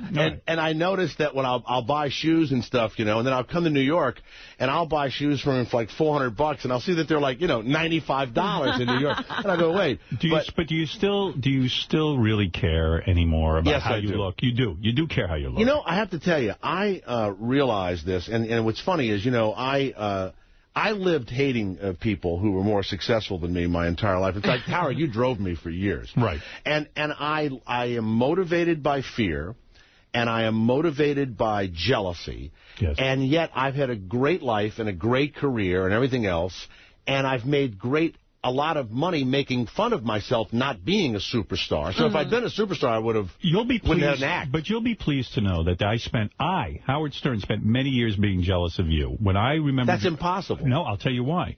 I was driving around, I believe I was in high school or college, and I was in New York, and I heard you on WXLO, and I heard you on the air the day. I heard you a couple of times, and one day you were interviewing Dolly Parton, and I got jealous. I said, boy, look at this guy. He's on top of his game. He's on 99X in New York, young guy, and he's interviewing Dolly Parton. He's already in New York. And it was a funny interview. Right. It was great. College student. Yeah. I was hanging on the words, and then he gets on the air. The next time I hear Jay, he goes, ladies and gentlemen, this will be my last show. I'm going off to California to star in the show Mork and Mindy with Robin Williams. Oh. I've got a lead role. You can write me. I remember the exact rap. He goes, you can write me at my new address, Paramount Pictures. I remember the exact right. And I said, that motherfucking cocksucker. I hate it. You drove Howard. But you know what? So what were you doing then? Why would you be jealous? There was an opening. I was doing nothing. There was an opening. I was a college guy. I was horrible on the air. You were light years ahead of me. If we listen to those tapes from our beginnings, they are so awful. The worst. You were way better than I was. And the weird thing is when I listen back, we play them and we laugh at them. Yeah. My voice, was your voice deep? No. No, mine was squeaky. That's right. I remember. And then at 24, I surpassed you, and I stopped being angry with you. That was the end of it. No, I always thought you had a very well-rounded career. You've done movies. I mean, that movie you did, that Mr. Opus or whatever the fuck it was, that was a big movie. When you say you did something great, and you say Mr. Anus or whatever you're going to say. Mr. Opus. What was it? With Richard Dreyfuss. Mr. Holland's Opus. You know good and well what the name of that film is. I don't know the name. I remember loving it. You know. And you were good in it. I used to listen to you and go, anybody can do what he's doing. Nice. This guy. You were angry. Come in, girls take the clothes off. Oh, I'd like to give her anal. I would say the same thing all the time. I would go nuts. Right. I would go crazy. But that's good. I'm glad someone was jealous of me. Oh, God. And I would say, and so then they would say, well, why don't you stop playing records? And why don't you go into the management and say, screw you, I'm going to go full bore against Howard Stern. Now, I was too chicken shit to ever go into management and say, I'm done. Well, you had a different kind of career. But you I guess you liked it a lot or whatever. I never thought radio was that interesting because the records were awful that we played. No, radio was my thing. Your thing was acting. Or entertaining. I think maybe, right. I'm like, I'm not an entertainer. I'm a radio guy. That's what I do. I'm radio. But your purpose really was that radio can do more than play music to people. It can be entertaining without music. That's right. I was afraid of losing my job. Jay, let's stop talking about you and only concentrate on me. Yeah. Now, wait a second. You were good in that movie playing yourself. Private Parts. What is it again? Private Parts. Oh, really? I thought it was Ball Lickers. Wasn't it Ball Lickers? I was in that, too. Mr. Ball Lickers, too. Yeah. Jay, is it a come down now for you? A come down? A come down. Mm-hmm. Are you... Is this the meat of the interview now? Yeah, I'm getting into the meat of it. You, by your own admission, say you just were in a movie that's a piece of shit. Which is what? You know what? It's a kid's movie. It's a teen movie. Who is in it? Tom Arnold and Pedro from Napoleon Dynamite. Right. And what the hell? And Matthew Lillard. It looked like it was going to be Oscars for you. And now Pedro... Yeah, for a little while there. I could blame it on my agent, I guess. Notices. People would go to me, why don't you get a new agent? I go, you know what? I'm comfortable with this guy. It's been 20 years. When I say, to me, I watched American Pie, and I did not get why that was a hit. The guy was screwing the pie and the whole thing. Right. Well, you're an older guy now. They're worth $1 billion. Right. So they come to me and they go, we were going to start a whole new thing. And no one's going to... I said, is anybody going to fuck a pastry in this one? And I said no. All right. So I played the dad, kind of like the Eugene... The Levy... No, you're telling me this movie that you're in is developed by the same people who did American Pie. Yeah. Okay. And so here's the thing. They have Matthew Lillard in it, and, I should call him Pedro. Don't call him. Don't do that to me. Because I don't know his name either. It's Pedro. He's a nice guy. Pedro. And they bring in Miss Playmate of the Year, Germany, and they bring in all this, and they're complete bitches, and they can't act. And they think they're hot, and oh my God, they don't even want to talk to you. So, and they shoot it in New Orleans, where I have a house. So I thought, well, that's great, and I have a radio studio. You can be at home. That's all great. So I get there, and I realize it's one of these movies that I can't stand. It's a kid's thing. And they're screwing, and the kid he's a pimp for the summer to raise money for college. And I keep thinking, people keep saying, I'm doing things now. Sean Penn will go, I'm doing things for the world. And I'm doing a movie where my son's a pimp to raise money for college. I must be just this lowest, scum in the earth, right? Maybe this will be a big movie. You don't know. It probably will be. Right. I don't get it. And then Tom Arnold comes up to me, and he plays himself. No. This is some movie. He plays himself. When you read the script, were you beside yourself? I stopped reading scripts a long time ago. You didn't even read the script. But when you saw the casting. If someone... You were in movies with Richard Dreyfuss at one point. I like when people say, well, they sent me the script the other day, and I looked at it, I saw the director. I know that if somebody sends me a script, it's pretty much a piece of shit. I know that I'm like on a list, and they get to the T's. When you were the boyfriend of Rhea Perlman on Cheers, and then you got your own series on NBC. I had ABC and then CBS. When you got your own deal, did you think this was it? You were going to be in the Seinfeld category where you'd just always be on television. I mean, it looked like everything was finally going right, Jay. It really did. It did. What went so horribly wrong? It all ended. You know what happened? Who'd you piss off? No. You know what? In fact, I'm not hard to work with at all. and I didn't write the things, right? And so you're acting, and you get the script sometime, and you go, this isn't realistic or funny. Did you watch this? The other night I watched Pushing Daisies. I said, maybe this is a sitcom that could be interesting. Right. It was a piece of shit. Yeah. Caveman's a piece of shit. Right. Now, what's great? The Larry David Show. Right. You like that? Curb Your Enthusiasm. He doesn't watch I don't it. like It's that brilliant, show. though. Whatever. If you did a show, you and I did a show about you and I talking like this, that would be the show. Right. When I was in television, for 10 years, I couldn't miss. So I think what happens is we have a run, and I had my run. And now that the run's been over a while, I realize that we can go through a list of people. Do you ever get But why called for is there a Kelsey Grammer who just seems to keep falling into one great project that lasts forever after another? I did see. He is great, though. I saw Kelsey at the Police concert. Now, this is the truth. Yeah. My kids are there, and we're all there, and he's there. And I see him. He goes, hey, how you doing, whatever. And we hug, and I say, hey, congratulations. I see you doing this show with Patricia Heaton. And apologetically, he goes, yeah. Meaning, I'm doing another shitty sitcom. It's like I'm making another $250,000 a week. Right. But he's loved by the audience. Do you think there is still room for Jay Thomas to return to the serious good movies and to maybe get the role of a lifetime? Yeah. That's the thing. That's the thing that you're waiting for. Actually, I did a bunch of movies that were small, and they weren't hits. Bryan Cranston, the dad from... if it doesn't happen, will you be? Are you going to be just like my life was a failure? No. Do you feel like you were a success? To be honest, and this sounds like bullshit, but when I talked to Don and he said, your agent, where are we? Yes. What do you want to do? Right. You can go to Philly and be the morning guy if you want to. Right. And I went for a couple of weeks and I had a great time. A buddy of mine runs a company, and I said, I don't want to play records and talk to program. I want to talk. Right. So he said, well, maybe that's what you do best, and no one's ever heard you do that. Just talk. You're doing a great job. I'm having a great time. Right. Now, I have to tell you something. You can't audition and go work if you're doing a radio show. I mean, you could have acted again, right? Yes, I had opportunity. But, you're like 6'9" and shit. It's like... Who's he going to play? But who are you going to act against? I mean... A midget. If you and I in a movie, there's a sight gag every time we turn around. No. They put you on a box and everything will be fine. He has to be on the box? Well, what am I going to do? Am I going to go in Walk ditch? in a trench? Yeah. There have been many guys my size in movies who they have to actually dig trenches for. So I'm not that giant. I don't think anybody has actually been But if I played a master villain, my height would work for me. And that will be the role I will take. You could be Boris Karloff. Well, you have such a life. Frankenstein. You have such a life in your own head. Yes. That is amazing to me. Yes. And you talk about yourself all the time and everything else. I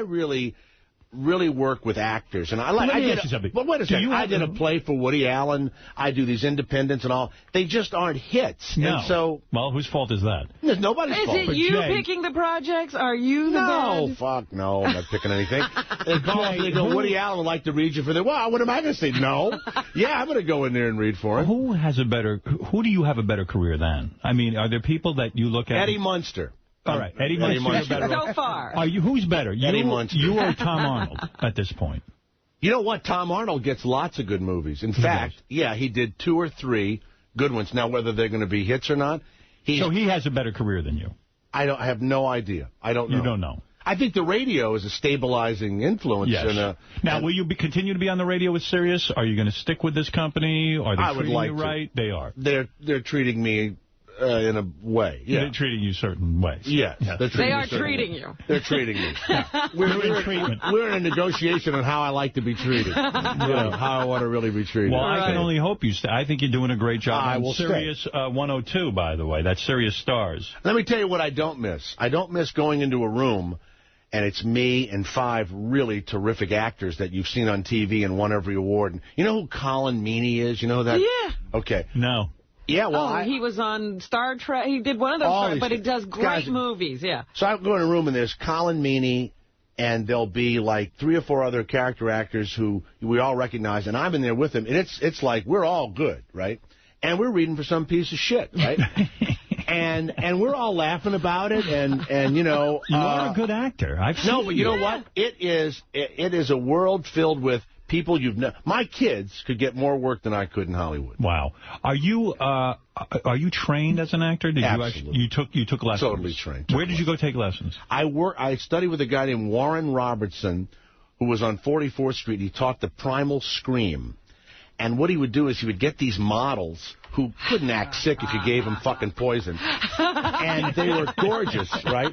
And they had no emotion. But you know what's great about a model? They look like they're moving in a still shot, right? Yes. Actors, I don't know about you guys, I look stupid in a snapshot, right? They look like they're moving and all. And then when they get on stage, they can't do anything. And everyone probably told them their whole lives, you're so beautiful, you should be an actress. Right. Right. So they would get on stage, and he would have you stand in a certain way, and I don't know how he did it, and he would talk to you, and you'd stand in a way, and he'd go, breathe, breathe, and before you know it, you were weeping, you were crying, and he would take you back to your birth. Right. And you'd remember going down the birth canal, and I was with Ken Olin, who went on to do 30-something. Right. We would sit in the back and go, holy, what is this? Right. So we would get up there, and, man, he got Ken Olin in 2 seconds. Wow. Parents got divorced or something. He sits down, I go, hey, nice going. Nice going. Teaching you real emotion. How to emote on stage. And then he had a woman there. It was one of Picasso's illegitimate sons'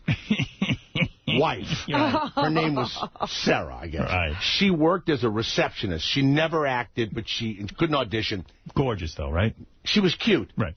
He would get her to masturbate on stage. Wow. What? We're in a classroom, right? Wow. Now, this is like, you know... This guy's a genius. This is like 1980 or 79 or 80. Right. And Ken Olin and I are like 2 college kids. Oh, my God! So we started going, how long will it take him to get this next one to masturbate? He would go, it's all right. It's okay. Do what you feel. Move. And the woman would start moving and moving. And next thing you know, they're like curled up on the floor. Jerking off. Bam! And that's the acting classes I took. I went to Herbert Berghoff or whatever. HB Studios. I did that. I auditioned for them. And they gave me a scene partner. And she was so ugly. And she had braces. And everybody else is unfair. A beautiful scene partner. Right. So we get to my apartment, and we're working the scene and everything else. And, of course, you know, we screw before the night is over. Right? I never learn the lines, so we never do the scene. Oh, God. So I leave Herbert Berghoff. About a year later, I'm walking down the street. Her braces are off. She looks fabulous. And she was in Oh, Calcutta. Wow. She was naked. Yeah, she was in that. So I found acting classes to be odd.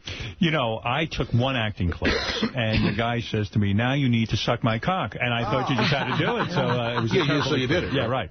Let me understand something. Sure. You have been very vocal. In fact, even on this show, when you come and visit us, you talk about your hometown of New Orleans. And, yes. And really, you say something very controversial, that you were for the hurricane. I wasn't pulling for the hurricane. You were pulling for the hurricane. I wasn't hoping it came right at Well, I think what it is after the hurricane, you realized it was a good thing.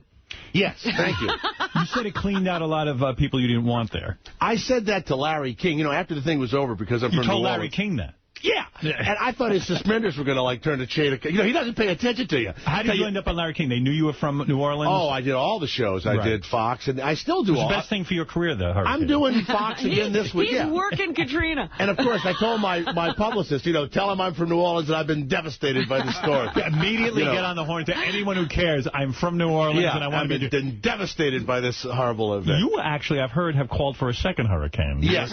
You're hoping for one. Wait a minute. Now I understand that the crime rate is horrendous, and, you know, it's a mess there. The cops are working 12-hour shifts, right? Yeah. And the murder rate in Houston, Baton Rouge, and wherever these scumbags went has doubled. Now watch this. I am from New Orleans. See the difference between you and Angelina Jolie?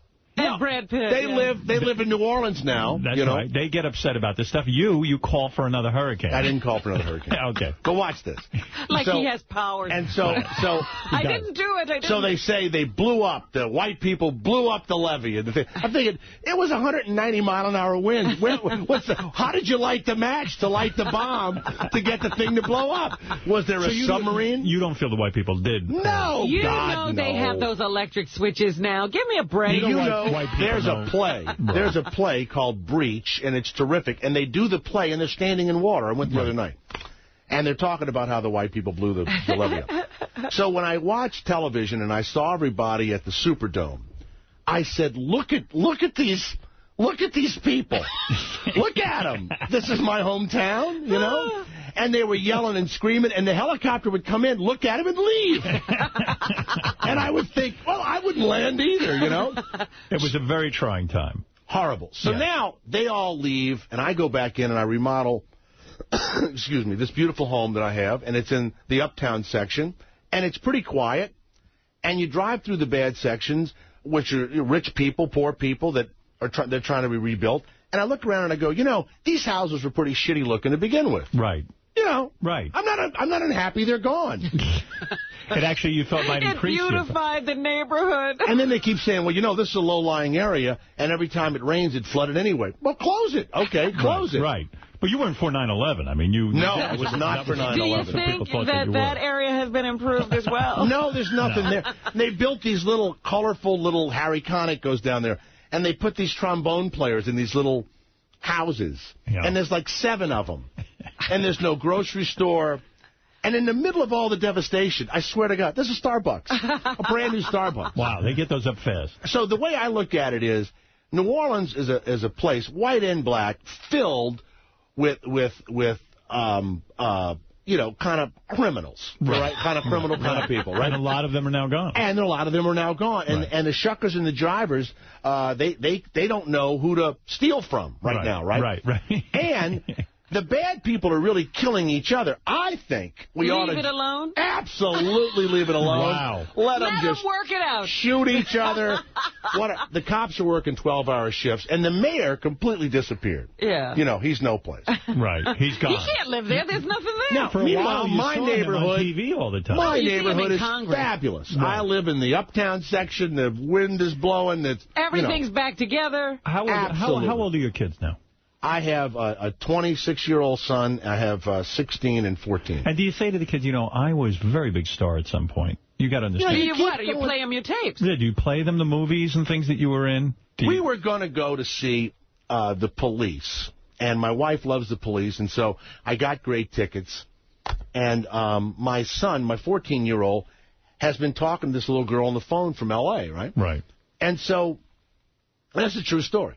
And so finally, we're going to see The Police and everything else.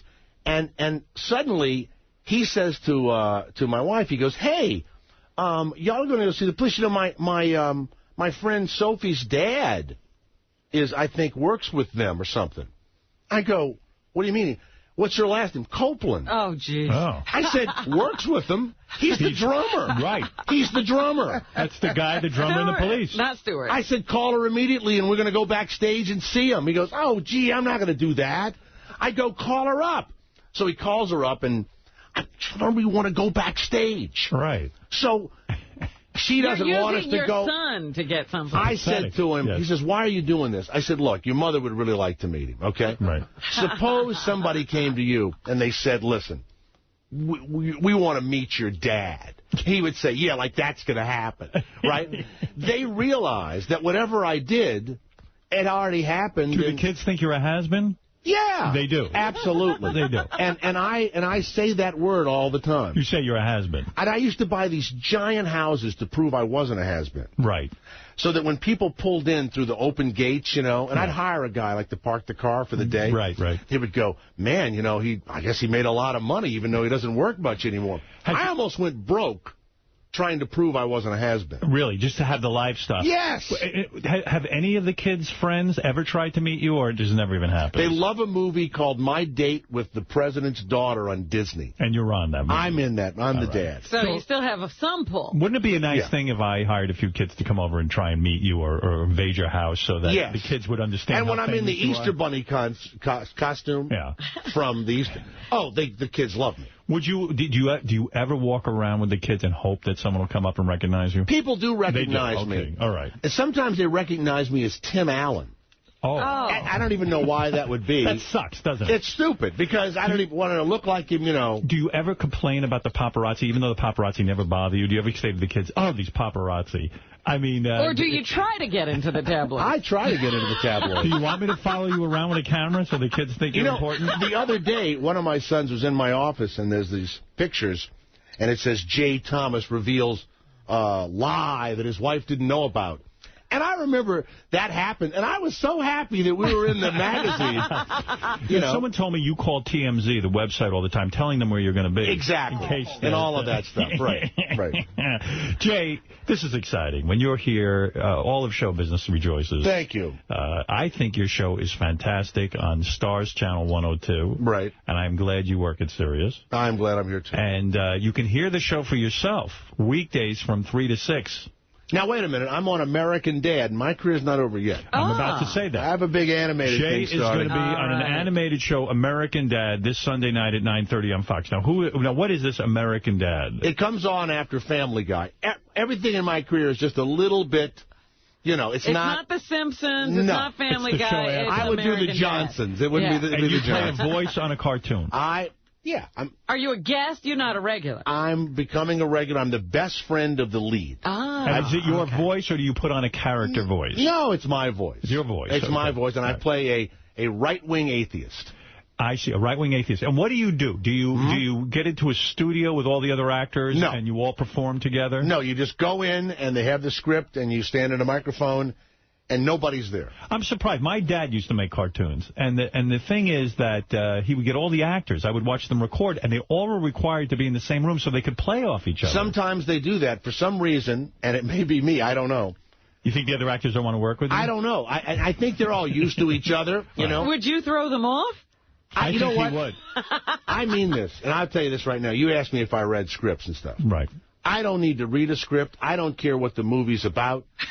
I do what I call life acting, right? You don't know what I'm going to say next, do you? No, I don't. That's right. So when I'm acting, people say to me, you didn't read the script? I go, no, I don't know what you're going to say next. So when I'm acting, I learn my lines. I have no idea what's going to happen. You don't even see the other person's lines. Sometimes things will happen in the movie, and I go, what was that? and I'm not. Now, this woman... You mean, does someone read these scripts for you, or you just accept everything you get? Who's going to read them for me? So you just accept everything offer you get? Listen, my wife and I've said this before, we're watching a show, a movie, and she said, this is so bad, I can't believe you're not in it. I mean, we joke about it. This is true. And she said, I didn't mean it that way. Well, how else am I supposed to take it? Do you have any idea if I should waste my time watching American Dad? No, you'll love it. But have you seen it? Yeah, so I've seen that. It's good. That script you read. Yeah, no. You know what? You know why it's fun? Because cartoon characters are allowed to do shit that regular characters can't do. Does the cartoon look like you? Does the character look like you? If you and I were doing cavemen, do you know what would happen the first episode? No. They're cavemen. They would hump women. Right. They'd meet women and they'd hump them. That would be funny. So I watched the show. It's two guys in a bar with a tie on and a jacket. They're cavemen. They would be scratching their balls and stuff. Of course. And smelling each other's asses. Right. That's what the cavemen did. Right. Why don't they have that in the script? You'd meet a beautiful woman in a bar and you'd go... You'd smell her ass. Oh, man. Oh, man, she took a fresh one, Right. Woo. And the animals can tell what you're eating and if you're healthy and everything else, right? Right. That's why it's a piece of shit. Right. When you do a cartoon. That's why I didn't even understand those commercials. How it became a TV I'd walk into show. a bar, I'd hump a woman, then I'd eat her. Right. No. Or I'd bang her over the head with a club. Hit her with something. Right. And the guys would be, what are you doing? You go, I'm a fucking caveman. That's what I'm doing. I'm from another century. And when they'd go to work, someone give them some shit, they'd hum a rock at them, right? You're and right. they would. And when why you don't you consult on some of these shows? They're assholes, that's why. Nobody hires you. How about this? The cavemen go home. They have a fire in the middle of the house. They build a fire. They'd light the house on fire. How about this? The dog runs by. Next scene, dog's dead. They're eating it. Yeah. They're like, the show would be a smash. Right, but they blew it. Right. Now, if it was a cartoon, that's exactly what would be happening. Right. So you're saying the cartoons are better than the real shows? Reality television and cartoons do things that the chicken shits in national television will not do. Let's take the Knocked Up movie, right? Okay. They wouldn't say abortion. They said somortion. It rhymes with somortion. Right. This guy and this gorgeous woman, who she gets so drunk she fucks an ugly guy. She would have never married him. Maybe she doesn't have an abortion. There was never a moment I looked at it and thought, God, who would want to wake up with this fucking guy ever? Right. So have them not get together. Left-wing Hollywood goes right-wing when it wants to make money. I see. You know that. I see. I didn't know that. How about all of these left-wing people that kill 55 people in a movie and then they're against guns when there's a rally? So you're saying that I am going to like American Dad because this is a show that really lets it loose. It's edgier than what you see. They try and prove to me that there is a God. You know how they do it? They kill my entire family. I see. They want me to worship or believe or whatever. They go to unbelievable lengths to get me to believe in God. I am looking forward to this. I will watch it. I'm not a big cartoon guy, but we just rewrote Cavemen and made it a hit. You did. You did. It was fantastic. But it's the truth. I would watch that show. You might be getting a call later today. Yeah, you might be a caveman. I would watch it with you. Listen, I think you're a good actor. I think you were on the right path. I think he ought to start a school of life acting. Yeah, and you can get girls to. By the way, it's been quoted in a couple of magazines.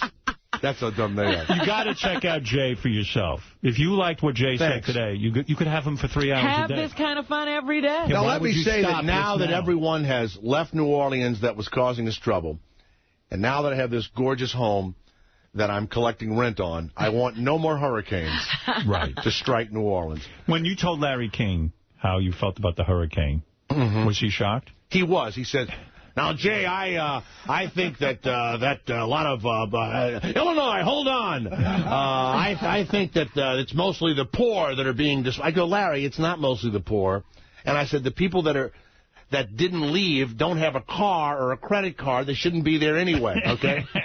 He didn't like any of that. Larry wasn't used to it. No. He wanted a more emotional kind of Well, you know, he looks like he's not listening, and then when you say something that he has to respond to, it almost upsets him. You know, it means he has to work. The show's on autopilot. By the way, I saw this morning. Go ahead. Hair apparently, talking about if you're bald, you can still get laid. Right. And they show this guy, Ron Perlman. I know Ron. Yeah, who looks like a pimple on someone's ass, right? If he didn't have a head, said your guard out front, people would lay him. He's a billionaire, right? Yeah. He's a billionaire. He's actually not a bad dude. He's actually kind of nice. Doesn't matter. We're talking about getting laid. But why do women, I mean, he has $1 billion. He has like $7 billion. $7 billion. Right. Does he get laid because he's cute and handsome or because he has $7 billion? And he's got a nice personality. I mean, $7 billion, he'll do it. Right. I'll bang him for $7 billion. You get weak in the knees when you're I've been using Rogaine. I get giddy. I'm like, hello, Ron. I use Rogaine. And what is going on with your hair? Yeah, what is that? You're cutting it shorter, and you're losing a lot. You're supposed to look younger, but I've been using the Rogaine. It goes down my forehead. My eyebrows, I cut every, 6 hours. I see your eyebrows. They're huge. You shave your eyebrows. I do everything. They're huge. The Rogaine comes down. You have so little hair on your head that the Rogaine has nowhere to go but your eyebrows. Exactly. And my nostril hairs, you could braid them. It is embarrassing what's happening. What's going on? You're going to be fully bald the next time I see you. I have no... And now they say at Reinvent Yourself... This is a tremendous amount of hair loss since the last time I saw you. Cut all your hair off. Right. Hey, I was going to say, is this a suggestion of... what is the guy named? Z? Barry. Barry? Barry Z. Yeah. Barry Z. Are you going to shave your head? No, I won't, but I may cut it really, really short. But like a buzz cut? I work with Shuli. Shuli does my show, too, sometimes. I know, yes. And I don't want to look like, I think bald-headed people are strange looking. I don't like bald-headed people. Some people can pull it off, right? I really don't. Black guys can. No, I don't think so. All right. I don't know. You're not buying it on anybody. No, you know what? I mean, would you want to rub someone's head and it was all shaven and... I don't know. It's odd. Your hair looks good the way you got it. Mel, go ahead. You're on the air in New York City. Quickly. Hey now, Howard. A couple of questions, Jay. Yeah. Do you smoke weed? Do you smoke weed? I have in my life done that, yes. I'm frightened to say that I do it currently for fear a policeman will see me. Are you a religious person? No. And why is Shuli on your show? And Artie, way to go, Yankees, gay team.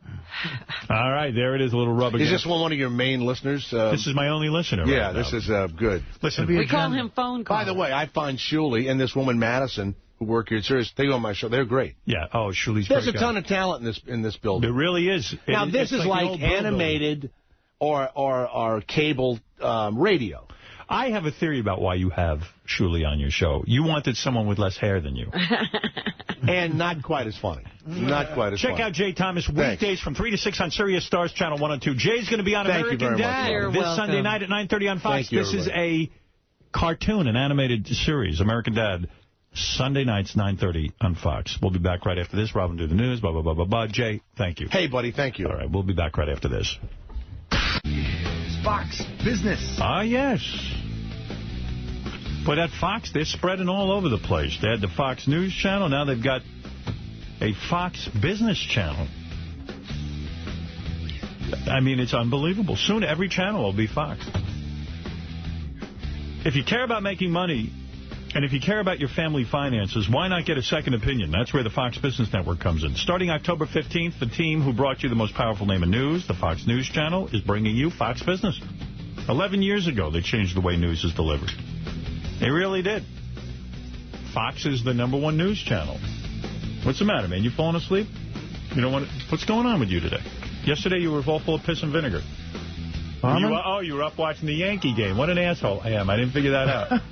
No, I'm into Fox News Channel. No, what time did it end? Big Yankee game. 11-ish or something. What's the matter? You all right? You want to go lay down on the couch? It's a rough day. Go lay down. You know I'll what wake you up in a half hour. While I was watching the fucking game, I'm on this kick with Hershey bars and peanut butter, man. I was dunking it. And I thought my chest locked up at one point. You know, I mean, really, you look a mess today. I know. I overate last night again. I overate. Even for me, I can't believe you overate. It's my birthday week, so I've been treating myself. Yeah, it's Artie's birthday. When is your birthday? This Thursday. Thursday, I'll be 40. Yeah. I'm taking Artie off to dinner. Yeah, I appreciate that. I'm looking forward to it. We're going to bond a little. It'll be fun. But they say 40 is the new 30. For me, it's the new 70. You know, you're going to... I hate to go back to this commercial for a Fox Business Channel. I mean, I love it. To hear about your self-destructive ways is so much more entertaining, but they really are doing a good job over there. They got Neil Cavuto's going to be on there, Alexis Glick. You'll get credible anchors. Reporters are going to talk to you, and not down to you, by the way. They'll finally give you advice on how to make money and tips on meeting your mortgage payments and the latest stock market fluctuations. And I say finally in a 24-hour format. Fox Business Network, starting October 15th. To find Fox Business Network in your area, log on to foxbusiness.com and check out the next big thing in business news and information. Woo! Having a party in here. Look at this. Sounds cool when they were so uncool. And they would spin their guitars, too. That was the cool. Yeah. Right. Because you look at them and go, those are not cool dudes. Captain Jenks, you're on the air. Yes, Captain. Yeah, you know, I almost died. I was driving my truck from New Jersey into Pennsylvania, you know, going across the Walt Whitman Bridge. Mm-hmm. And I have a pickup truck. Well, I had a pickup truck. And my front left wheel flew off while I was doing 70 miles an hour. Wow, that's scary. You mean just flew? Do you think it was sabotage or something? No. The truck's 20 years old. And your front tire just flew off? Yeah, I saw it, like, bouncing out from beside me. It's like, you know how you're driving across the bridge and it feels like you can feel the wind blowing? Yeah, and what happens to your car? I mean, what happens physically? Well, the truck bounced, literally bounced. And I saw sparks and stuff. Right. And it bounced, like, sideways. And luckily, I wasn't in traffic, like, on the 42 freeway, like, before rush hour. Rush hour hadn't started yet. So it kind of like my truck just bounced into the other lane. Cars skidding from hitting me, and it just rested there. And I tried to drive and just got it off into the medium. And so you were hit by other cars? No.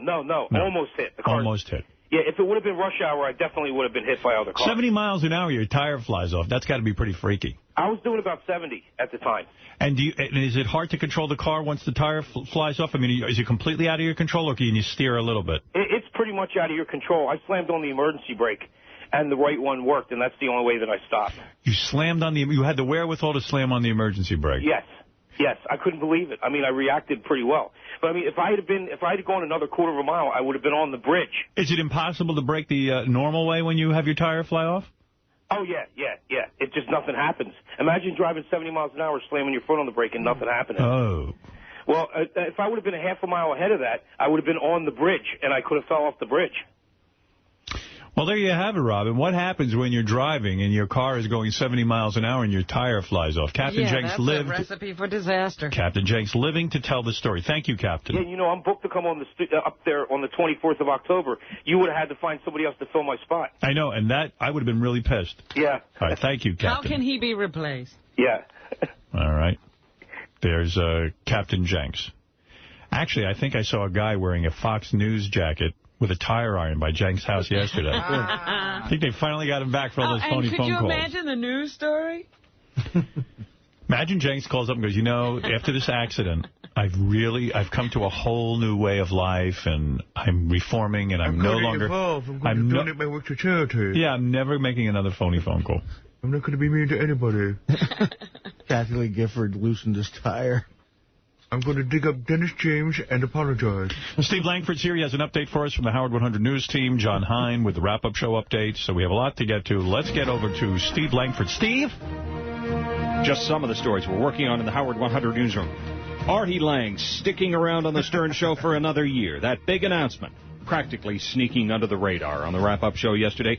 In fact, Artie downplaying his decision when questioned by Howard 100 News, displaying little enthusiasm, saying things like, there would have to be something great to make me go, and nothing's come up to make me go. Technically, I could leave tomorrow without an explanation, but I would never do that. And I just signed a book deal, and those people would like me to stay to talk about the book. Well, there you go. There's big news. Well, there are good reasons to stay, I suppose. Hard hitting.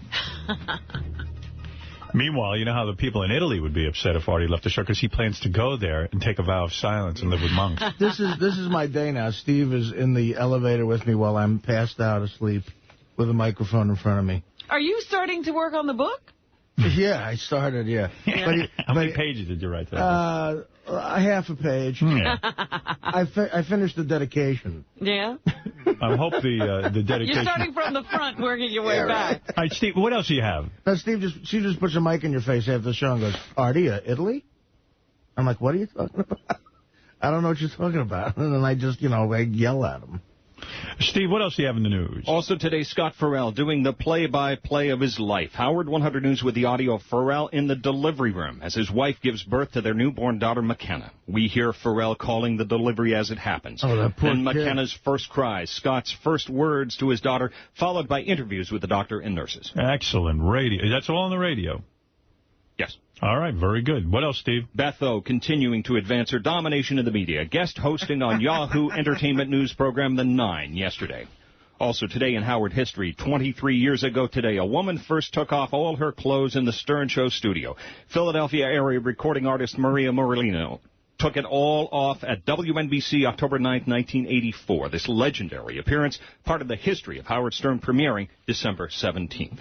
You know what this thing 9 is that Yahoo has like those lists, the top 9 things of the day or something. Mm-hmm. So she filled in for the host of it. But it's like millions and millions of people are on this thing. And you watch, it's essentially a little TV show for a few minutes on the Internet. She says there's like tons of people who watch it. Yeah. I'd never heard of it before. But she did it. What's it called? 9? 9. You got to go to yahoo.then the number 9.com. And 9 refers to an amount of things. Yeah, 9 top things. Don't ask me. I don't know anything about it. I'm on the Internet, but I'm not on 9. And what else you got there, Steve? Jackie's Joke Hunt tonight, 7 Eastern, Howard 101. And at midnight, the sublime Riley Martin. If you see Stern News happening, call the Howard 100 News tip line 877-33-SIRIUS, then choose Channel 100, or email us at howard100news@sirius-radio.com. All right, Steve, thank you very much. Let's get over to John Hein and wrap-up show. Wrap-up show today at 11 o'clock. What do you got for us? John? Well, Riley Martin came by to promote his audiobook, but had a tough time even getting into the building in the first place. We'll talk about Riley's lack of ID, the outfit he was wearing, if his drinking too much before the show is necessarily a bad thing, and how his wife could possibly have a restraining order against Riley. Right. Plus, Siobhan came to the conclusion that if Sal and Christine got paid for a bit, she should be compensated as well for everything he's done for the show. Right. We'll see who thinks Siobhan is entitled to anything, her potential as a salesperson, and how much money he can expect to be showing up in that P.O. box. All right. Plus, Jay Thomas thinks television sucks today, but he's glad to be cast in any program that will have him.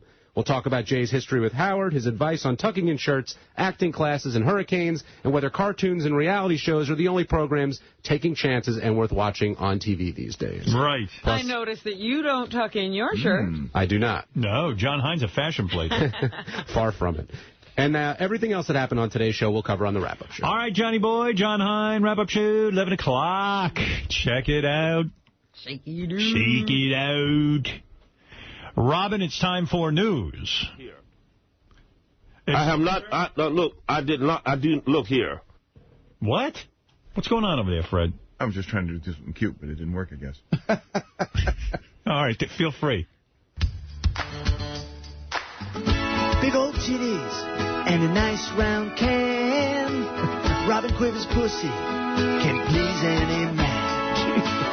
So if you want to take off her undies and bend her over a sink.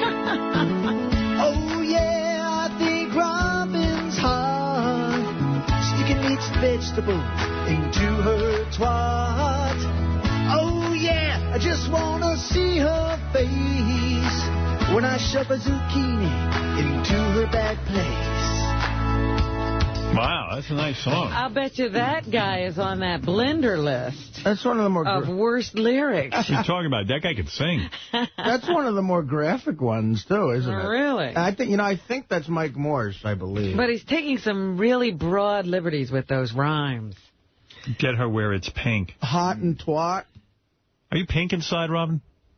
I think true? Everybody is. Isn't everybody pink inside? I don't look inside. You know what I mean? I just don't look. I hear guys talking about shit like that. That's an old slogan, that they're all pink on the inside, you know. But in Roosevelt, where I grew up, the black chicks would say they were purple inside. Oh, really? Purple pussy, they called it. Purple pussy? Yeah. Do you know what I'm talking about? No, I don't. Purple pussy? I didn't have those discussions in high school. Yeah. I did. I hear brother through my man, I got some purple pussy. I went to an all-girls school, thank goodness. Yeah. But, the black guys would all say white girls have pink pussies and black girls have purple pussies. Yeah, I swear. Yeah, well, I never heard the purple. But I've never looked inside I don't look in white women or black women's pussies. I don't want to look that deep. Should we do that? Robin doesn't want to do that. Oh, not Robin. No. Pick somebody else. I want you to you could get Miss Howard Stern and Miss Black Howard Stern. Exactly. Oh, okay. Who's pink? See what's happening. What's in the news, Robin? Well, I just mentioned that Blender Magazine has put out a list of the worst rock lyricists, and Sting came out #1. No, come on. That's what they Sting? said. It's a November survey it's a survey in the issue that comes out next week, the November issue. Sting. Yes, they said that Walking Sting on the sun was assailed for such alleged sins as name-dropping Russian novelist Vladimir Nabokov in the Police tune Don't Stand So Close to Me, quoting a Volvo bumper sticker, "If you love someone, set them free," and co-opting the works of Chaucer, St. Augustine, and Shakespeare. I don't know, man. Who Just else is on like that list? that poem from Nabokov, right? Yeah. I never knew what that was. Roxanne. They didn't mention Roxanne. Put on your... Roxanne. You don't have to put on... Neil Peart of Rush.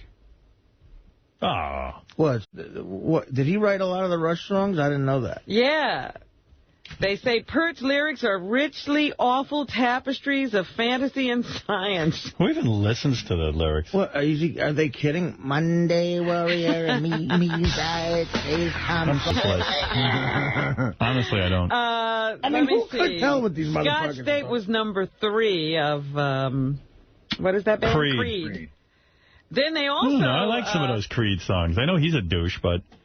I do like some of those songs. I mean, yes, they are reminiscent of Pearl Jam, but I don't know. Creed? Well, he does, they didn't even tell me why they don't like his stuff. But they also mentioned Led Zeppelin frontman Robert Plant and deride him for his Tolkien-esque musings on Gollum and Mordor in Ramble On. Carly Simon is mocked for rhyming yacht, apricot, and gavotte in You're So Vain. And Paul McCartney made #38 in part for Ebony and Ivory, the duet he did with Stevie Wonder. All right. So you can read the list and argue with it if you like. I always thought that was a lame song, Ebony and Ivory. Yeah, Joe Piscopo, where he's Frank Sinatra and they're singing together. Oh, yeah? That was pretty good. You are black and I am white. Yeah. You're as blind as a bat and I have sight. You remember that. That was good, right? Yeah, absolutely. Yeah, that was a great one. One of the stupidest things So come on, my amigo Negro, let's not fight. One of the stupidest things you can do when you die is fall out of a basket of a balloon. Yeah, that's a dumb thing. You'll never, you know what? I might die in a dumb way, and I hope I don't, but, you know, a basket in a balloon isn't going to be my... That's not how they're going to find you. That's not going to be my swamp song. If I fall out of a basket in a balloon, it's because a group of bikers drugged me and took me up and threw me out of it. Somebody mistook you for a balloon. Right. Yeah, I did that once. I went on one of those balloon rides when I was out in California. God. And after I got up there, I'm like, this is the dumbest thing I have ever done. I just put my life in danger. It's a balloon. There is absolutely nowhere you can get in that balloon. There's no reason to go up in a balloon. Right. So a woman actually fell from a balloon's gondola at the Albuquerque International Balloon Fiesta. Imagine like she went up there for a fun time. Yeah, the balloon got snagged on a fiber optic line running above a power line at about 8 a.m. during an annual balloon festival. The pilot threw down a tether to a pickup truck on the ground to reel the balloon down and free it, but the tether broke and the balloon flew back up, causing its gondola to tip and the woman to fall to the ground some 60 to 70 feet. Yeah, that's how it happened. To her death. It's a freak thing, they go. Yeah, that's the problem. It's freaky. Yeah, but there's no reason for it. Why are you doing it? Right. The Fiesta is no stranger to fatal accidents. 10 people have now been killed there in 5 accidents dating back to 1982. Hey, Daphne. Yes? Oh, hi. Hi. I'm on the air. Oh, hey now. Hey now. So, do you know why I'm calling? I do not. Yes, you do. You have little things written out in front of you. It says Daphne from Manhattan. That's it. Oh, okay. Well, one of the things is, I'm glad I got that music. One of the things is, I guess it's appropriate, is that I have a thing for Benji. I don't know what it is, and I know it's... Are you good looking? Very. Are you good looking? You don't sound good looking. I don't. No. I'm told I have a very nice voice. How old are you? Well, I have a problem with age also, as he does, but anywhere from 26 How old are you, Daphne? 36. How old are you? 36. You're 36 years old, and you're good looking. I look 26. Mm-hmm. Are you good looking? Yes. Have you always been a woman? Yes. I've been. And you're in love with I've been Benji? Up for a while. Benji, want to hook up with this broad? You want to meet her? Can you tell me a little bit about what you look like? You're both really annoying. Maybe you're made for each other. They might cancel each other Why am I annoying Howard? Oh, because I can't even... How do you explain why someone's annoying? You're just taking a long time to get to this, and... Oh, I didn't realize it was so long. I've been waiting on for a long time. It gets. I don't know. You're just annoying. You're annoying I'm me. sorry. Well, maybe you might be perfect. What is it? Explain. I love the annoying cadence to her voice. Yeah, it's like I just know this is going nowhere, and I know that it's not nowhere. I mean, I'm very hot. Like you ask her if she's good looking, and you're like, I don't know. I am good looking. What do you look like? Describe yourself. I'm an escort. One thing. And I'm 5'9", so I'm a little bit taller than... And you've seen Benji? I mean, come on. Yeah, it's beyond... It's not part of... It's not reasonable. You're 5'9", you work for an escort service. No, I am my own escort. I would never do that. I'm not stupid. You seem really nice, but I do think she might be a guy. I'm not a guy. You can look at my pictures. Where's your picture? I don't want to say the website on Why not? I don't want everyone to go there. Why not? You're trying to get business. I'm an independent person. You're an escort, so you charge guys money to fuck you. To spend time with me. All right. Mm-hmm. He doesn't want Do you make a lot of money?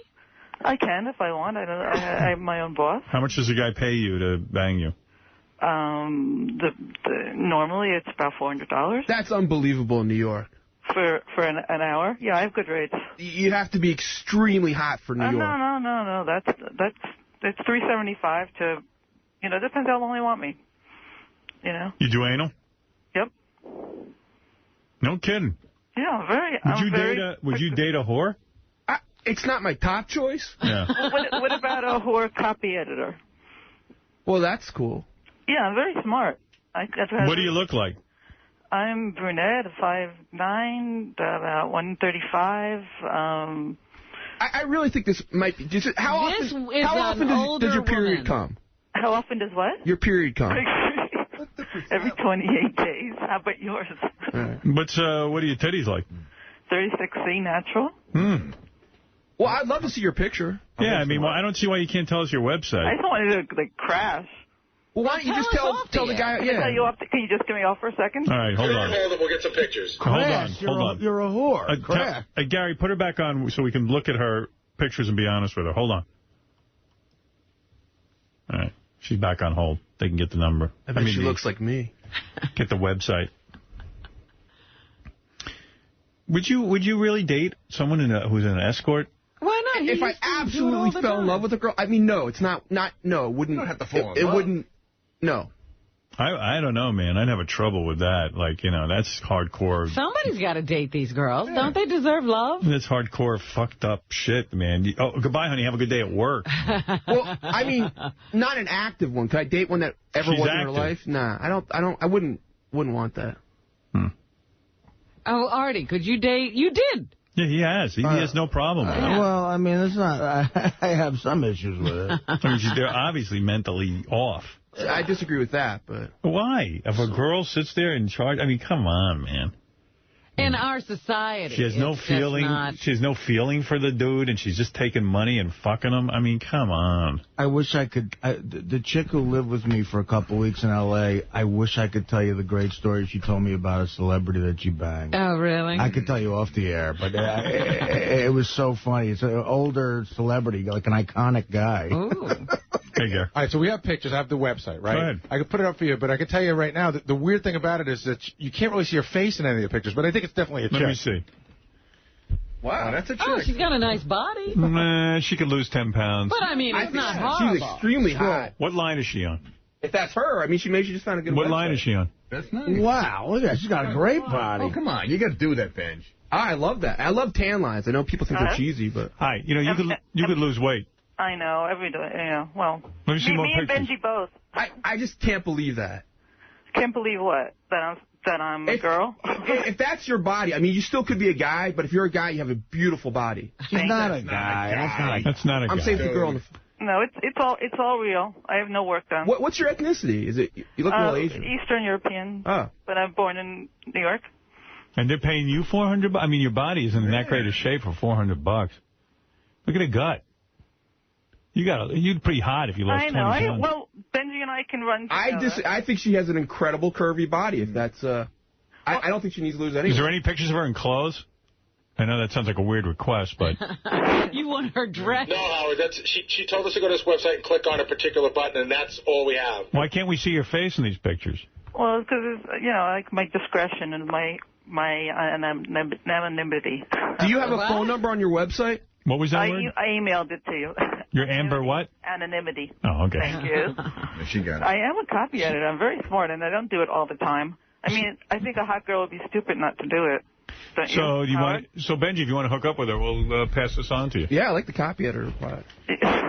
All right, Well, you date the copy editor. All right, he's going to hook up with you. Yeah, I sent you an email, Benji. I'll give it to you under one condition, Benji. I want to know about this when you bang this chick and what it's like. I'll go do it right now if you want. What? And you're not uptight about now? You're not uptight about him talking about your lovemaking and stuff, is he? Are you? I don't. If I keep my anonymity. Yeah, fine. We won't use your name. Okay. Yeah. Cool. All right. Okay. Hey, can I just ask, I'm sincerely, like... Yeah, nobody else cares, though, Benj. Okay. All right. Can I say what is it? Why? I mean, I really appreciate it, but why of the show did you say, hey, I want to meet Benji? I don't know. Something about your voice always turns me on. I think you're incredibly funny and smart. You seem really sweet, and I just think it's fun that you did that thing with Anna Nicole and the pillow fight thing and the whatever the Sanjaya thing. I think I like your sense of humor. I mean, wow. Tacoma's cool. Okay. All right, Daphne. Hold on. But can I ask you another question? I'm desperate to get out of this conversation. I understand. What happened to Meet the Shrink? That was your best show. I don't know. Everybody, I don't know. It's a long, involved It was a time. legal thing, right? Because Jeff touched the woman's thigh, right? No, that had nothing to do with it. Oh, okay. She was cool with that. What is it, Gary? I guess dudes can, this website's really weird because I guess dudes can go on and review how the time was with her. Yeah. You went even she further. has testimonials? When I received her call from the hotel lobby, weeks of anticipation were about to culminate. When I got off the elevator, what a surprise when the best-looking woman in the lobby was there waiting for me. After drinking some excellent conversation, we went upstairs for hours of ecstasy. Wow. Hours. But not drugged, just fun. No. Any other reviews? We're printing them out. Yeah, those guys are funny. She doesn't print the negative ones, though. But there's one review, I didn't even see the guy. I can tell I didn't see him. But, so it's kind of take it with a grain of salt. But I know the ones that I saw. And they can be explicit if you have a membership, which Gary, I'm sure, is on his way of getting. What do you do in bed for these guys? I mean, what do you do that's so special? What's your specialty? Yeah. Do you blow jobs or what? Oh, I'm good at that. Yeah. Sure. Yeah, and you do it on all fours. You give anal and stuff. It's have fun. Are you Jewish? Yes. Okay. That was another thing, too. I'm Jewish. I usually don't like Jewish guys. Well, that's good, right, Ben? Yeah, Jewish. Yeah, but I'm an atheist. Here's a big complaint about her. She's awesome, but do you know what everybody complains about you? Yeah, the late thing, right. Yeah, She's always late. She's always late. Guy had her her twice, and she was late both times, but once he got her, it was worth it. Right. How late is she? Like an hour, I don't know. An hour? He goes, I think being late is a game she plays. I told her on the phone, the later she was, the harder and longer I was going to spank her. Yeah. I like to be spanked. That's true. You know what? You are always late, because Benji said he paid you to call in at 7. How many times a week do you bang a guy for money? When I have time, I split my time between California and here, and I don't depend on it 100%. And I do, if I'm here, I like to work. So, I would maybe once a week. How many guys do you bang a week for money? If I see more than 2. It's a simple answer. Two is more than... 2? How much do you need to see? I mean, I'm not a factory, I'm just asking questions. What is that, Gary? What do you have there? Yeah. I guess she does all sorts of work. Guy says he went to a trade show. Girls are serving drinks wearing practically next to nothing. One of those parties that they have. He talks to her. He says, I almost hooked up with her once before. Got a buzz on at the show. Set up a session with her. She's an awesome lady. Great personality, stunning body, and sexual to the max. I've never met with a provider twice, but with this woman... I had her back a second night when she arrived a bit late, but she called and we had some drinks. He just provider. Yeah, I love that one. Well, the whole thing is there's a whole community, provider and hobbyist. I wasn't at the convention, though. He was turned on by these girls, and he called me back. Are you ever attracted to any of the guys you screw? Sometimes, yeah. I mean, that's what made me sort of, see past Benji's extra poundage, and I was kind of hoping he'd lose some weight on that, and keep the weight off. The challenge? Yeah. I knew he was going to win. Well, you can play with his titties. Right.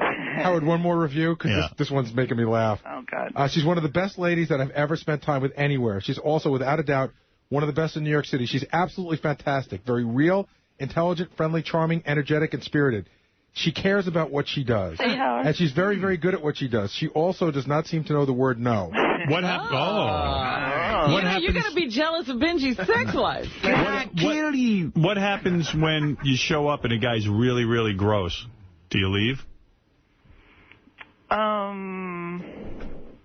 No, you kind of have to do it. I don't do black guys normally, but I kind of didn't screen someone totally, and they were, very light-skinned, and I kind of had to do it because I felt like that would be insulting if I just said, I can't do you, you're black. I mean, but he was bigger, and it wasn't as comfortable. Oh. But it's not a racial thing. It's just my comfort. A comfort thing. Yeah. Yeah, sure. No, definitely. Are you a college graduate? Yes, I am. Okay. What college? SUNY Binghamton. Yeah. All right. What are you wearing right now? Nothing. You're completely nude. Yeah, I'm laying on my bed. Let's put some underwear on. No. All right. Hold on there, baby. Daphne. What? If the cameras want to go after the show, I'll go meet her right after the show. You will? The cameras? Yeah. Are you copy editing No. today? Anonymity. Well, can we meet? Can we just meet? Can we block your face and meet you? I don't want to do that. Just go meet her. I have tickets to a show tonight. Do you want to go to the show tonight? Well, go with her. Go with her and report it. Okay. What kind of show is it? What time is a sweaty rock show. The best band on live. I'll tell you what, I'll call you right after the show and we'll figure something out. And I'll report back. Okay, but is it a bit for you? I bet it's just like a... No, he wants to fuck you. If you're that girl in the picture, it's not a bit. He's more than happy to do you. But I'm really like you, Benji. All right, so maybe he'll like you. Yeah, who knows? All right, you seem wacky enough. Are you going to put out right away, or are you going to hold hold back on? He's going to bang you. He'll probably bang you tonight. I don't know. We'll see. I mean, that's a lot of, I mean, why should he have to wait, right? Right. Yeah, I mean, that's the thing with the business. It definitely does affect you that way. And I assume I'd get some sort of discount. No, you'll be free. Oh. Kate, what do you want to say? Yes, Kate. Hi, I think she's full of shit. Well, we're going to find out if she's the real deal or not. Benji's going to go see her. If she's a copy editor, why is she doing this? Extra money. That's not unusual in New York. And she even said, she's like, it can be good money. So if it can be good money, why wouldn't she make it good money? Why did you say that? Because she doesn't have a lot of money. Hey, Daphne, it says you do couples work. Are you bisexual? Yes, I am. I just actually saw a couple that's a regular couple this weekend. Yeah. Benji, I think, is getting turned on to this whole thing. She's very pretty. I mean, if that's your picture... You would be intrigued, though, by having... the whore part? Yeah. No, actually, it's not like... It's interesting, like, to talk about, but it's not attractive. But what about the possibilities of having sort of a wild kind of sex Anything life? goes. Yeah, with swinging. No, that's cool. That's cool, but it's... The whore thing is a little bit of a stigma with my family. Right. See, they don't have to know. They don't have to know either. You're not marrying her. She's a copy editor. No. Daphne, blowjob artist. Since you do couples, can Fred come too? I'll do Benji while you watch. You mean tag team? Right. All right. Hey, listen, I got to go, Daphne, but I'm assuming I'll put you on hold and get all the hookup information. Thank and you Benji, so much. go out with her tonight and let's find out how it is. And I love you all. Love you too. Hold on. All right, Daphne. She's turned out to be a good caller after all. Yeah. All right, let me put her on hold. I know how to do that. Okay. You going to bang her? Sometimes those decisions are too hasty. He has to. She speaks French and Greek, so she's not an idiot. That doesn't matter at all. No. All right, Robin, what else is in the news? Marion Jones, we were talking about her yesterday, how she came clean and said, yes, she has done steroids in her past, and now she has to... Oh, Howard. What? Speaks French and Greek is a sexual term on her website, probably. That means she does oral and anal. No, she's saying she speaks different languages. No, it means she does oral and anal. Oh, yeah? Yeah. Oh. Why would she say I do oral and anal? It's like, I guess it's the cool whore thing to do. Oh. All right. Learn something new every day. I would have no idea. So Jones sent back her 5 I think she's medals. educated. She is educated, but not in the way you think. All right. She sent back her 5 medals. The Olympic Committee got the medals, but now they want the medals of the other teammates. Yeah, well, that's why I said relay the real tragedy of this is that the girls who did relay with her will have to return their gold medals. Can you imagine? Yeah. That's why it's a real tragedy for these athletes. I mean, these athletes devote their lives to this. This is their one big moment. They wait 4 years, incredible training, and then they get out there and they do the fucking passing the baton thing with this broad, and now they all have to give back their medals. Well, the International Olympic Committee is expecting them to turn over the medals on their own. Can you imagine? Well, listen, the Olympics, one thing, they are serious about steroid use. It shows you. They're serious about it. Well, they said they're going to make sure, and all young athletes should know, that you will be caught and you will be publicly humiliated. They are also asking her to return some bonus money that she got for winning some of the races, but that's not, it's a pittance compared to what she's made in endorsements and that sort of thing. Mm-hmm. They're talking about $100,000. So I thought that's sad for the other people who did nothing but get assigned to run in a race with her, that now they are tainted too and they have to turn in their medals. Here's the USADA CEO Travis Tigert, who says Marion Jones' lies tripped her up, number 4. Yeah, I kind of not clear on how she got caught with all this stuff, Well, it was the Balco investigation. That's the same group that, Barry Bonds is sort of tied to. And there was a whole investigation, and she had to testify. Once you decide to go down the path of deceit, as she admitted in her press conference on Friday, it ultimately ends in destruction. And we hope it's a stern reminder to athletes not to make the decision to cheat. And Marion Jones here saying she takes responsibility for her actions. Making these false statements to federal agents was an incredibly stupid thing for me to do.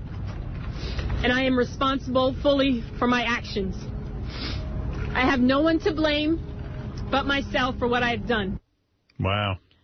It was funny because I was looking at TV last night, and they did show some tape of her winning one of those races in the year 2000, and you see tape of her now. Whew, there's a big difference. I mean, in terms of her muscularity. Yeah, oh, boy. Well, the great thing about our country is she will be on Oprah now. She'll write a book. It's going to be a whole second career. In fact, I've never even heard of this girl till now. I don't really follow this kind of thing. And I'm telling you that it will work out for her in the end. God bless America. Anything else? It's a shame. Yep. I saw over the weekend that Fred Thompson, the guy who just announced that he's running for president, that his wife was upset that she's being called a trophy wife. Well, look, she's a very attractive woman. She's much younger than him.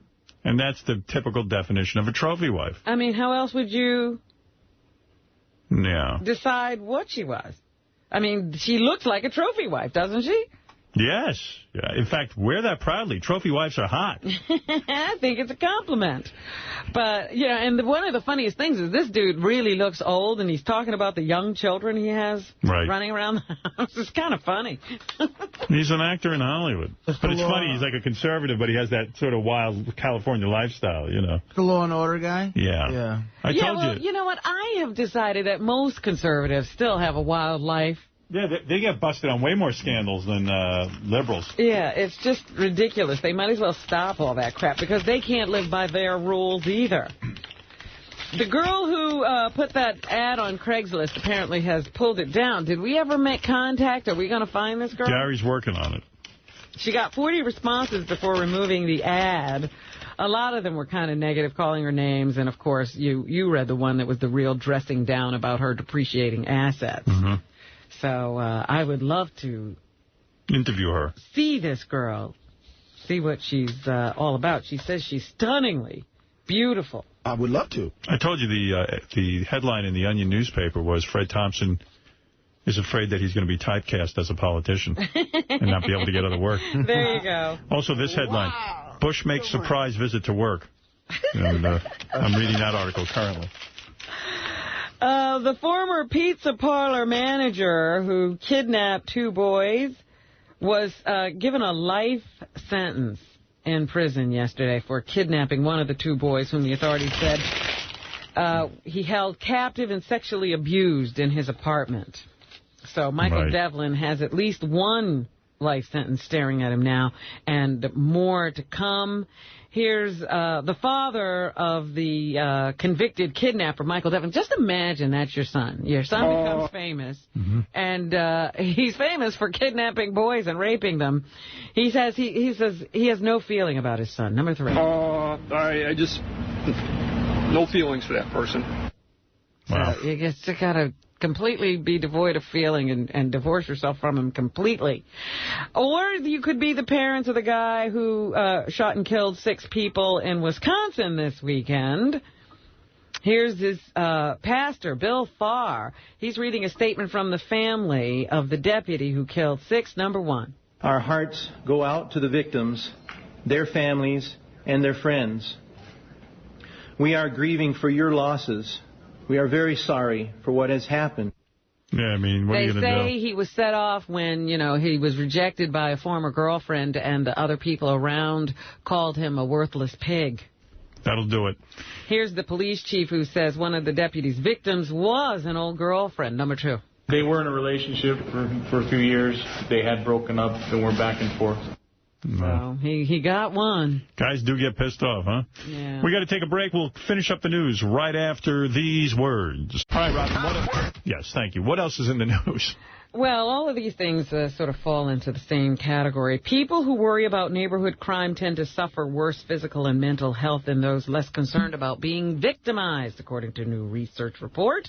The study shows that fear of crime is not just an emotional response.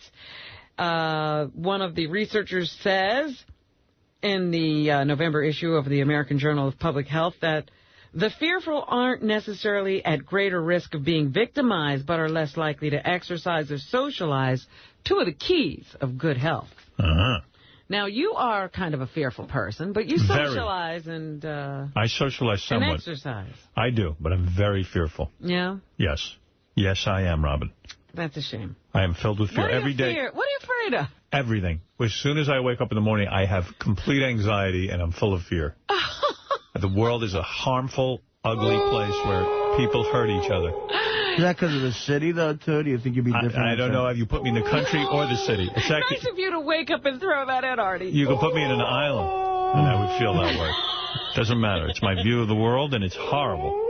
It's funny because, there's been something going on in one of the neighborhoods I live in. And Gary said he worried about me all weekend one weekend. I didn't even know it was happening. There you go. A lousy marriage may literally make you sick, as bad relationships can raise your risk of having a heart attack.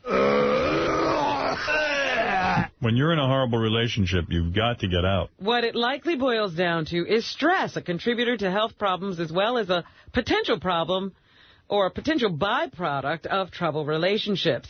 In a study of 9,000 British civil servants, most of them married, those mired in the worst relationships were 34% likelier to have a heart attack or have heart problems during the 12 years of follow-up. So just remember that. It's also bad for your health in general to stay in a bad marriage.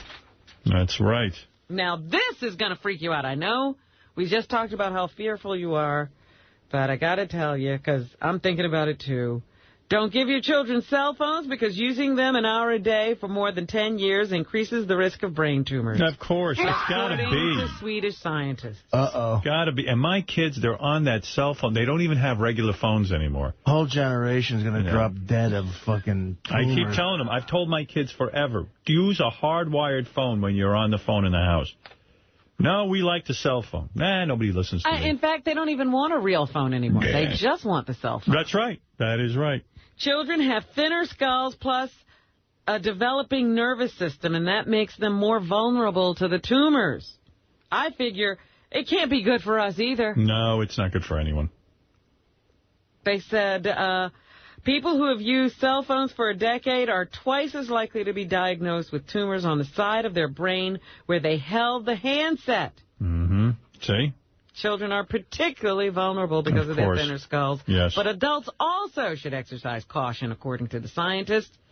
That was published in the Journal of Occupational Environmental Review. So just remember that stuff. Yeah, I hate those. I hate it. I hate the way they're on the cell phone all the time. But I see people, you know, they constantly are talking. What are they talking about? Believe me, nothing. There's nothing that important.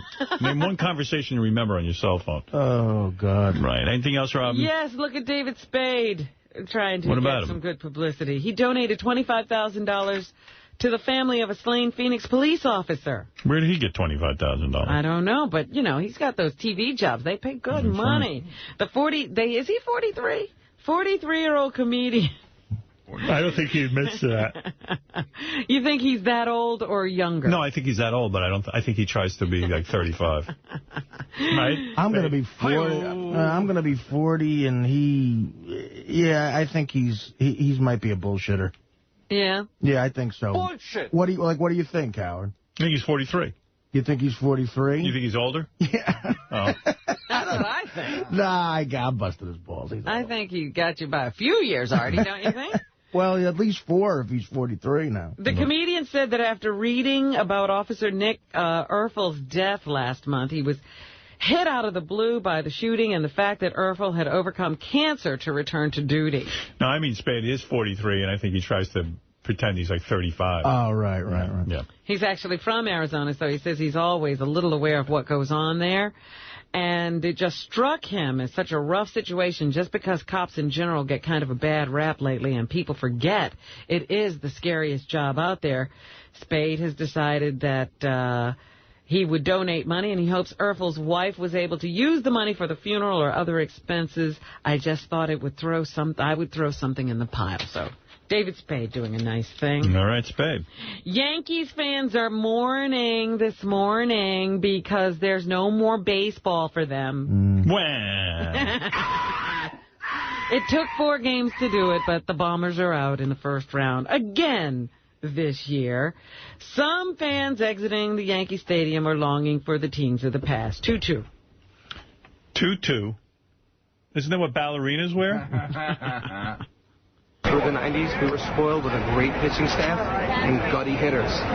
Now we have overpaid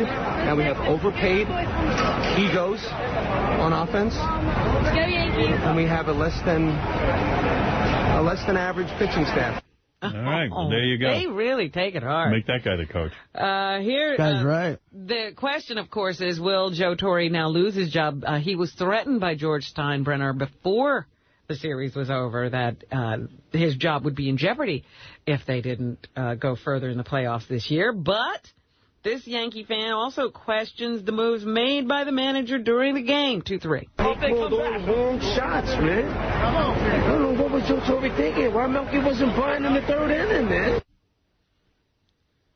All right. There we go. We just have to wait. What did he want in the third inning? Melky. Oh, Melky. Melky Cabrera.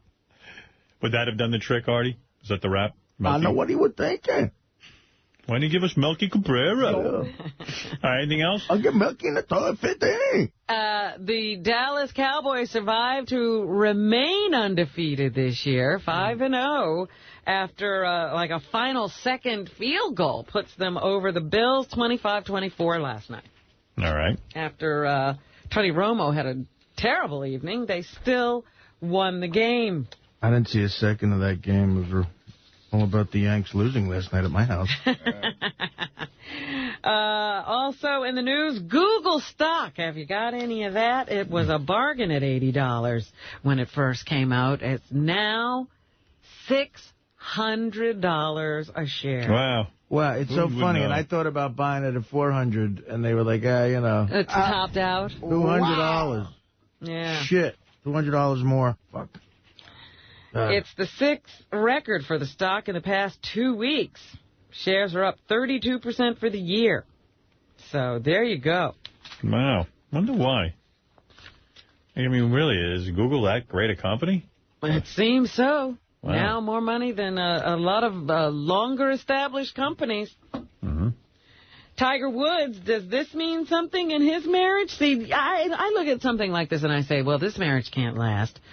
Tiger's wife was seen in Sweden walking around with their 4-month-old daughter. Hello, here's my baby. Yeah, but he's nowhere to be found, right? Well, it was also the baby's baptism. And he was playing golf. He was nowhere to be found. The guy's making a living. Her family showed up in droves, but Tiger was reportedly nowhere to be found, lowering his standing with the in-laws, according to The Times. Tiger took 3 months off the golf circuit to spend time with his wife and daughter after the birth, but now he's back on tour. So he doesn't make little things like her little baptism, which is usually, something that will remain in a woman's mind. No, a lot of women don't understand what it is to have a regular job and what that commitment means. They've never had jobs. Right. How could they know that? Exactly. Bruce Springsteen is suddenly all over TV. VH1 will air 2 songs live from the Boss's Meadowlands concert tomorrow night at around 8 p.m., according to the network. The live show is the culmination of a mini marathon of Bruce stuff starting tonight on the Music Channel, including a sit-down interview taped last week with one of his early biographers, Dave Marsh. Springsteen performed live last week on the Today Show and has a major profile airing, at least it aired this past Sunday on 60 Minutes. So could American Idol be next? Bruce is desperate to sell albums. Lucky. Does have another #1 album to show for all this effort. So. Aren't you going to have to blow a guy if Bruce goes on American Idol? No, that's not what I said. You're going to write the Sibian, right? No. Oh. You guys don't remember, do you? What did you say? I said that I would have a cheesesteak. Oh, no. No, I said I would shock my fucking balls. Oh. And I really don't want to do that. I'd rather ride the Sibian. My balls, like, what? That's got to be awful. What were you thinking? Yeah, we'll let you ride the Sibian or blow a guy if you don't want to get your balls shot. Wait, let me write this down. Blow a guy. Robin, what else is in the news? That's fair. Let's see. Ben Affleck has a new movie coming out. He's saying some wild things lately, like, J-Lo, his relationship with J-Lo ruined his career. Oh, a scoundrel. Like I say he's going to leave Jennifer Garner for Jennifer Aniston. Yeah, they're in a movie together. They're making out all over the place. I think his relationship with shitty acting talent ruined his career. Wait a minute. Aren't those scenes from the movie? Yes. I'm saying they're going to fall in love on the set. Oh, you think? Because yes. I saw that she's cavorting over in Hawaii with Orlando Bloom. So she's not hurting for company. Here's Ben Affleck. I guess they're delaying the release of his movie Gone, Baby Gone in Great Britain. Here's why. Number 6. They had done some research, and the research actually indicated, they had shown people the movie, and they had done some polls, and people were didn't object to it at all and weren't bothered in the slightest. But I think they just felt like... That's a major victory for Ben Affleck. A movie where nobody was offended. To err on the side of good taste and, you know, just postpone the release of the movie until... Why? What's the movie about? I guess it's about a missing kid. Oh, okay. You know, and they're having that problem with the family who was vacationing in Portugal and the baby disappeared. Okay. So, yeah, he's going to see the movie delayed over there. That can't be good news for him. Dancing with the Stars, big news. Carrie-Ann and Alba. Yeah, I watched it last night. I didn't get to see it all the way through to the end. You really love sitting through those dances. Yes, I do. I do. And so does most of America. And you're still into The Bachelor as well. Absolutely. Now, did you watch last night's episode? Of The Bachelor? Yeah. No, I couldn't stay up that late, but I have it on TiVo, and I will be seeing it today. Did you see the promos? You know what's going to happen? Yes, I do. The guy has a twin brother. They're going to fool the girls. Big episode. Oh, one of those things? A twins episode? Twins episode.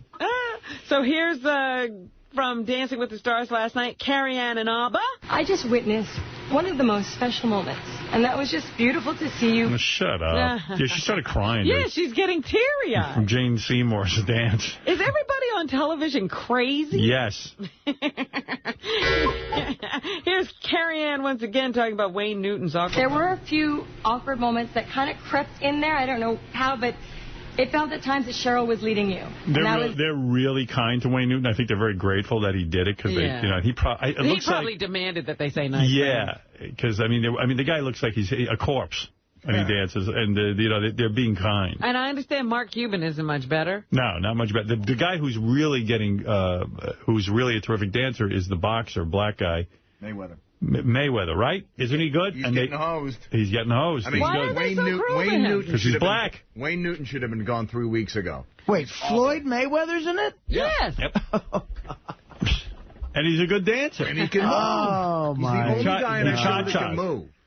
He's very good. But they don't like him at all. And again, the show's a ripoff. They got a chick who's a professional dancer competing. She's in the Cheetah Girls, which is a dance troupe. Right. And isn't she like 800 pounds too heavy for that show? Yeah. The whole thing's horrible. But boy, she's a real cheetah girl. The professional dancing girls on that show have the best bodies I've ever seen on human beings. I mean, dancing will get you into shape. I said to Beth, why do we belong to a gym? Why don't we just go take dance lessons? I'll be ripped. You'll be ripped. Well, are you going to sign up? No. Here's Judge Bruno Tambioli. I ain't going that far. Or Tonioli. What's his name? Bruno Tonioli. Talking about Marie Osmond's Meryl Streep-like dance. It was always absolutely right. The Meryl Streep of dance. There you go. Congratulations. Oh, that poor girl. She just wants attention. Thank God for Marie Osmond being on TV again. Thank God for this show for her. Yeah, I never saw a girl happier than when they give her praise. It's a life-saving thing. Whee! I'm not crazy. Anything else, Robin? I'm not running away from my kids. Right. The Heartbreak Kid is in theaters now, starring Ben Stiller. And I must say, it's nice to see him on screen with his dad. Yeah. You know, they can, Jerry's still got it, and he can still work. It's great. There's a funny scene in that movie. He's in bed with his new wife, and he's starting to realize that he doesn't love her that much because she's real annoying. And all of a sudden, they finish screwing. And she screws like a whore. I mean, she's into all kinds of weird positions and shit. And he's starting to realize she's not the girl that he was into. And then she gets into the bathroom after they fuck. And she's in there. And all of a sudden he hears.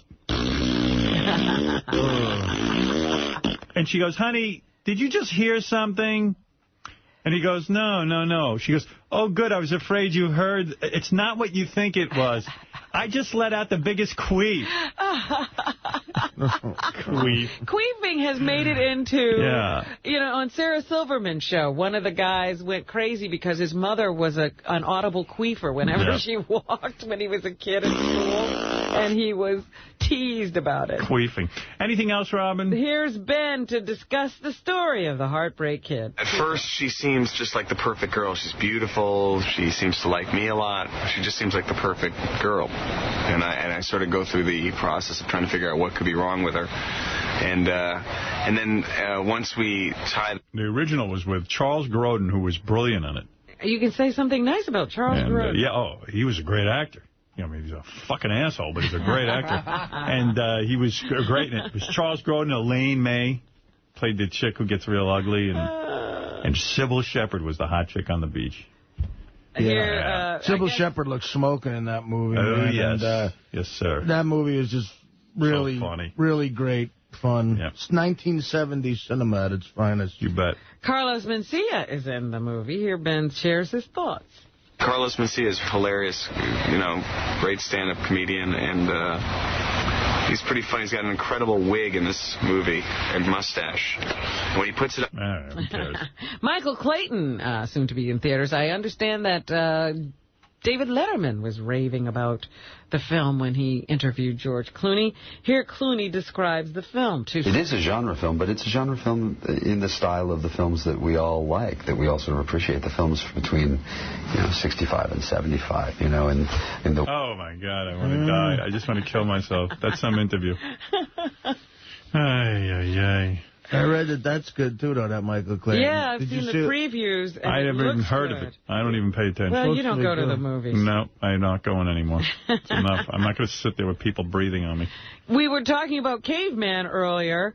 It airs tonight on ABC at 8 o'clock. Here's Joe Lawson. I guess he's one of the cavemen. Boy, he explains what the show is about. Jay Thomas's rap on the Caveman show is so right on the money. It's a show about acclimation. It's a show about wanting to fit in versus the need to sort of stand out and be recognized. All right, I'll be sure not to watch it. Right. I heard one producer say, it's a show that it tackles the race issue. People do not know how to promote films. They don't. I mean, even Ben Stiller. This is a movie. Carlos Mencia is very funny. No. Talk about the queefing scene. We got queefing. Yeah. That's how you promote. Same with the George Clooney. This is a genre film. Just shut up. Nobody talks like that. Get real. Keep it real.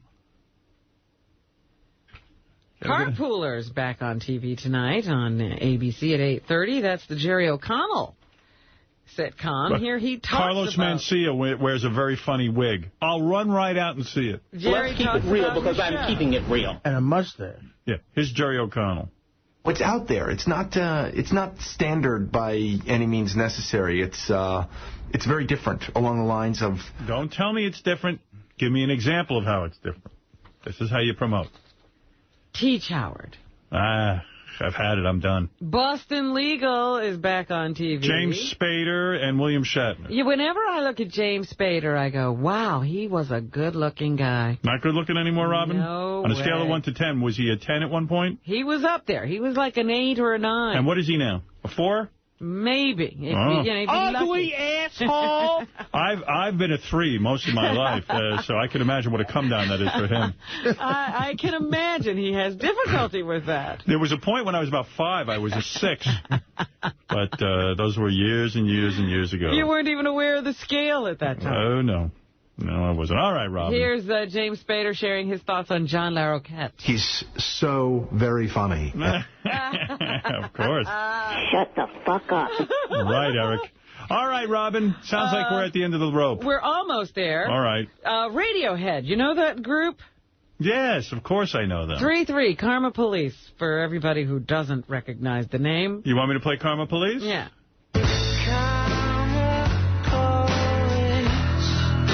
Karma Police. I would imagine those are the people who regulate karma. Would you go to bed, Artie? Huh? Honestly, I'm falling asleep. Look at your eyes are crossed. Go to sleep. You know what I did? You know what I have to do today? I have to take Subutex because this is the days I'm afraid I'm going to go to drugs. Because of the Yankees? No. I'm up. Big baby. What's the matter now? I have to shoot a TV commercial this afternoon for... I agreed to do a commercial for this New York Comedy Festival. Yeah. And then tonight, of all things, I have to do stand-up at a private party in Queens. Boy, they must be paying you a boatload. It's a favor. How do you get into these things? I don't know. I don't know. Are you making at least 25? I'm doing somebody a favor. Favor? Yeah. Do yourself a favor. Get out of that. What am I doing? Tuesday night. What are you doing, man? What am I doing? This guy, he needs career guidance. I know. As you know, I got some good advice before, but I had booked the shit. Sleep now so you can perform well tonight. Now, are you saying the Subutex is making you feel this way? No, I took he needs it to get. He's got a lot of anxiety. Yes. Sleep thank now you. so you can perform well tonight. Go ahead, fall asleep. I'm fine. I'm here. Come All right, on. Robin, What is it? anything else? What is it? What I was going to tell you about Radiohead is they decided that they were going to put their album on the Internet for free. Now, is the record company happy about that? I don't think they have a record company. Yeah, I heard about this. Bands have figured something out. Here it is. Yeah. When a band, a big name band, Radiohead or something, when they do business with a record company and they sell a record, do you know how much of a percentage they get on that record? How much? 20%. Oh. So, with the record business being in the shithole now because everybody downloads for free, right? They figured out if they give away the record for free, just give it away. Here it is on the Internet. Go listen to it. Right. Then when they go on tour and people want to hear this music, they make their money. They don't make their money with the record.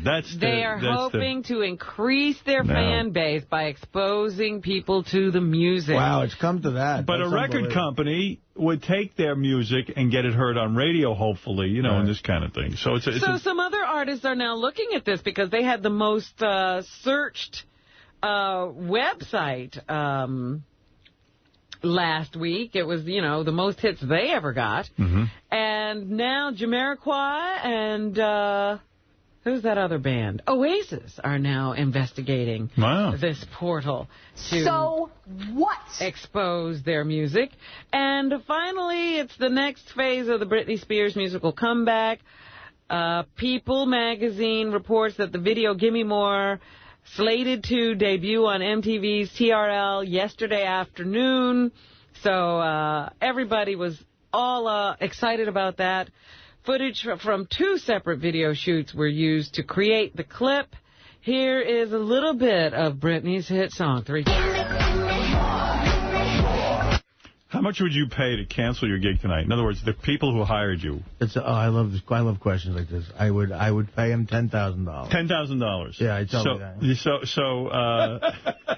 But isn't it a good idea to hire Artie for private parties? And he'll pay you. He'll pay you to get out of it. You know what? Right now, I think I would do that. You would. So why don't you call him and say, I'll pay you $10,000 not to show up tonight. They might take it. And I don't know. It's like a cancer charity party. That's a party. I know. And I'm sitting there, and then the guy tells me, oh, I wanted to strangle the guy who booked it for me. Because first he's like, yeah, you know, it's going to be all adults, you know, rated R. And then 3 days ago he goes, oh, by the way, there's kids there, so I don't know what you want to do with that. I'm like, oh, yeah. I'll pay you to meet exactly. Now I got to rewrite the fucking an act. Done deal. Oh, I got such agita. No wonder you're exhausted. You going to take Subutex? I'm taking like 3 of them already. Oh, really? No. What does that mean when you take 3? It means she really wants heroin bad. You're a mess. You really can't fight the feeling today, huh? It means it's over on a lot of levels. He took 3 Subutex. And it's only, what, 11 o'clock? Yeah, there's plenty of more hours for more Subutex. You can get me high with like an enormous heroin needle, like 6 foot. If we took, like, the elephant tranquilizer. Yeah, if you inject it into my brain. Listen, go off and go rewrite your act. Robin, is that what's happening? That's what's happening. All right, thank you, and we'll see you tomorrow. Artie-Lang.com. Hire him for private parties. He'll make a fortune. You're right.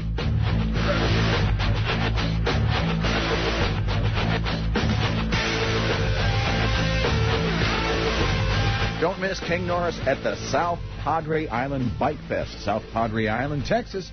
Opening for Robert Cray Saturday night, October 13th, 8 p.m. Don't miss it. See the Killers of Comedy October 19th in Buffalo, October 20th in Pittsburgh, and November 3rd in Boston. For more information, go to RevBobLevy.com. To book Benji and his Naked Lesbian Bachelor Party Strippers and to see their new, dirty, interactive website, go to dialadancer.com or call 1-800-414-7808. Join Artie Lang for a spectacular time at Caesars Palace, November 15th. It's you, 3 of your friends, 2 nights hotel, round-trip airfare, and 4 front-row seats to the Comedy Festival. Details at Sirius.com. Exclusively from Beck's Pilsner. Life is what you choose. Beck's. Take it to your house.